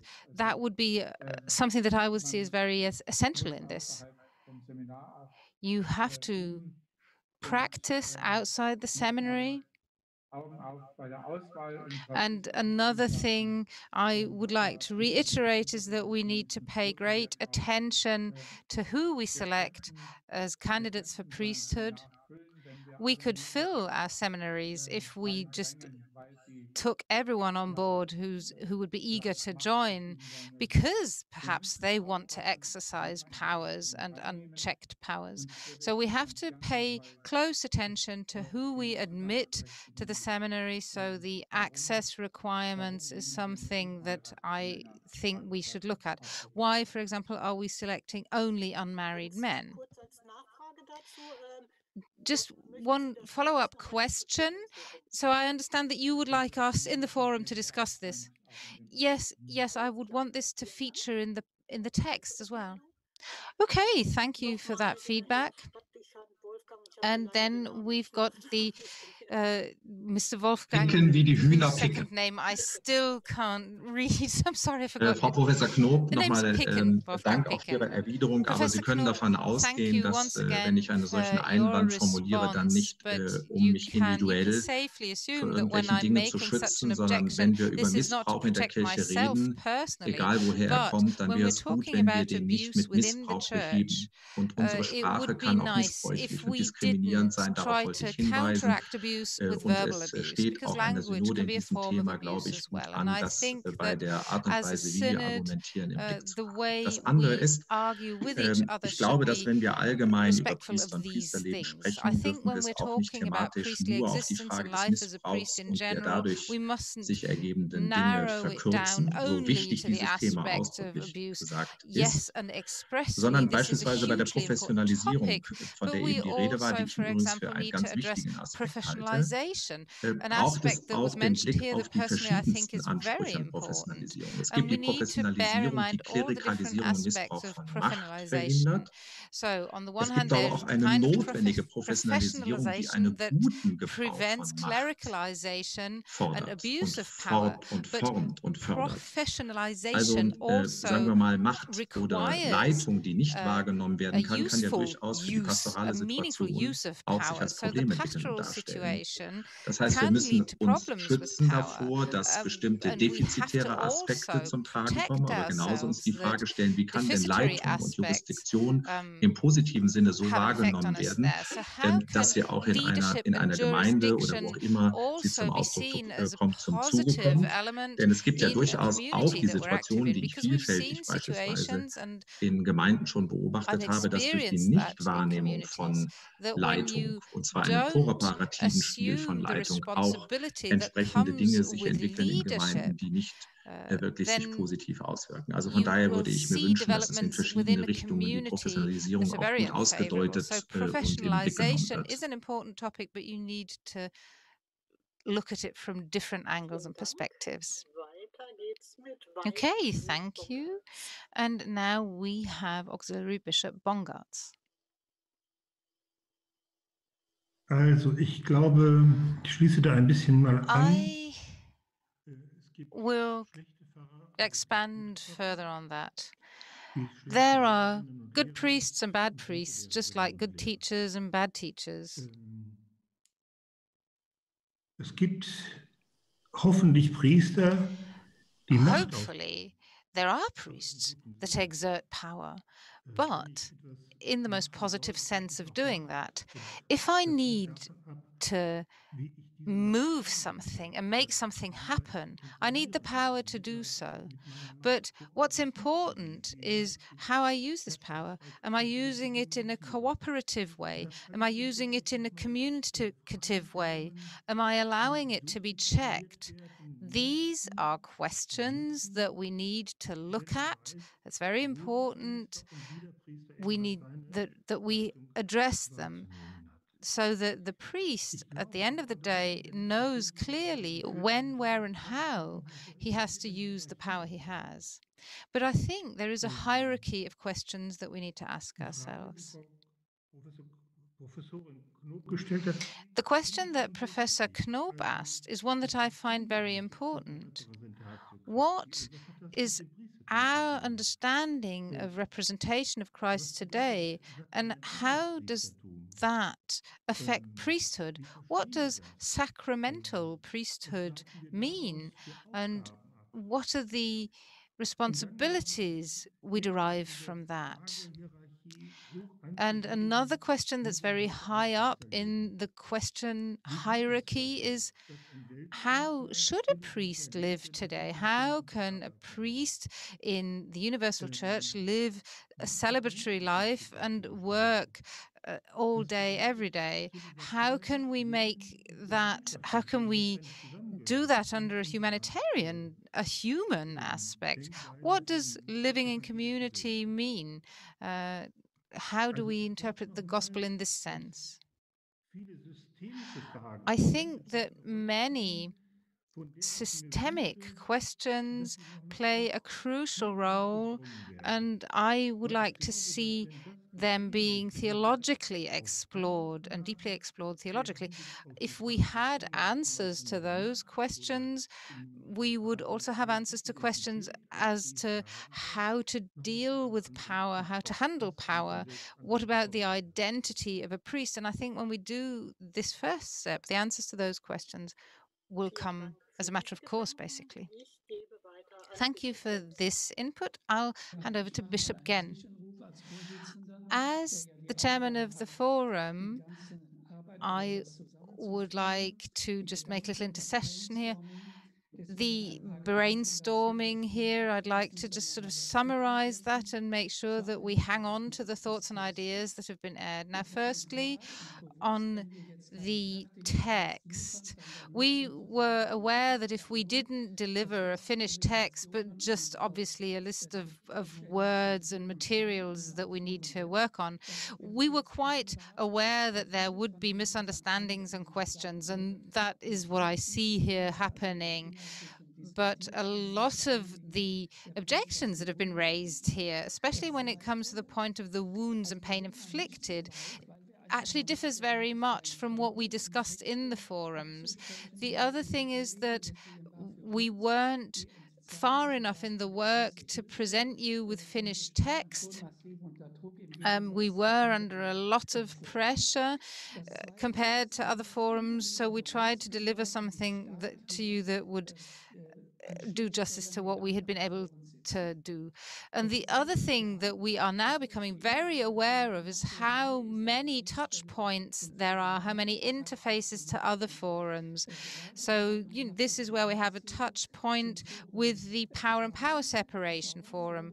Then we have touch points with the Women's Forum, Forum 3, and all these links to the other forums and making sure that they're all included in our work. That's going to be a fair amount of work. But what we have to be clear of is what is our task in this forum. And the question is, what can we at this point in time say that would actually speak to the priests? How can they and make it seem like a response that they can put into practice in their lives today or tomorrow? So that's why we decided not to look too far into the future, into a future where there may be female priests, but we tried to make this a document that would be something that speaks to priests who are there today, because this general this accusation of abuse that priests are faced with today, that is something they need to deal with. General suspicion is something that is very painful. So, and the general suspicion is something that also is painful to me as well. So, yes, we really need to look out for our language here. And we've had some very valuable inspirations here, some valuable input, but the question that we need to ask ourselves is, what does it mean that the church is a sacrament in itself and has sacramental offices, but the church as a whole, with all its members, is God's people by baptism? And how can then we have the necessity of having the office of priesthood, the existential questions that are linked to that, but how we actually put that into practice then in formation, in priestly living. And the more we think about the question of what a sacrament is, then, and the deeper I delve into the question of what a sacrament is that a sacrament cannot be glorification and shouldn't be glorified. Thank you, Bishop Genn, for that summary. We continue with Wolfgang Klose. Thank you, Bishop Genn, for this summary. You covered a couple of things that I wanted to say. I will not share that again because it would be mere repetition. What I would like to dwell on is with regard to the priestly existence. In our parishes, we have priests coming from different generations. And also among ourselves in the synodal path, we make the same experience. And, you know, it is about the intention also that people became priests. And this is also a generational question. And it would be interesting to shed a light on this. So why men became priests? Professor Leingruber, a priest holds power due to his office. And this is something I experience again and again in my own activities. And if a priest doesn't want to share, it does not happen. And this is something that people from different generations perceive in a different way. And I think this is something that you have to include in the forum, in your forum. So what are the preconditions of men at this point? When they started this profession? And also when it comes to the image of priest, we have to dwell on that as well. Thank you so much, Mr. Klose. Svenja Sturz. Thank you, Bishop Genn, for covering so many aspects, especially when it comes to the outline. You know, many things were perceived differently from the intention behind.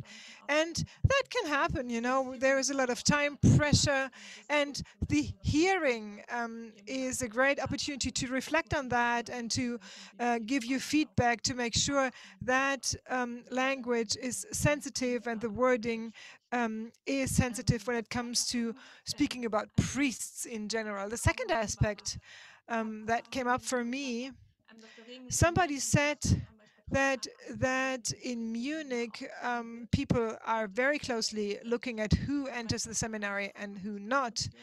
And this is very important. And with regard to activities and option for activities, this is always an option to make sure that we have clear German-wide standards, because I know that in Rottenburg, Stuttgart is different from Eichstätt or from Munich. So we should tackle that in a very practical way to have the same standards. And the next question is the celibacy, and if people have to abide to celibacy, and if we want to keep up mandatory celibacy, And I think it will be difficult when it comes up to the next formal assembly. You know, we need to make sure that the different positions in our forums are clear. And as an additional idea, maybe we can also invite priests who left priesthood and who opted for a life in family in order to make sure that we include also that perspective, you know, to make sure that the perspective is not only the perspective of those priests who live in the traditional way. And at a last aspect, it's very important, and Bishop Gen, you mentioned that, is that we need to work with the current status. We need to work on what is important for priests now.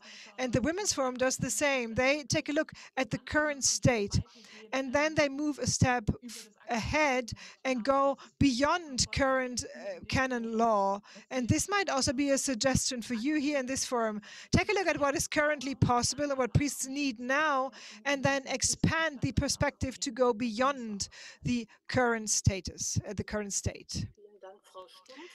Thank you, Ms. Stumpf. The topic of celibacy, you know, we kind of not dealt with that topic, but it's part of our agenda. And next time, we need to dedicate ourselves to that topic and debate it, even though we know that it won't be an easy topic. We move on to Auxiliary Bishop Stefan Zekorn. I would like to come back to the systemic problems and issues, because my impression is that it's not clear yet. So on the one hand, I know people from the different decades until now, unfortunately, who suffer from the fact that there are priests who are authoritarian or have a wrong sacramental perspective, just to mention these two aspects. So this is a fact. On the other hand, since the 70s, and I wouldn't have come up with the idea of becoming a priest if I had the experience of those priests. My experience is the majority of priests have a different understanding. And I travel around, you know, in the parishes. I have bilateral talks also with the pastoral workers, with lay people, so who are not an FTE worker on a pastoral level. We would have to ask them, and I can just give you my impression. And I don't have the impression, and they don't convey that, and they speak very openly to me in general, that the majority of our parishes have a problem with regard to the attitude of priests. Is that a theological problem? Asking Ms. Knob, we have the MHG study that asks about the sacralization. There's no study about that. I don't want to push that away, but my experience is that the majority of priests and the faithful, where neither the faithful nor the priests sacralize themselves in a wrong way. So what are the systemic questions and issues at this point? Human problems are different. You know, this is what I experience everywhere, especially being an auxiliary bishop. Human problems with priests, you know, that is what I experience everywhere. Not only in terms of being a priest, you know, be it with FTE or voluntary workers, who, you know, people who act in an authoritarian way or strange or bully others. But what is the systemic aspect of these questions? Please let me know, because I have a totally different perception. And if the parish councils from Münster would listen to me, they would not say he's crazy. There is a major satisfaction also about the fact that we have a lot of participation, that there are a lot of cooperative teams working well together. So I don't want to sugarcoat anything. My question is, what are the systemic aspects? The criticism I hear most are problems with the administration of the dioceses, with the bishops, and in general with the Vicariate General. And these are all, except for the Vicar General, these are all lay people. So that's a different topic.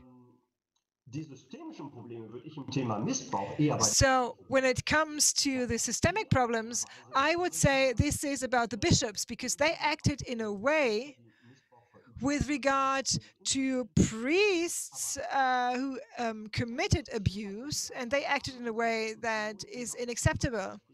So my question, I really want to understand in depth this topic. Another topic, priests and leadership is another question. I don't know about the other dioceses. In Münster, in the Caritas area, we have one priest who is in charge, and he is the head of the Caritas Association. In the Ordinariate, I told you that we don't have, in all the associations, we don't have any priests in leadership positions.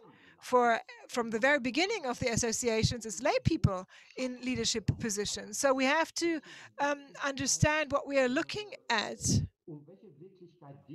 What is the reality we are looking at? And, I don't want to avoid that. What do we need to change, and what is the systemic problem?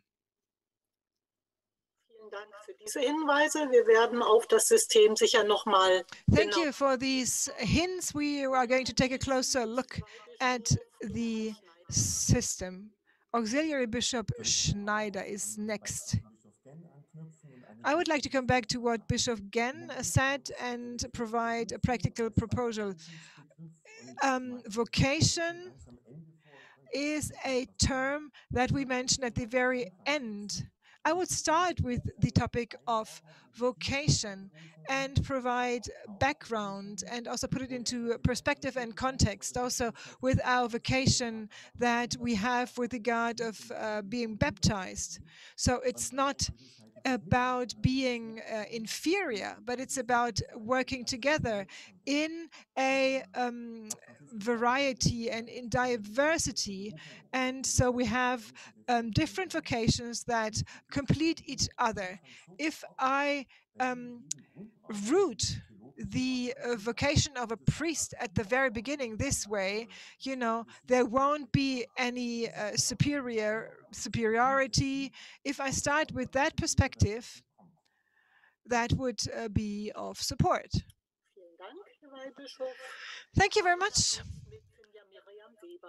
Finja Miriam Weber is next. Yes, I would like to come back to that, because I would like to come back to the term vocation.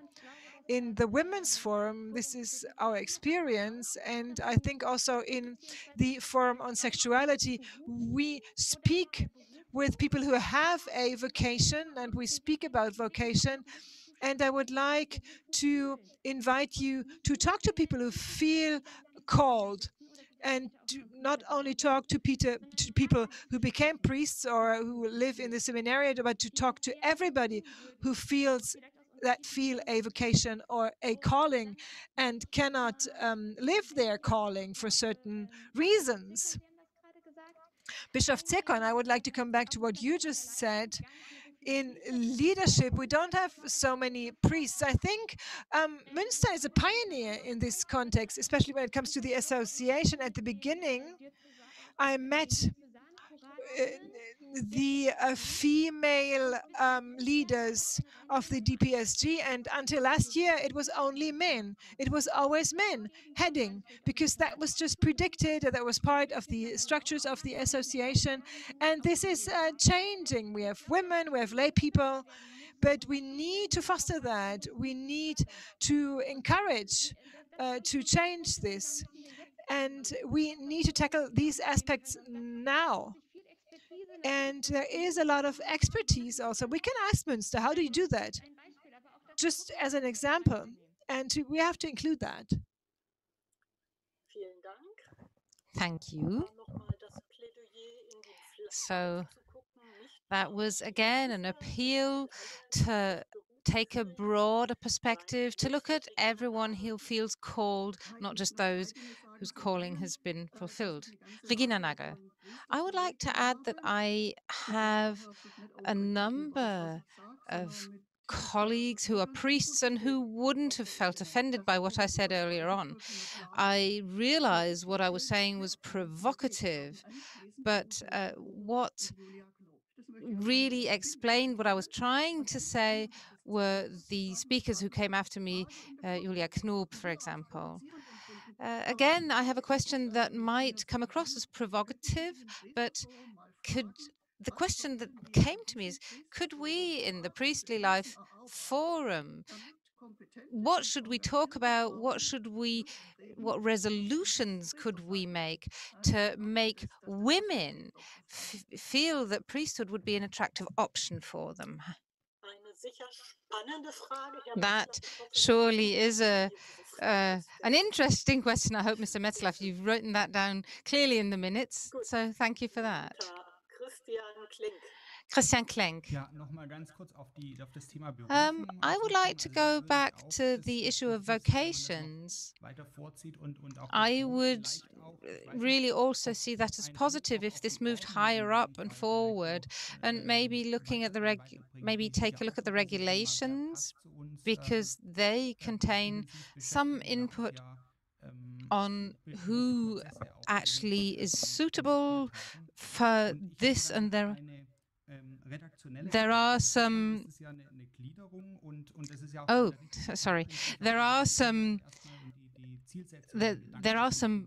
some points here, but we need to be clear not only about the contents as bullet points, but we need to actually edit and make the editorial part of the text. So when that comes, I would like to know where the actual actions are going to be.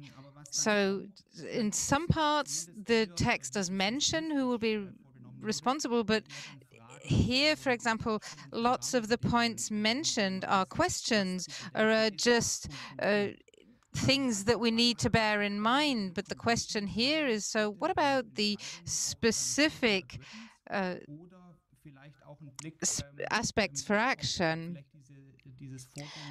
And the other thing is that the way the forum is proceeding, the specific steps it's going to take or will take, that it would be really helpful to have that as an annex, because I've seen the bullet points and the questions, but the actual activities later on, I had some questions as to where that how that will happen. Yes, thank you for that.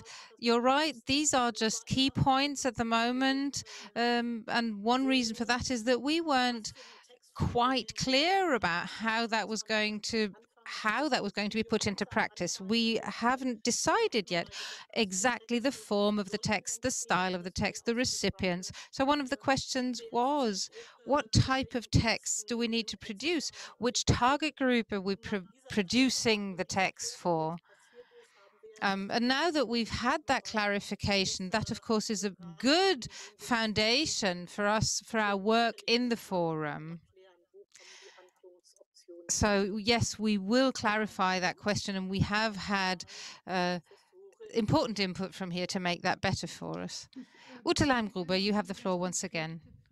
I would like to respond to this very specific question about systemic issues that was asked earlier on. And I would like to name one or two specific points. You asked, what about power?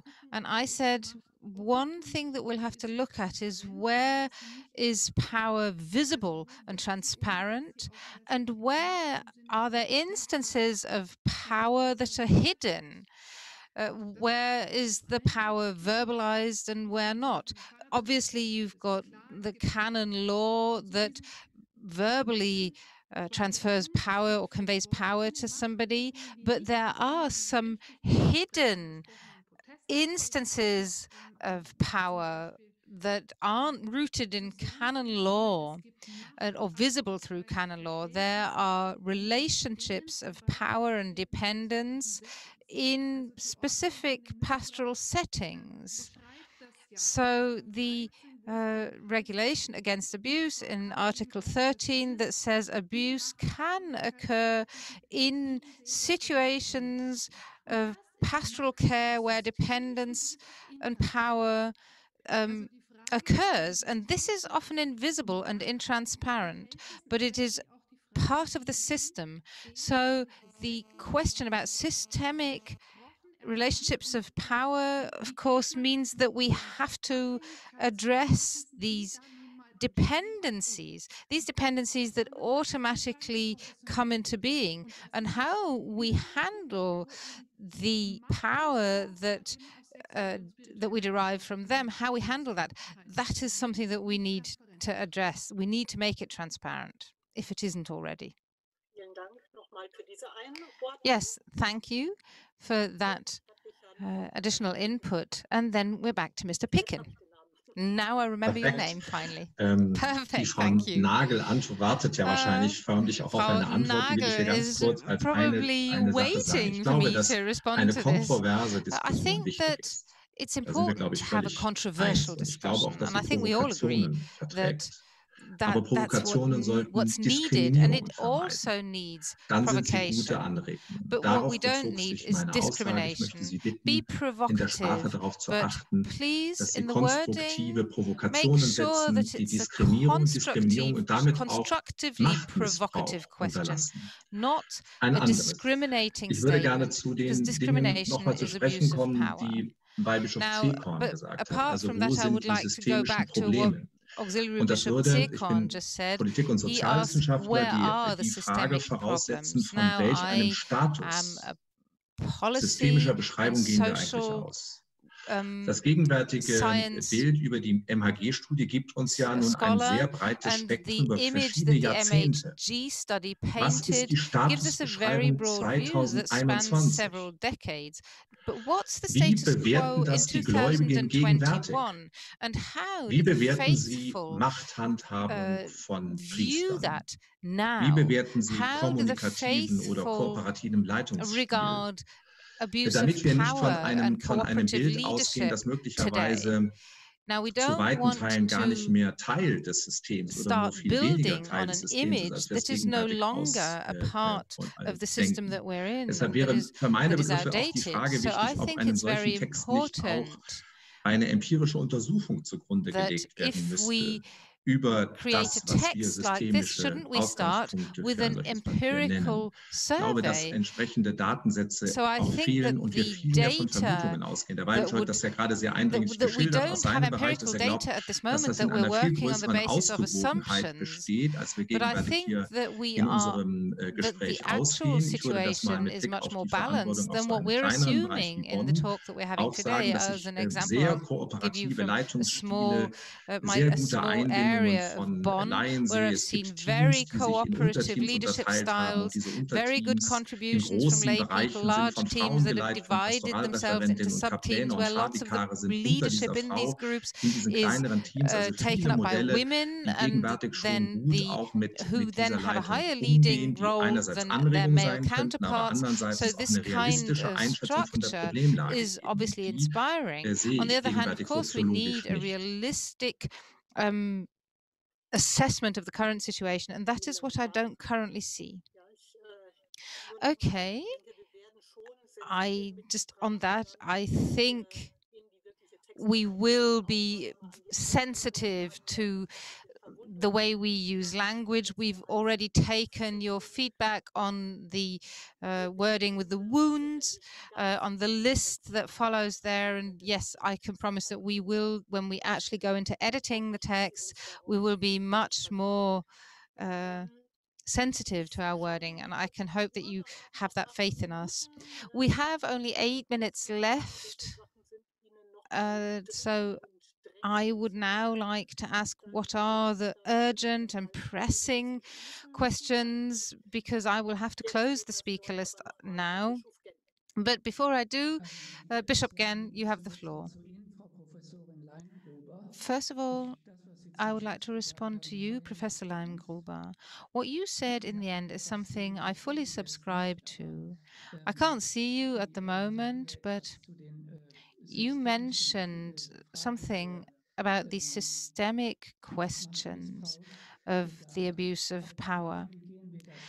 And the question is, how do we tackle that? Well, one answer to that is that we have to link up with Forum 1, and we will have to discuss there how exactly that will be handled, what power means with a view to the ordained office.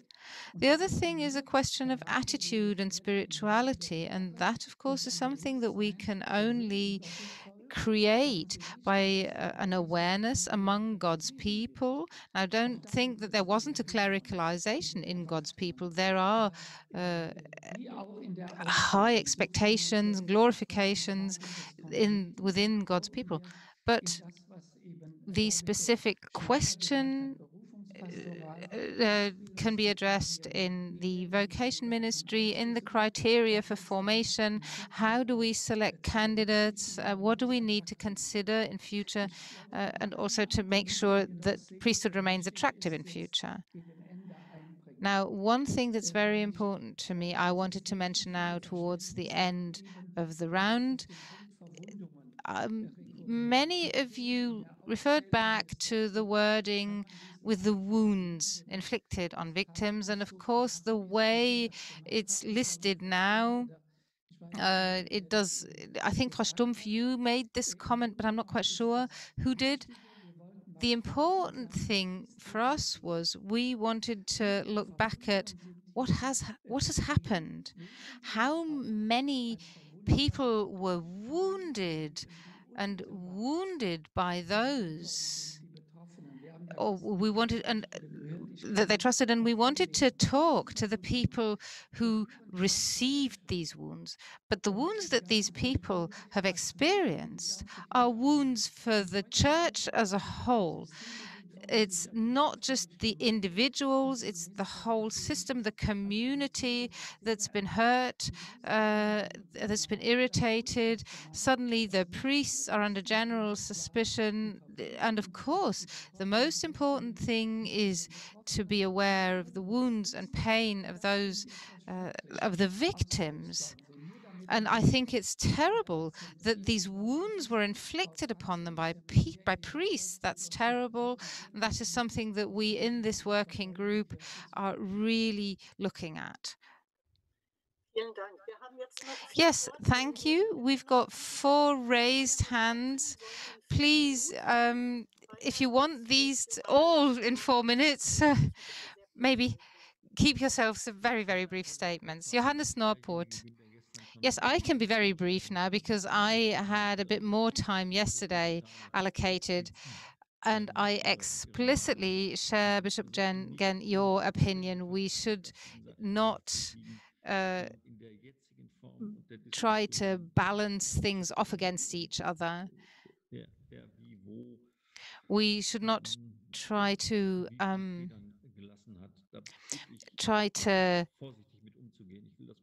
sort of balance off the different kinds of pain different people have experienced. I can understand that in the current discussion and atmosphere, priests, of course, are also hurt by the atmosphere, and I find that very, very understandable, and I would be the last person to contradict this discussion about a general suspicion. But we should not, just because of this, shy away from addressing the systemic problems. It is a stony path, believe me. Thank you, Mr. Norpoort, for this input. I think this has been a very helpful input from you. Auxiliary Bishop Hecke, again, make it brief, please. Yes, just 2 points I wanted to mention. I think when we talk about formation of priests, it's very important that we include thinking about one's own sexual identity, one's own sexuality. This is actually not included expressis verbis, and I think it's a very important point. I also think when you think about celibate life, you need a specific form of life, and if not, it will lead to loneliness and isolation. So you need, if you want a celibate life, you need different kinds of communal living, of community. And when we're looking at a sort of so priests have often said that loneliness is a problem in their lives. Yes, we have touched on these issues in the forum, and we will keep an eye on these things. So, Julia Knopp, your turn once again. I'd like to react to a couple of things. One I will actually name. When Auxiliary Bishop Zekon spoke, that just made it clearer to me what my concern actually is, that apparently didn't make it through. I think theologically, and I think we can definitely say that, over the recent years or decades, we have theologically had a glorification of priesthood by making it different.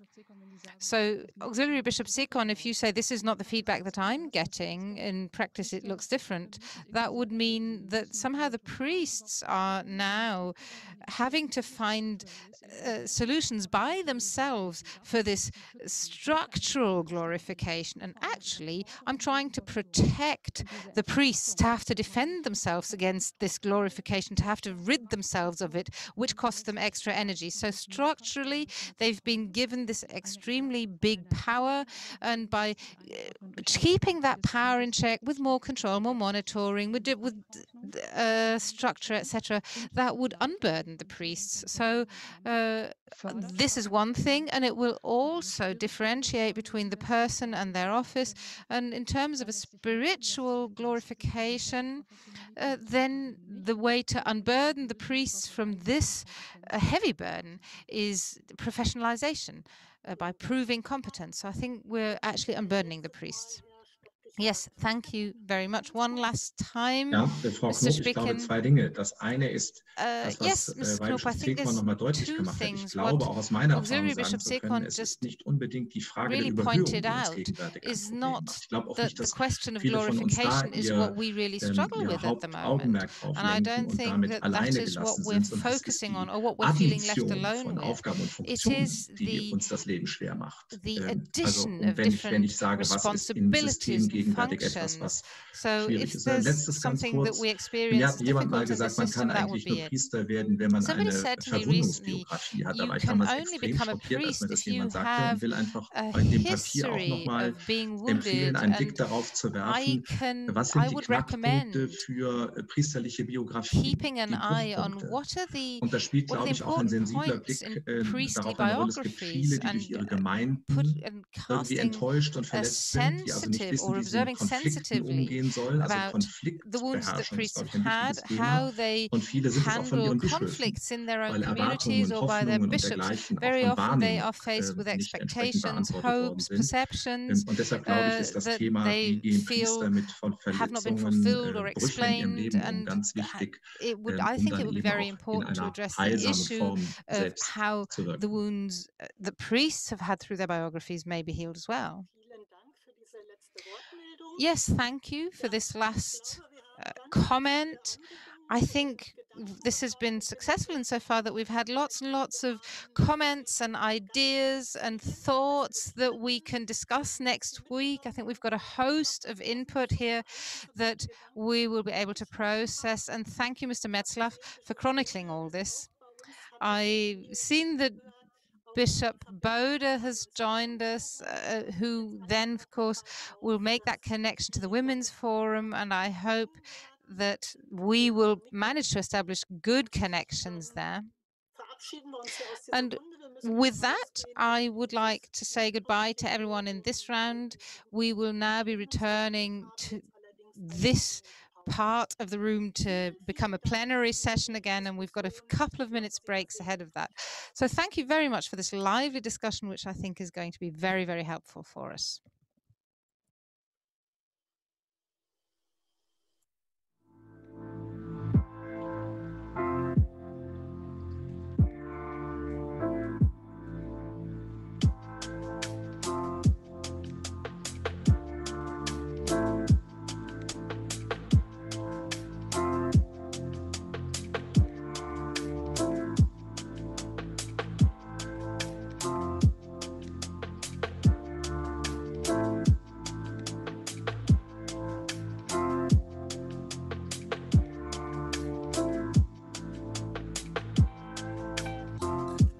Herr Klenk, können Sie mich hören?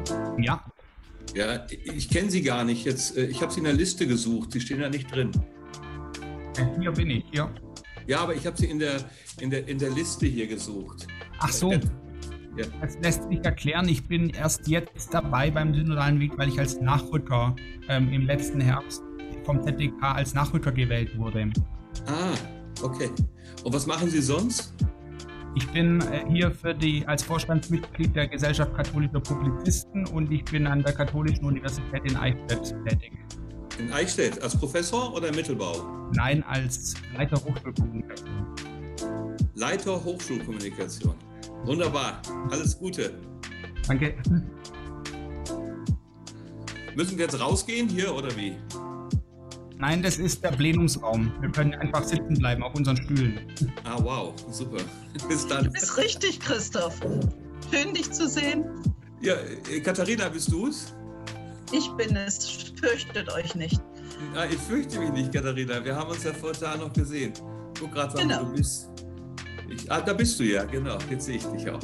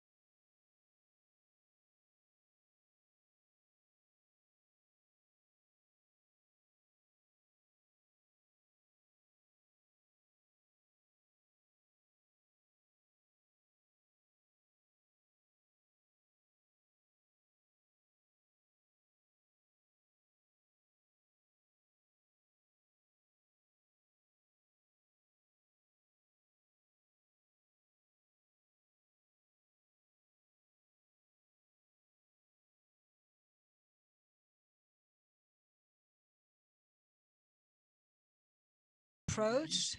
For example, in the area of financial administration, claiming for more professionalism and more transparency, ideas came up that the more abstract comments on power and the distribution of powers should be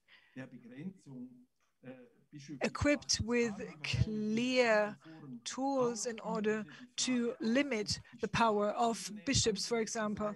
And we asked ourselves also if the wording was okay. People asked for a more clear, for a clearer and a more precise type of wording. You also have to consider who you want to convince with the text.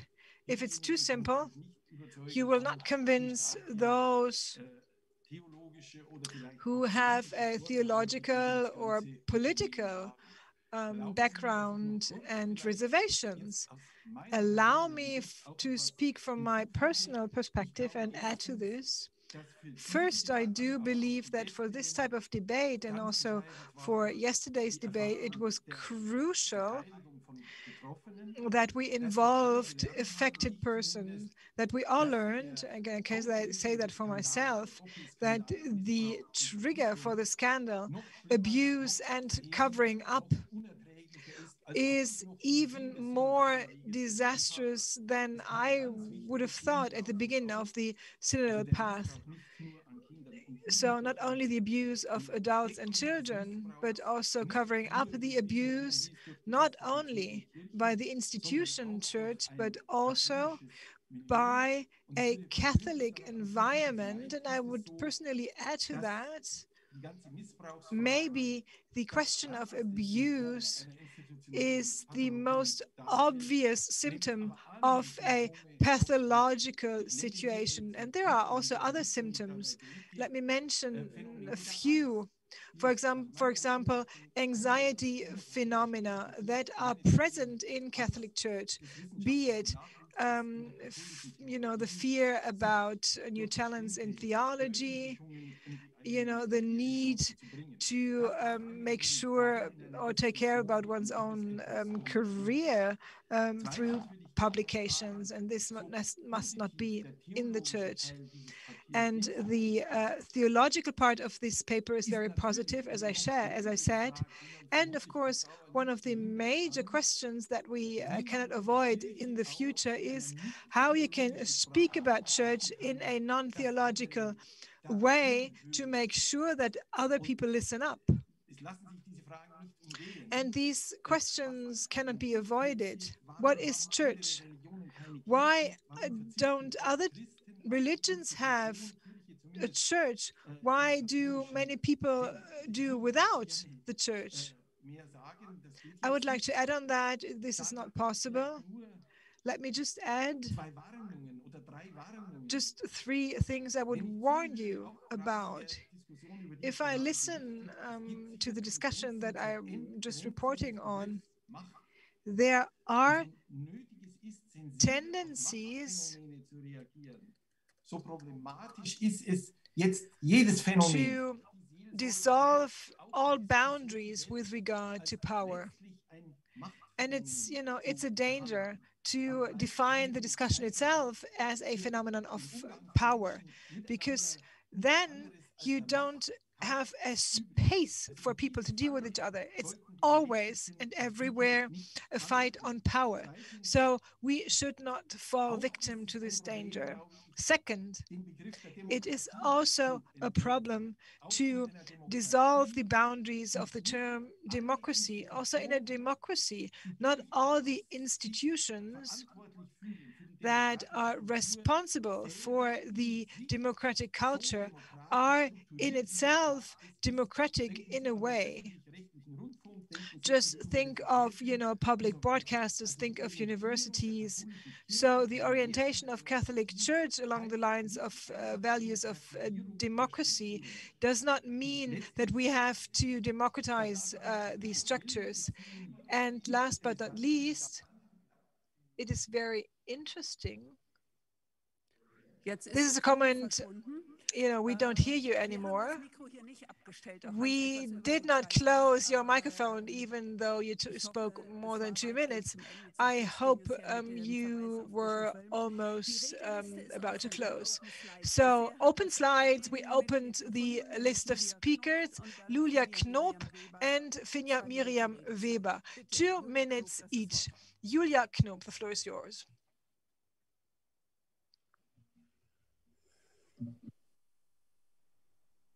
Dein Mikro? Your microphone? So, jetzt ist es freigeschaltet. Vielen Dank. Now I have the floor. Thank you, Professor Jors, for this response. I'm very grateful for the positive feedback that we got. And they create a great momentum, showing us that the style we chose, that is the right track. I learned 2 things that might be interesting for everybody. We need to enhance the link between theology and abuse and the occasions of our work. So to make sure that theology and the reform of structure are triggered by the reform, is triggered by the crisis, and this has to be reflected also in the wording. And we need to find measures that can be implemented. And I have a request to the Synodal path, to the fora. So we should start a coordinated exchange between the fora very soon in order to align the options for action. Thank you very much, Finja Miriam Weber. Thank you very much. I would like to come back to language because I think this is an important aspect. I think language is also an option to express power. You know, I can express a relationship of power by my wording, by language. And here also the Synodal Committee is in charge. They have to establish clear rules to make sure that the relationship of power that we express in the text, that we exclude that in our text to make sure that the text can be understood in our assembly and that beyond, be it an expanded text or be it a summary of the text, that we make clear that these texts should address everybody and that we choose a type of language that does not depict power. We are the synodal path, and whoever is not participant in this path cannot understand what we said. You know, and this is something that is very present since Frankfurt, and I hope that it is always discussed also in the fora. We need to find our way in the different way of putting things in language. I'm looking back to 2 hearings that provided us a very good exchange, and at the same time, I would say that the setup here in our context of the Synodal path is to show that we have enormous problems with the structures of power in the church. So I think of the declaration of the committee last night. They said that we need personal consequences where a trust has been destroyed, and Cardinal Wölki makes sure that people and the legal firm cannot publish the study and the expertise, and he stays in his office and everything stays the same. And we also can refer to a statement of another participant that said that he wants to have an expertise cross-checked instead of looking for an exchange and the debate. And in our forum, we said that we want to go in depth into the details of our text. I would like to invite you to do that in a dialogue instead of announcing new expertises. And within the Women's Forum, during the videos, it became clear that there is a lot of pressure within this forum our colleague Ms. Sattler said that she herself and other members would like to establish a forum on the global level to make sure that marginalization of women and expelling women from the priesthood should be reconsidered. They would like to have a forum, would like to have a vote. You know, I see there is so much pressure, and I would like to say that given the opinion here in our Synodal Assembly, it is important that the Synodal Path publishes a vote towards the Universal Church with regard to the ordination of women. If this is not successful, we will fail. And thank you very much. The Women's Forum is going to report later on, but we factor in this strong vote. I would like to ask you whether one of the chairs of the forum would like to respond to what we just heard. This is just a very spontaneous request and question. Claudia Lücking-Michel, Bishop Overbeck, would you like to reply? Yes, I'm delighted to do so if that's an option. Yes, of course. Just be brief. Thank you very much for the positive feedback that we got and that showed us which parts need further development and where we are right on track. The logic is to make sure that what we write is in line with the tradition, but at the same time, it has to be plausible in today's society, and that provides a new option to regain credibility. This is something that we saw in the different reactions, and we succeeded in that.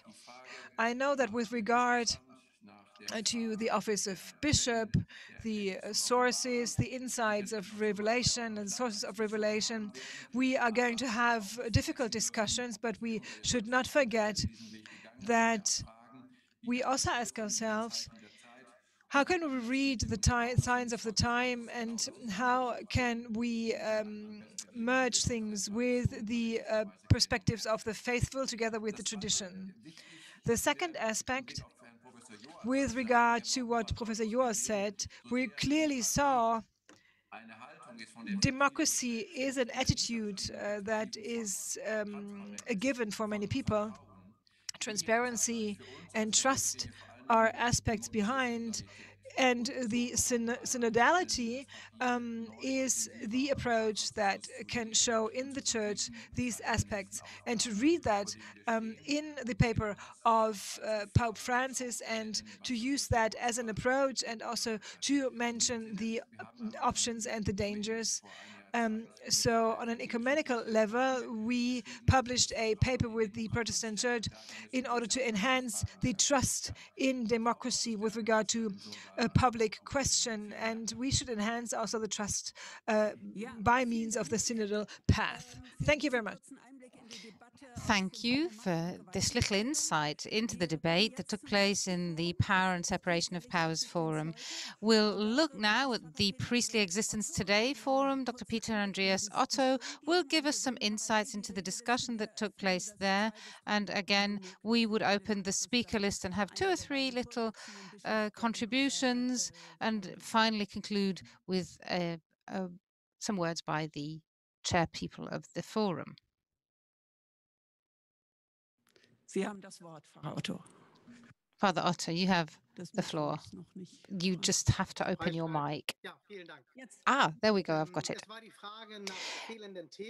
The question was whether there are any topics missing in the list of topics, and also there was the question of having married priests, Protestant pastors, for example, who converted, Catholic priests who left the Roman Catholic Church to have a family. So we've had that experience, and that was one of the things that was seen as missing. One thing, thinking about priestly existence, was that not everyone is in pastoral care, and that priestly service shouldn't be limited to pastoral care in a parish.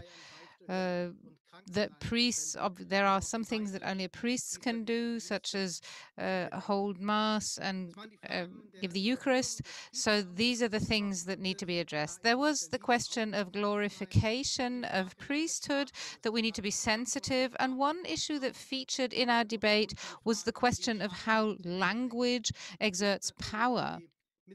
And for the members of the synodal path and the Synodal Assembly, what they have to then make sure is that the language that we eventually use is comprehensible to the normal faithful, as we call them. But of course, it also, other recipients of the texts are the universal church, and we have to make sure that all the different recipient groups understand the texts and can process them. We also established that there are overlapping fields of work that we need to synchronize with the other forums so that we end up with texts that supplement each other. Another question was about the various professions and offices, but that there have been some steps in the past, but because pastoral courses were converged, then the priesthood candidates in the individual dioceses couldn't take a path of their own. Then the question arose whether the formation for priesthood is perhaps has an air of superiority with the separate formation of priests in the seminary, whereas the other theological, the other religious professions are separated, and there was the suggestion that that needed to change. Then there was the question about touch points with the Forum on Succeeding Relationships. There was the question of how celibacy relates to that, because celibacy shouldn't lead to isolation or loneliness. Then there was the desire to involve women, to involve psychologists in formation, for example. And what we needed to address there was, on the one hand, to provide a status quo of what has already been achieved and to reflect on that, but also an outlook to the future. The question regarding formation was, how can we succeed to make sure that at the end of such a formation process, when a priest is ordained, that they have matured as a person, and that was linked to the question of how we can have joint elements of the formation, of how power can feature in formation. Then there was the question about celibacy of the universal priest as a religious community. Why are we so focused on the celibate lifestyle of priests? The other experience that priesthood does not actually represent the whole people of the Lord was another issue. Then there was the priestly office within the church. Couldn't, for example, be priests who have a worldly profession, and whether there could be a time limit to the power that is given to the individuals where the superiors are elected only for a certain period of time. Okay, thank you, Peter Otto, for this summary. We have 3 people on our speaker list, and Professor Dr. Matthias Salman will start. We have given each of you 2 minutes. Yes, thank you very much. I would like to comment on the Priestly Existence Forum because I was part of the hearing there earlier on, and I had an encounter with the Women's Forum a couple of weeks ago, and would now like to tell the Synodal Assembly and the committee about my observation that the hearing was a bit like a cry for help. It seems that both of these groups, to a certain extent, aren't able to work on the things that they need to be work on, and I would say that they are crying out for assistance. There's fraction building, evading of questions, the obstacles that they are faced with, that they are needing help with. And one thing we certainly cannot afford, and that as a Synodal Assembly and Synodal Committee we need to all be interested in try to counteract, is that a forum cannot work properly. Konstantin Bischoff, you're next.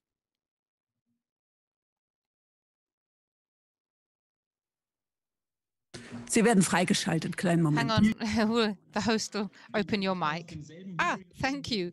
Yes, I come from the same hearing as Professor Selman, and I say it was astonishing to me to see and frightful to see that topics are evaded, and without knowing the intimate details, it seemed to me that in this forum there was a lack of energy that is required to tackle the really pressing questions. So there is one appeal that I would like to raise to everyone, but particularly to these forums: the powerlessness you're feeling, the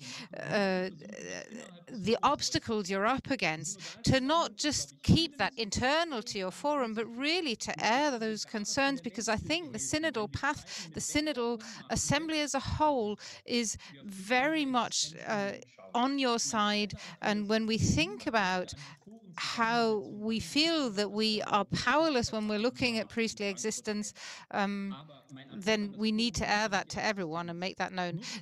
And another appeal to the forum is make use of advisors, even if the advisors are members of the synodal path themselves, the synodal assembly.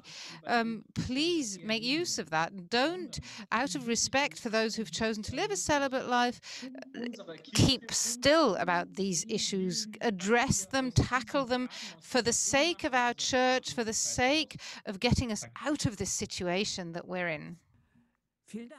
Thank you. And now finally, we have Cardinal Marx, who wants to add. No, I will try to go back on what the two previous speakers said, and yes, I do agree that of course in such a forum you have to be able to address and talk about all the topics and not find yourself up against obstacles and a wall of silence on anything. One thing that seems to be missing is that resolutions or is ideas on how priests' life today can be shaped. How, for example, priests who decide for a celibate life and married priests could cooperate, how that could go side by side. What I miss is a view to how that could look in concrete terms. So on the one hand, we have the celibate form of life, and we know that this kind of life for a celibate priest living in a house on his own is not a good perspective. It's not good, the way we are living a celibate life. What I'm not saying, this is not an invitation to break the rules, but what I'm missing at the moment is, well, you know, we've got celibate priests, maybe we can get a married one on board as well. That's not specific enough for me. I think we need to think about how can celibate priests live a successful life, and how can married priests live a successful life? How is both possible, and how? Thank you, Mr. Marx. And now, after we have heard these comments, I would like one of the chairpersons of the forum, Bishop Genn, Mr. Buttgereit, would you perhaps like to comment? Yes, I would like to comment. But first of all, I'm surprised about the feedback, but obviously being surprised about the feedback that it sounded like a cry for help, that there was mention of intimidation and the wall of silence, and that is something obviously we are going to follow up on, Bishop Genn and myself, and we really need to know where exactly this impression came from, because it does contradict to our personal experience in the forum. We felt that we weren't evading the critical topics, but if that, of course, is the impression you got, then we'll have to figure out what gave you that impression, and then we'll have to figure out how we can resolve this situation either within the forum or by involving external people outside of the forum, so that we can do our job. And from my perspective, I would say there was no silencing or intimidation. Everybody was able to say or even think anything they wanted to. I felt that, especially in the beginning, everybody was able to bring everything on the table and that there was space for these things. So I think it's very important that you can do that. I also think that it's an important forum because, and it's also very important to be able to be so open and frank, because that's where the touch points to the other forums are. So I'm surprised about this, about these strong words that you've just chosen about your impression, but I'm very grateful for the feedback. So I accept that feedback and we will try to figure out what caused this impression. Yes, thank you for that. I think it's becoming quite clear that the topics that are being discussed in the forums are very, very heavy and very important. This applies also to the next forum, Women in Offices and Church, Offices, Ministries in the Church. So we had a report by Isabella Vergata, and again, after we've heard the report, we're opening the speaker list now, and you can comment afterwards. So, kann man mich hören? Can everybody hear me? Yep. One thing I would want to say in advance, I was chosen as the reporter for this session, but at the same time, the moderator of the hearing called another person. So normally we should have been doing this with two of us. So I'm not quite sure whether she is going to join me in this. Now, I'm not speaking as a theologian. I did not study theology. I will just list what I'm taking home. It's a very, very complex. I'm here as well now. Oh, hello. So I'll start as we had agreed. Okay. Okay, so there were three very interesting statements. Mrs. Vergata and I will only outline the main ideas. The first statement by Bishop Bruderholzer made clear that Christ is present in every baptized person, especially so in the needy and the poor. And the sacramental presence of Christ, however, is only warranted by a priest. With regard to Pope Francis, Bishop Bruderholzer said that the allocation to priesthood is clearly made to the male gender. Referring back to the old Catholic Church, he added that the question of access to ministries and offices would eventually perhaps divide the church. He said that women should fulfill the various roles that they already have in church, professors, pastoral workers, be grandmothers, etc. Professor Dr. Eckholt underlined very strongly that she believes that God wanted gender equality and the old anthropology of genders is no longer viable. And at the end of her contribution, she asked, who are we representing? Are we representing Christ as a man? Or are we representing the resurrection, the experience of salvation, the experience of conversion, and a people in faith? And these ideas are not tied to a specific gender. She says that representation should be something that is marked by plurality and not linked to a specific gender or sex.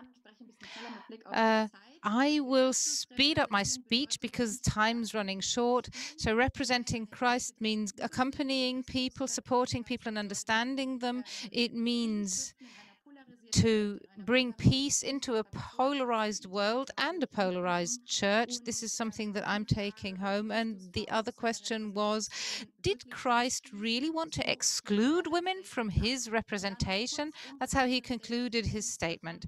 And then there were a number of statements from the various participants. I won't name them here now, but we need to break through gender stereotypes. God isn't a man, he is three different things, so why should that exclude women? Representation doesn't mean replacing someone, because the person that they're representing is basically present. We are in a patriarchal tradition that puts women down. We have 7 sacraments, but isn't it strange that only one of these sacraments is for women and all the others are for men and women? So why would that be so if it were a purely male domain? Then there was an example that women were often refused the permission to drive a car because it was said that this was harmful to their womb. So that was obviously nonsense. So this was that we need to leave these outdated perceptions. Then there was also the definition of the term persona, so the person of Christ, and how exactly are we defining a persona. We looked at this, for example, from a theatre science point of view, where persona is defined differently. The arguments in the universal church can only be presented if we really delve deep into theology. I accept that the complexity of languages is difficult, and I hand the theological questions to the theologians, but I would like to make as a concluding statement, the church cannot simply ignore gender science. So now I'll go to our speaker list. Professor Margarete Gruber is the first one I will give the floor to. Thank you. There's one important aspect I'd like to add that featured in our discussion. Professor Leimgruber brought this in. She wrote the book that she published the book that contains the testimonials of women who suffered abuse, and that made the connection very clear to me between the argumentation, including in teaching, that having a bride and groom is a very binding tradition that we have that characterizes the gender discussion in the church, and this is something, if we want to take the reports of the victims seriously, we need to know that there is a connection there. And we need to make sure that the sign of the time is a theological reflection of the reports of the victims, and this missing link is that we as a church may have the authority from God to do so. Thank you. Wolfgang Klose, you're next. Ja, vielen Dank. Yes. Thank you. Can everybody hear me? Ja, okay. Yes, everyone can hear you. Ich habe leider nicht den Herrn Bischof live gehört. I didn't hear everything live. I can only just comment on what I'm hearing now. I feel that I would like to quote Cardinal Marx after Lingen, who said that we can only make progress if we remove obstacles to our own thinking and if we have an open and frank debate. And this is something I really miss. And to be perfectly honest, I'm very annoyed that the same thing is happening as happened in Frankfurt. So I just wanted to say that. Thank you. Regina Nagel, you have the floor. Can everybody hear me? Yes. I'm a member of the Women's Forum, and I would like to respond to what Mr. Selman said earlier on, that he said we were crying for help. That is, we've got that's surprising. We have highly competent people. We have theologians, male and female, people from organizational development, youngsters who are giving us their perspective. And I think it's completely normal that we are experiencing turbulences. If there was a forum where there was no turbulences, no controversy, that would be really weird. Obviously, sometimes I would even want more controversy, because that's what brings us forward, what teaches us and helps us. In the Gender Equality Forum, obviously, we had support. We had strong support. And if the one thing we need is support so that we can make clear statements on gender equality, that's our job. And I wouldn't say we cried for help. I felt that we are doing our job really well. Well, thank you for these optimistic statements. So one question to the chairperson, Bishop Bode and Professor Sattler. Would one of you perhaps like to respond to what's just been said? Yes, I would like to try. Bin ich jetzt zu hören? Sie sind gut. Can you hear me? Ja, sehr gut, danke. Ja, ich möchte bei dem letzten anknüpfen. I would like to pick up on what was said last.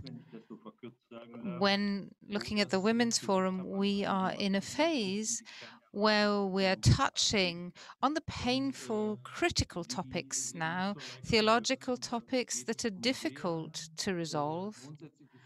And they are very fundamental questions of hermeneutics, of interpreting the scriptures, of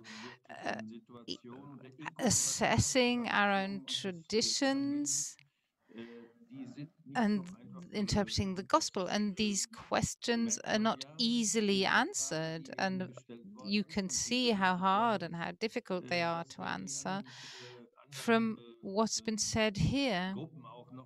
And the other forums will notice that themselves. We definitely need the groundwork texts where these questions are asked and answered, and these questions also need to be asked in the Conference of Bishops.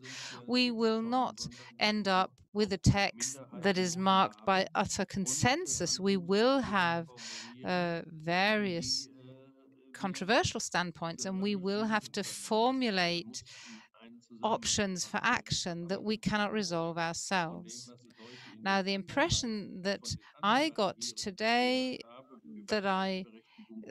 and that's also from the other hearings that I attended on gender equality and vocations, is that it was a very constructive atmosphere and very constructive action. Obviously, you're sometimes up against a feeling of powerlessness, of obstacles, of walls of silence. That's normal. You have you just have different speeds, and some people want to take it in small individual steps, others want to make giant leaps in the beginning, and this is just a question of what approach you want to take, what speed you want to go down the path with. And I don't have the feeling of being in a situation of utter powerlessness. I couldn't say that at all. Could I add to that? Yes, I would definitely want to underline that and reiterate that, what Bishop Bode just said. Our experience is that it was completely what we expected, to have intense theological discussions, and I think that is also needed in this context. We have very competent people on board, and colleague Emirates, you can rest assured that we are not just in a felt majority, but in an actual majority. We will have a text that we can all subscribe to. And then, of course, it's up to the Synodal Assembly. And of course, also, it'll depend on what type of text we end up formulating so that we can phrase it as a communication to the universal church that opens a dialogue. It's not enough to just demand things. We need that dialogue. And that is something, regardless of how loudly you make your demands, you also need that dialogue. So what we are now going to do is we're going to have a systemic conflict mediation. You mentioned advisors. We have recognized that there's a problem, and I would expressly like to thank Regina Nagel for her very clear statement. It was not a cry for help that we sent. We are making progress and we are finding solutions internally, and I would like to very strongly agree with Julia Knoop on this. We definitely need an alignment process among the forums, and I think that could have probably worked better in the past than it did. And we desperately need this alignment, this interaction between the forums. We'll have to find ways of handling the different perspectives on questions. Nobody can close their eyes to the fact that the topic of our forum is particularly conflicting when it's received in the Universal Church. In our hearing,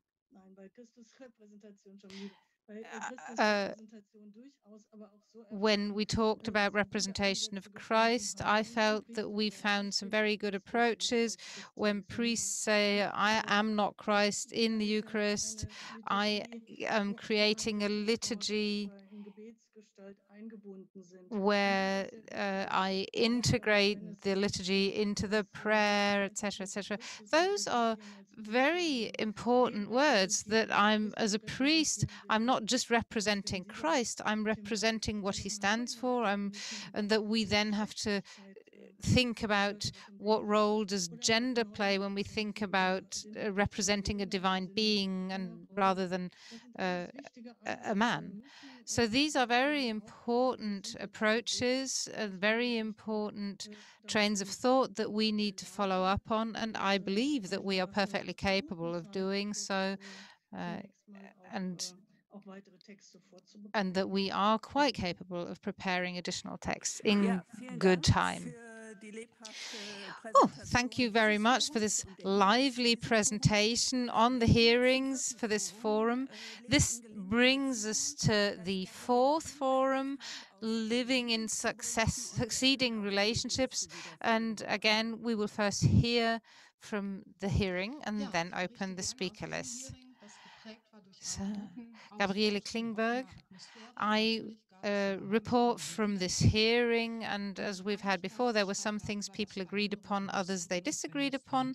Everybody agreed on the fact that change is an absolute necessity. My brief report is divided into three parts. First of all, the biblical and theological line. There were three aspects that were constantly referred to, namely that all people are divine beings and in their individuality endowed with dignity. The next thing was that we are part of the church through baptism, and that has changed our lives. That means that our lives are Christian lives, and that we have to bring Christianity to life in both in the way we live our life as well to the outside. And the third aspect was sacramentality and sexuality. Another point that took up a lot of time in the hearing was the situation of the current situation of people, specifically young people, but the situation of everyone in view of the topic of our forum. We agreed that religion is less relevant to people nowadays, that it does have a large public impact, but many of the questions have been answered by society, and people don't need a response from the church on many of the issues. So the double moral standards of the church seem to have cemented themselves, and the positive values that are behind the church's position are not perceived at all or hardly perceived. Great hope rests on the change in our church here in Germany. With a view to young people, the forum realized that they do have existential questions, that they do want to know how life in relationships can succeed, and they are open for Christian values and Christian guidance. But with a view to sexual abuse, reference was made to the abuse of power and to other people exerting that power and robbing one of one's own. We mentioned the exclusion of homosexual people, and there was a mention of the fact that we don't understand why they cannot receive the sacrament of marriage and wedlock. There was an example of a young woman who was lesbian, and she was having doubts about studying theology because of the stance of the church on her sexuality. One important note was made regarding sexuality, that the female perspective is clearly missing, and there was a question about who has the authority to define sexuality. Again, this went back to the language that is used in the church, because the language that's used in the church is not the language that people of today, of our day and age, speak. There was a very, very strong call for change. Of course, change requires a willingness to change. We need to consider the relevance of the church in people's lives today. And one thing that was also mentioned is that the texts, when they are put together, need to be comprehensible, not just to theologians, but also to people who are not experts in theology. There were a lot of references to Amoris Laetitia, because this is where we can find guidance, especially in the context of evangelization. The perspectives of women need to be considered just as much as the perspective and needs of young people who represent the church's future. And the idea was whether there was the somebody mentioned the idea to have more support and advice in that direction. Another positive feedback was that the text was supposed to start with a confession of guilt, and that received positive comments. So this is my very personal view of the hearing, and I think everybody who was in that hearing with me, I think will agree that we are all very grateful to the members of the forum for their work, and I can only encourage them to keep up the good work and thank them for taking up our comments. Thank you, Ms. Klingberg. We have Katharina Nordput.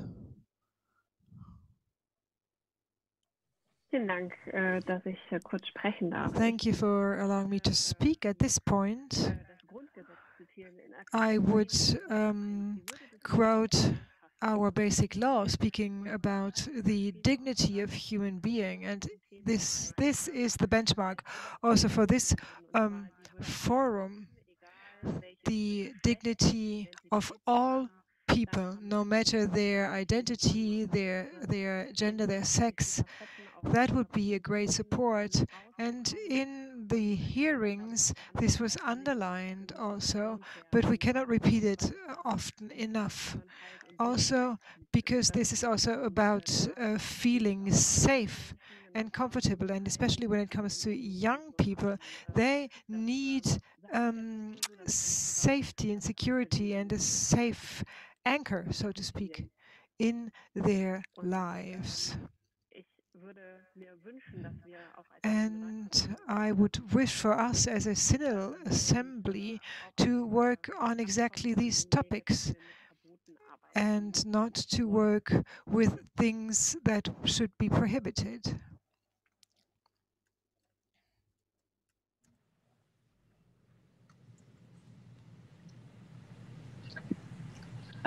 Ja, als Mitglied des Forums. As a member of the forum, it was about listening.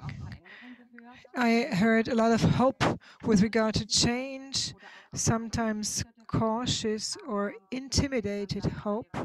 But at the end of the day, the wish was clear, the need for change. This is not a surprise, but it can be an encouragement. I heard also very clearly that the current teaching with regard to sexuality needs to be double-checked with regard to discrimination. And as Katharina said already, it is not about banning things or restraining things, but to focus on values that can provide orientation and support to people. Because there are a lot of questions, endless questions in this context. I heard that the responsibility for sexuality has to be given back to the people, and that the acknowledgement of people and their sexual orientation has to be acknowledged, the acknowledgement of relationships, and this means also to turn away from certain stances that need to be reassessed, and then to become friends with a term that we know well from other aspects, which is the sexual self-determination of people. Gregor Potschul. Thank you so much. In our hearing, there was a great harmony. We all agreed on the fact that the sexual moral of the church is irrelevant and does not play any role in the lives of people. And we all agreed that people need to take decisions according to their conscience, and that church cannot comment on the sexuality of people. Something that touched me were the personal witnesses who talked about the changes that occurred after meeting certain people. And that was an encouragement, because people can change, and also sexual education and teaching can change. We have great feedback, great input for this topic, and we can move on steadily. And we had a very clear sign with regard to the direction that we should move into. Thank you very much. Clear signals. The feedback from hearings. My question goes to the two chairs of the forum. Bishop Bock, what would you say? Greetings from the bishop's seat in Aachen. We would both like to speak to you.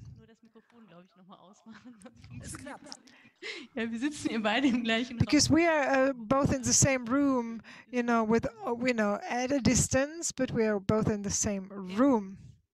First, we feel a very clear support from the hearings to move ahead, to change the pastoral praxis and to establish the pastoral praxis that is already existing on an informal level, and a strong support for further developing the teaching. Strong positive votes for the confession of guilt, and I would like to thank for that. And it was emphasized over and over again that it is important to talk about the wrong perspectives of sexuality, not only with regard to abuse, but also with regard to couples that are not married, single parents, and others. I believe that it's important to object wrong facts, false facts. We got strong votes for that as well. There's no link between homosexuality and abuse. This is something that became very clear in the MHG study, and we have to object to that link here and elsewhere. And I heard yesterday also that by following the teaching only, we could prevent from abuse, but absolutely this is not true, and the situation is way more complex. In our forum, we want to experience sexuality as a positive strength, a strength that is given to us by God, and this has to do with trust. That we have trust in people, that they love their sexuality in a positive way, with responsibility regarding their own dignity and the dignity of the other person. And I think this type of trust is the first and most important attitude that we need to have in order to move towards a change. The buzzword here is trust instead of restrictions or prohibition. It is about accepting people in their reality of life, the way they are, also in their diversity. And something I found very touching, in a lot of contexts and among many of the people involved, we experience changes in ourselves due to encounters and conversations with other people. And we should allow for these conversations. We should allow for being changed. We are different after encounters like this, and this is a major gift for all of us. So in a nutshell, I can say major support, and we were told that we should move towards action. There's not only an availability for action, but there's really a necessity to become active in Germany. Danke, Frau Mock. Danke auch, dass ich noch einmal reden darf. Thank you, Ms. Mock, and thank you for giving me the floor. I believe that this positive approach and access to sexuality will bring about the change in paradigm. So this mistrust, just make sure that you can control things. That should not be the driving force, but trust should be the driving force. And trust starts where we turn away from the definition of nature that we try to explain sexuality with until now. And maybe this brings about a change right away. Your sexuality, you are your sexuality. And the way that God created you, He trusts in you that you can live your sexuality, that you can live sexuality, love sexuality, can experience love and being loved and being accepted, and that you can love other people and accept other people in committed relationships. If this is the precondition, our teaching will move towards a different direction, and this is what we need. We cannot only change our pastoral care without knowing why we need to change this. And this is why I'm grateful for all the impulses and inspirations, and I'm grateful for the day and for the fact that in those 2 hearings I participated in, I experienced a lot of convergence, things that were moving towards each other, and I do see that we can come up with texts that will have a majority of vote. Thank you very much. Thank you so much to all of you who shared their ideas, their inspirations, their comments, how to further develop the fora, things that we still have to consider and factor in, and how we can move on into a positive discussion. And we look forward to the next steps in September. We now move on to the last spiritual moment, Maria Boxberg invites us to a moment of prayer again.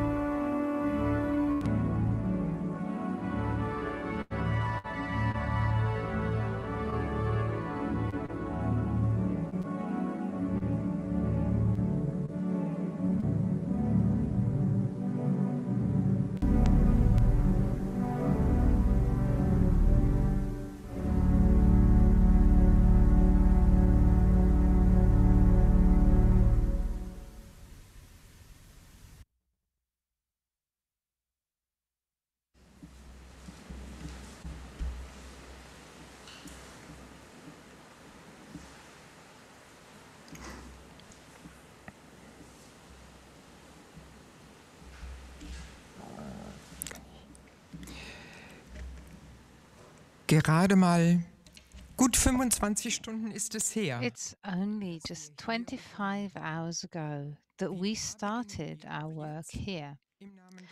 And as we did, to start with, we will begin in the name of the Father, the Lord, and the Holy Spirit.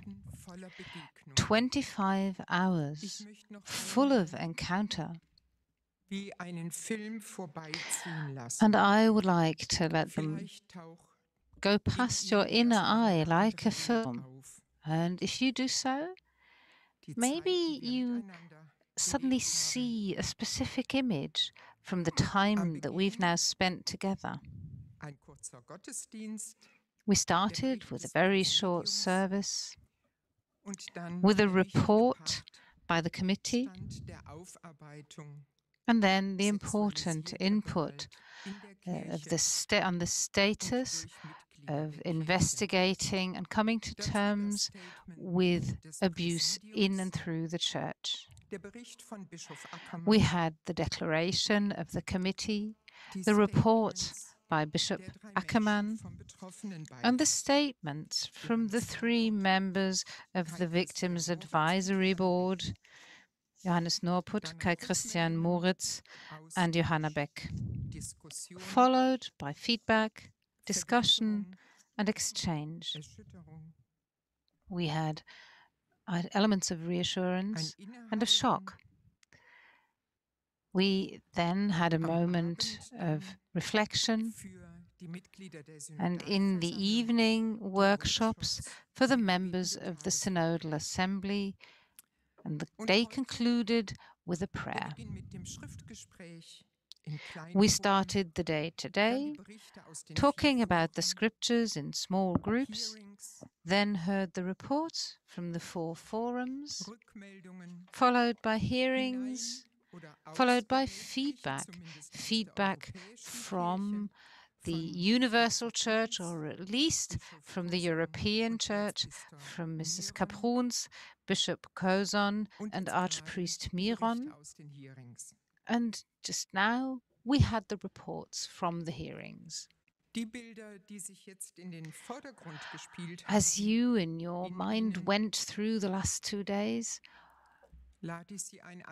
I invite you to take a closer look at the images that came to your mind and ask yourself, where did I experience a moment of encouragement? Where did I experience a moment of resignation?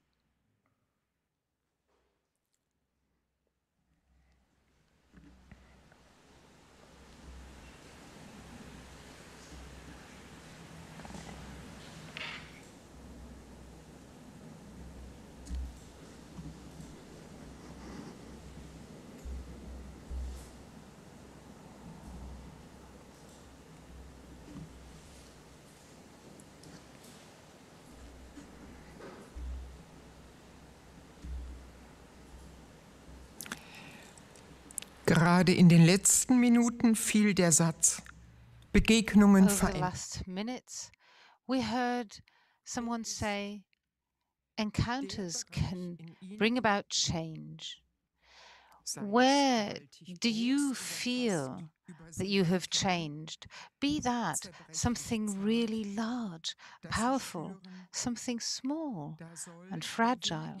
Whatever you feel, where do you feel that you want to change and need to change?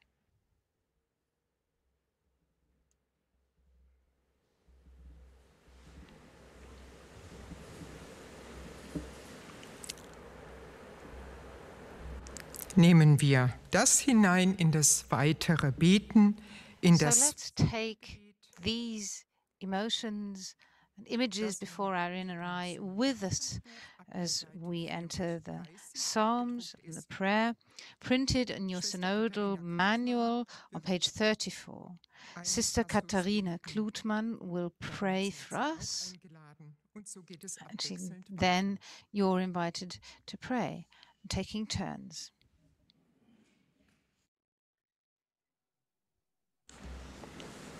Zu dir rufe ich, Herr. It is you, Lord, I call out to. You hear me. Auf dich kann On ich mich you, verlassen. I can rely. Ich weiß, I know du wirst you will antworten. answer. Aber But am I bin ich ready bereit zu hören? to listen?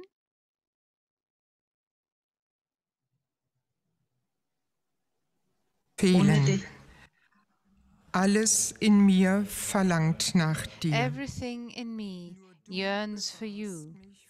You alone save me from doom. Those who live without you are already falling. im Glauben weiß ich, In my faith, du I am hast mich certain erhört. you have heard my Meine prayer. Stärke You are und my mein strength Schutz bist du. and my safety. Im Vertrauen auf My dich trust in you ist mir schon is my geholfen. greatest help.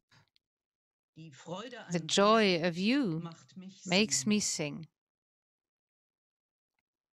Ich danke dir. Lord, I thank you and praise you. You are the Savior of those who turn to you.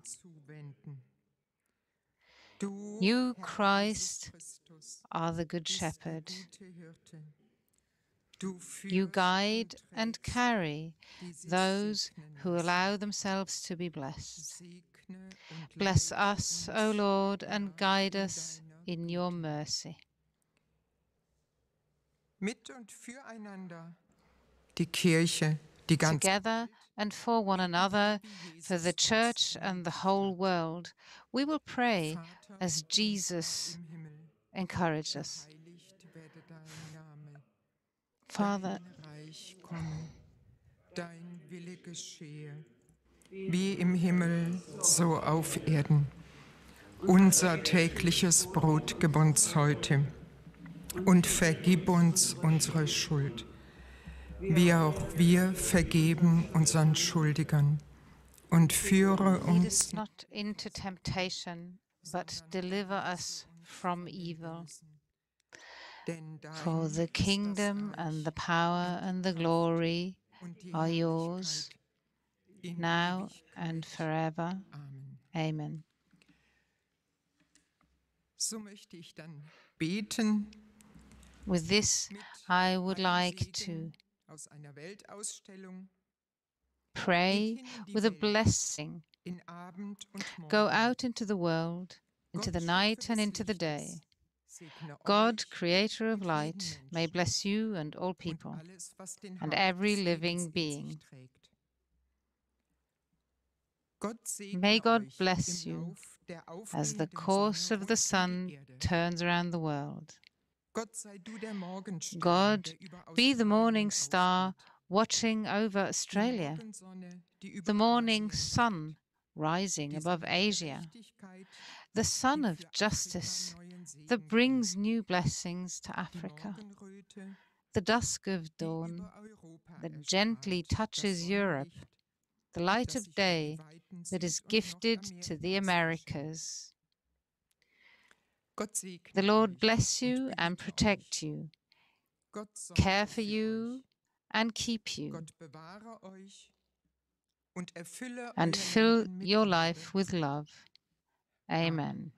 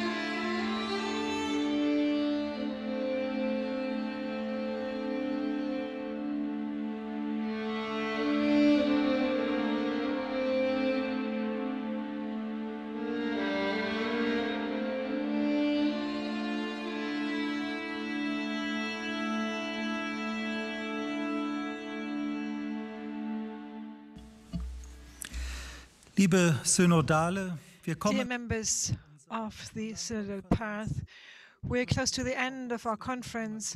I would like to thank Ms. Boxberg for guiding us and being with you in these hours, making sure that we go into depths also with these spiritual moments.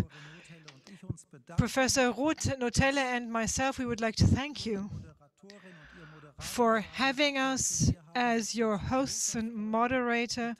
We did so with a lot of joy. We were delighted to be with you in these days, hoping that we will see you again soon and hopefully in person. Thank you so much. So if you don't have had enough online conferences with regard to the topics that we tackled during the last 2 days, I would like to tell you that the academies run conferences and events on the topics of the Synodal Path in Schwerte, in Dresden, and also in Mülheim. And if anything is happening in the other academies, please bear with me that I did not mention it. So you can easily participate and join the discussions. We would like to wish for a nice evening for all of us. Don't leave yet, because the presidents of the committee of the Synodal Path will close, and we're looking forward to seeing you in September.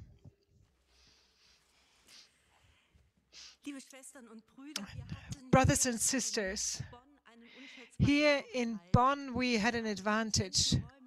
We were here in separate rooms, but in between we had the option to reflect with the Synodal Committee, with the staff of the Central Committee, of the Secretariat of the Bishops' Conference, with the great support by the two moderators, with spiritual moments, Ms. Boxberg, and great technicians who provided us with the opportunity to communicate well with each other.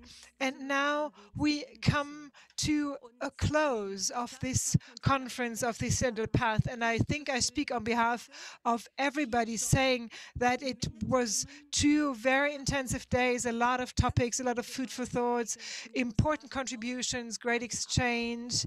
And with regard to the agenda, a lot of great formats where in smaller groups we were able to discuss with each other and have an exchange.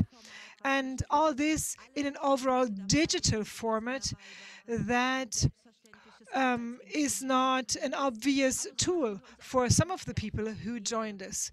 So we are open for new possibilities. And something that I take home is the question that came up again and again. What is this spiritual path about? And during these 2 days, we practiced this spiritual path. There is a spiritual and a content-related exchange. And I would like to thank everybody for their contribution. So now we had 2 intermediate steps from the first assembly towards the second assembly. That is close. And with these 2 intermediate steps that were not planned for, regional conferences and now the hearings, these 2 steps were important in order to focus ourselves with regard to content and also to become aware of the overlappings in the fora where we need to position ourselves clearer. Because once we meet for the second assembly, September 30 to October 2nd, and this will be the assembly that will present texts for the first reading, and that will be about clear positions, about majorities, about votes. And we look forward to the first visible results that will lead us to moving on. Whether this will happen in a digital format or on site is not clear yet, but it's clear that we all want to meet again. And we also see that digital formats provide limitations and set limitations. So face-to-face would be better, especially for the first round of voting. But we will see how things with Corona develop and see which restrictions there will be and which kind of formats will be possible. It is important to us as well to consider more options for exchange, because there are still members in our Synodal Assembly that cannot participate in any forum. And there is a deficit that was mentioned already during the first assembly. We don't want to lose people, we don't want to exclude people. Every voice, every thought, every expertise is important and should be heard. This is why we need to reconsider new formats, and we are very creative, and we will provide you with suggestions, and many things were also talked about during these days. So let's move on, continue to work to make sure that we can take decisions in September and that we can turn things into activities. We need to do that using a language that conveys the message. We need to break down complex content and make it understandable. And we should show our brothers and sisters in our parishes in Germany, in the universal floor, that it is worthwhile to commit in these formats. And on my part, I would like to thank you, a very warm thank you. It's interesting, an interesting picture to have you behind me in this distance, but this is due to Corona, and now the floor is yours, Bishop. So let me stand back here. Whoever knows me knows that I'm rather skeptical vis-a-vis online conferences, and I had to learn slowly, also in smaller formats, to participate in this type of conferences, and I'm rather surprised, about what happened in these 25 hours. I think the spirit of Frankfurt was alive also in this digital format. You know, with all the underlying tensions, unsolved questions, feelings, and fragmentations and explosive mixture and things that we'd still need to face. But everything is to show that it is possible to emerge ourselves in such a community and to face the questions. I'm very happy about this intensive and productive exchange, the participation in the hearings and the workshops with regard to the feedback that was very supportive of the different working groups and fora, as we just heard. And it became also clear that there are so many different skills and competencies coming together here. And this again is to show the diversity of the people of God in the diversity of skills and capacities. And we should make even more use of that for our reforms in our church. And when it comes to the results of the workshops last night, I would like to send them to the Synodal office to make sure that everybody can provide it with these results. And I would thank the lady in the background and give her the floor again. You know, I could say, well, behind every strong man, there's a strong, behind every strong woman, there's a strong man. You know, so let us ask the committee to come up. We had a rapid test last night to make sure that we can stand here together at distances.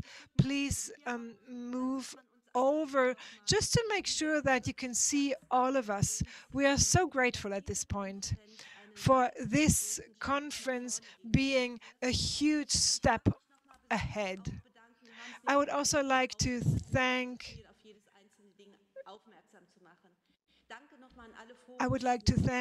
all the chairs of the different fora, because they had difficult tasks.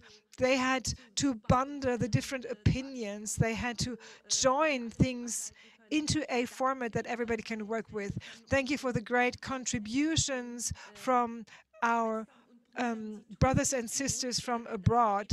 You do us good. It does us good to see what develops elsewhere. So please take a look at the internet, at the website, synodalpath.de. You find all the texts that we talked about. They will be uploaded. They will be available in English and in Italian. You find the dates there for the upcoming meetings. And please read also the press communication that we just published with all four of us taking a stance with regard to different topics. And let's move on. We heard a lot of promises yesterday, and we hope that many things will further develop, so to make sure that people can find a home in the Catholic Church in Germany.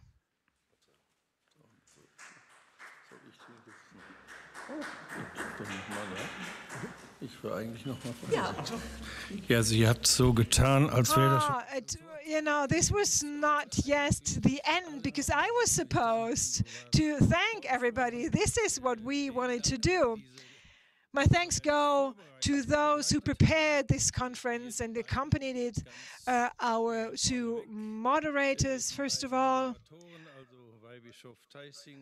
our Auxiliary Bishop Theissing and Professor Noteller, and of course Ms. Boxberg as our spiritual advisor, but also everybody, and I see people in the foreground, in the background, who supported everything in an incredible way, making sure that such a conference with more than 300 participants was possible. So I would especially thank people in this little office, in the social media office, the management, the fora, the press communication. I would like to thank everybody.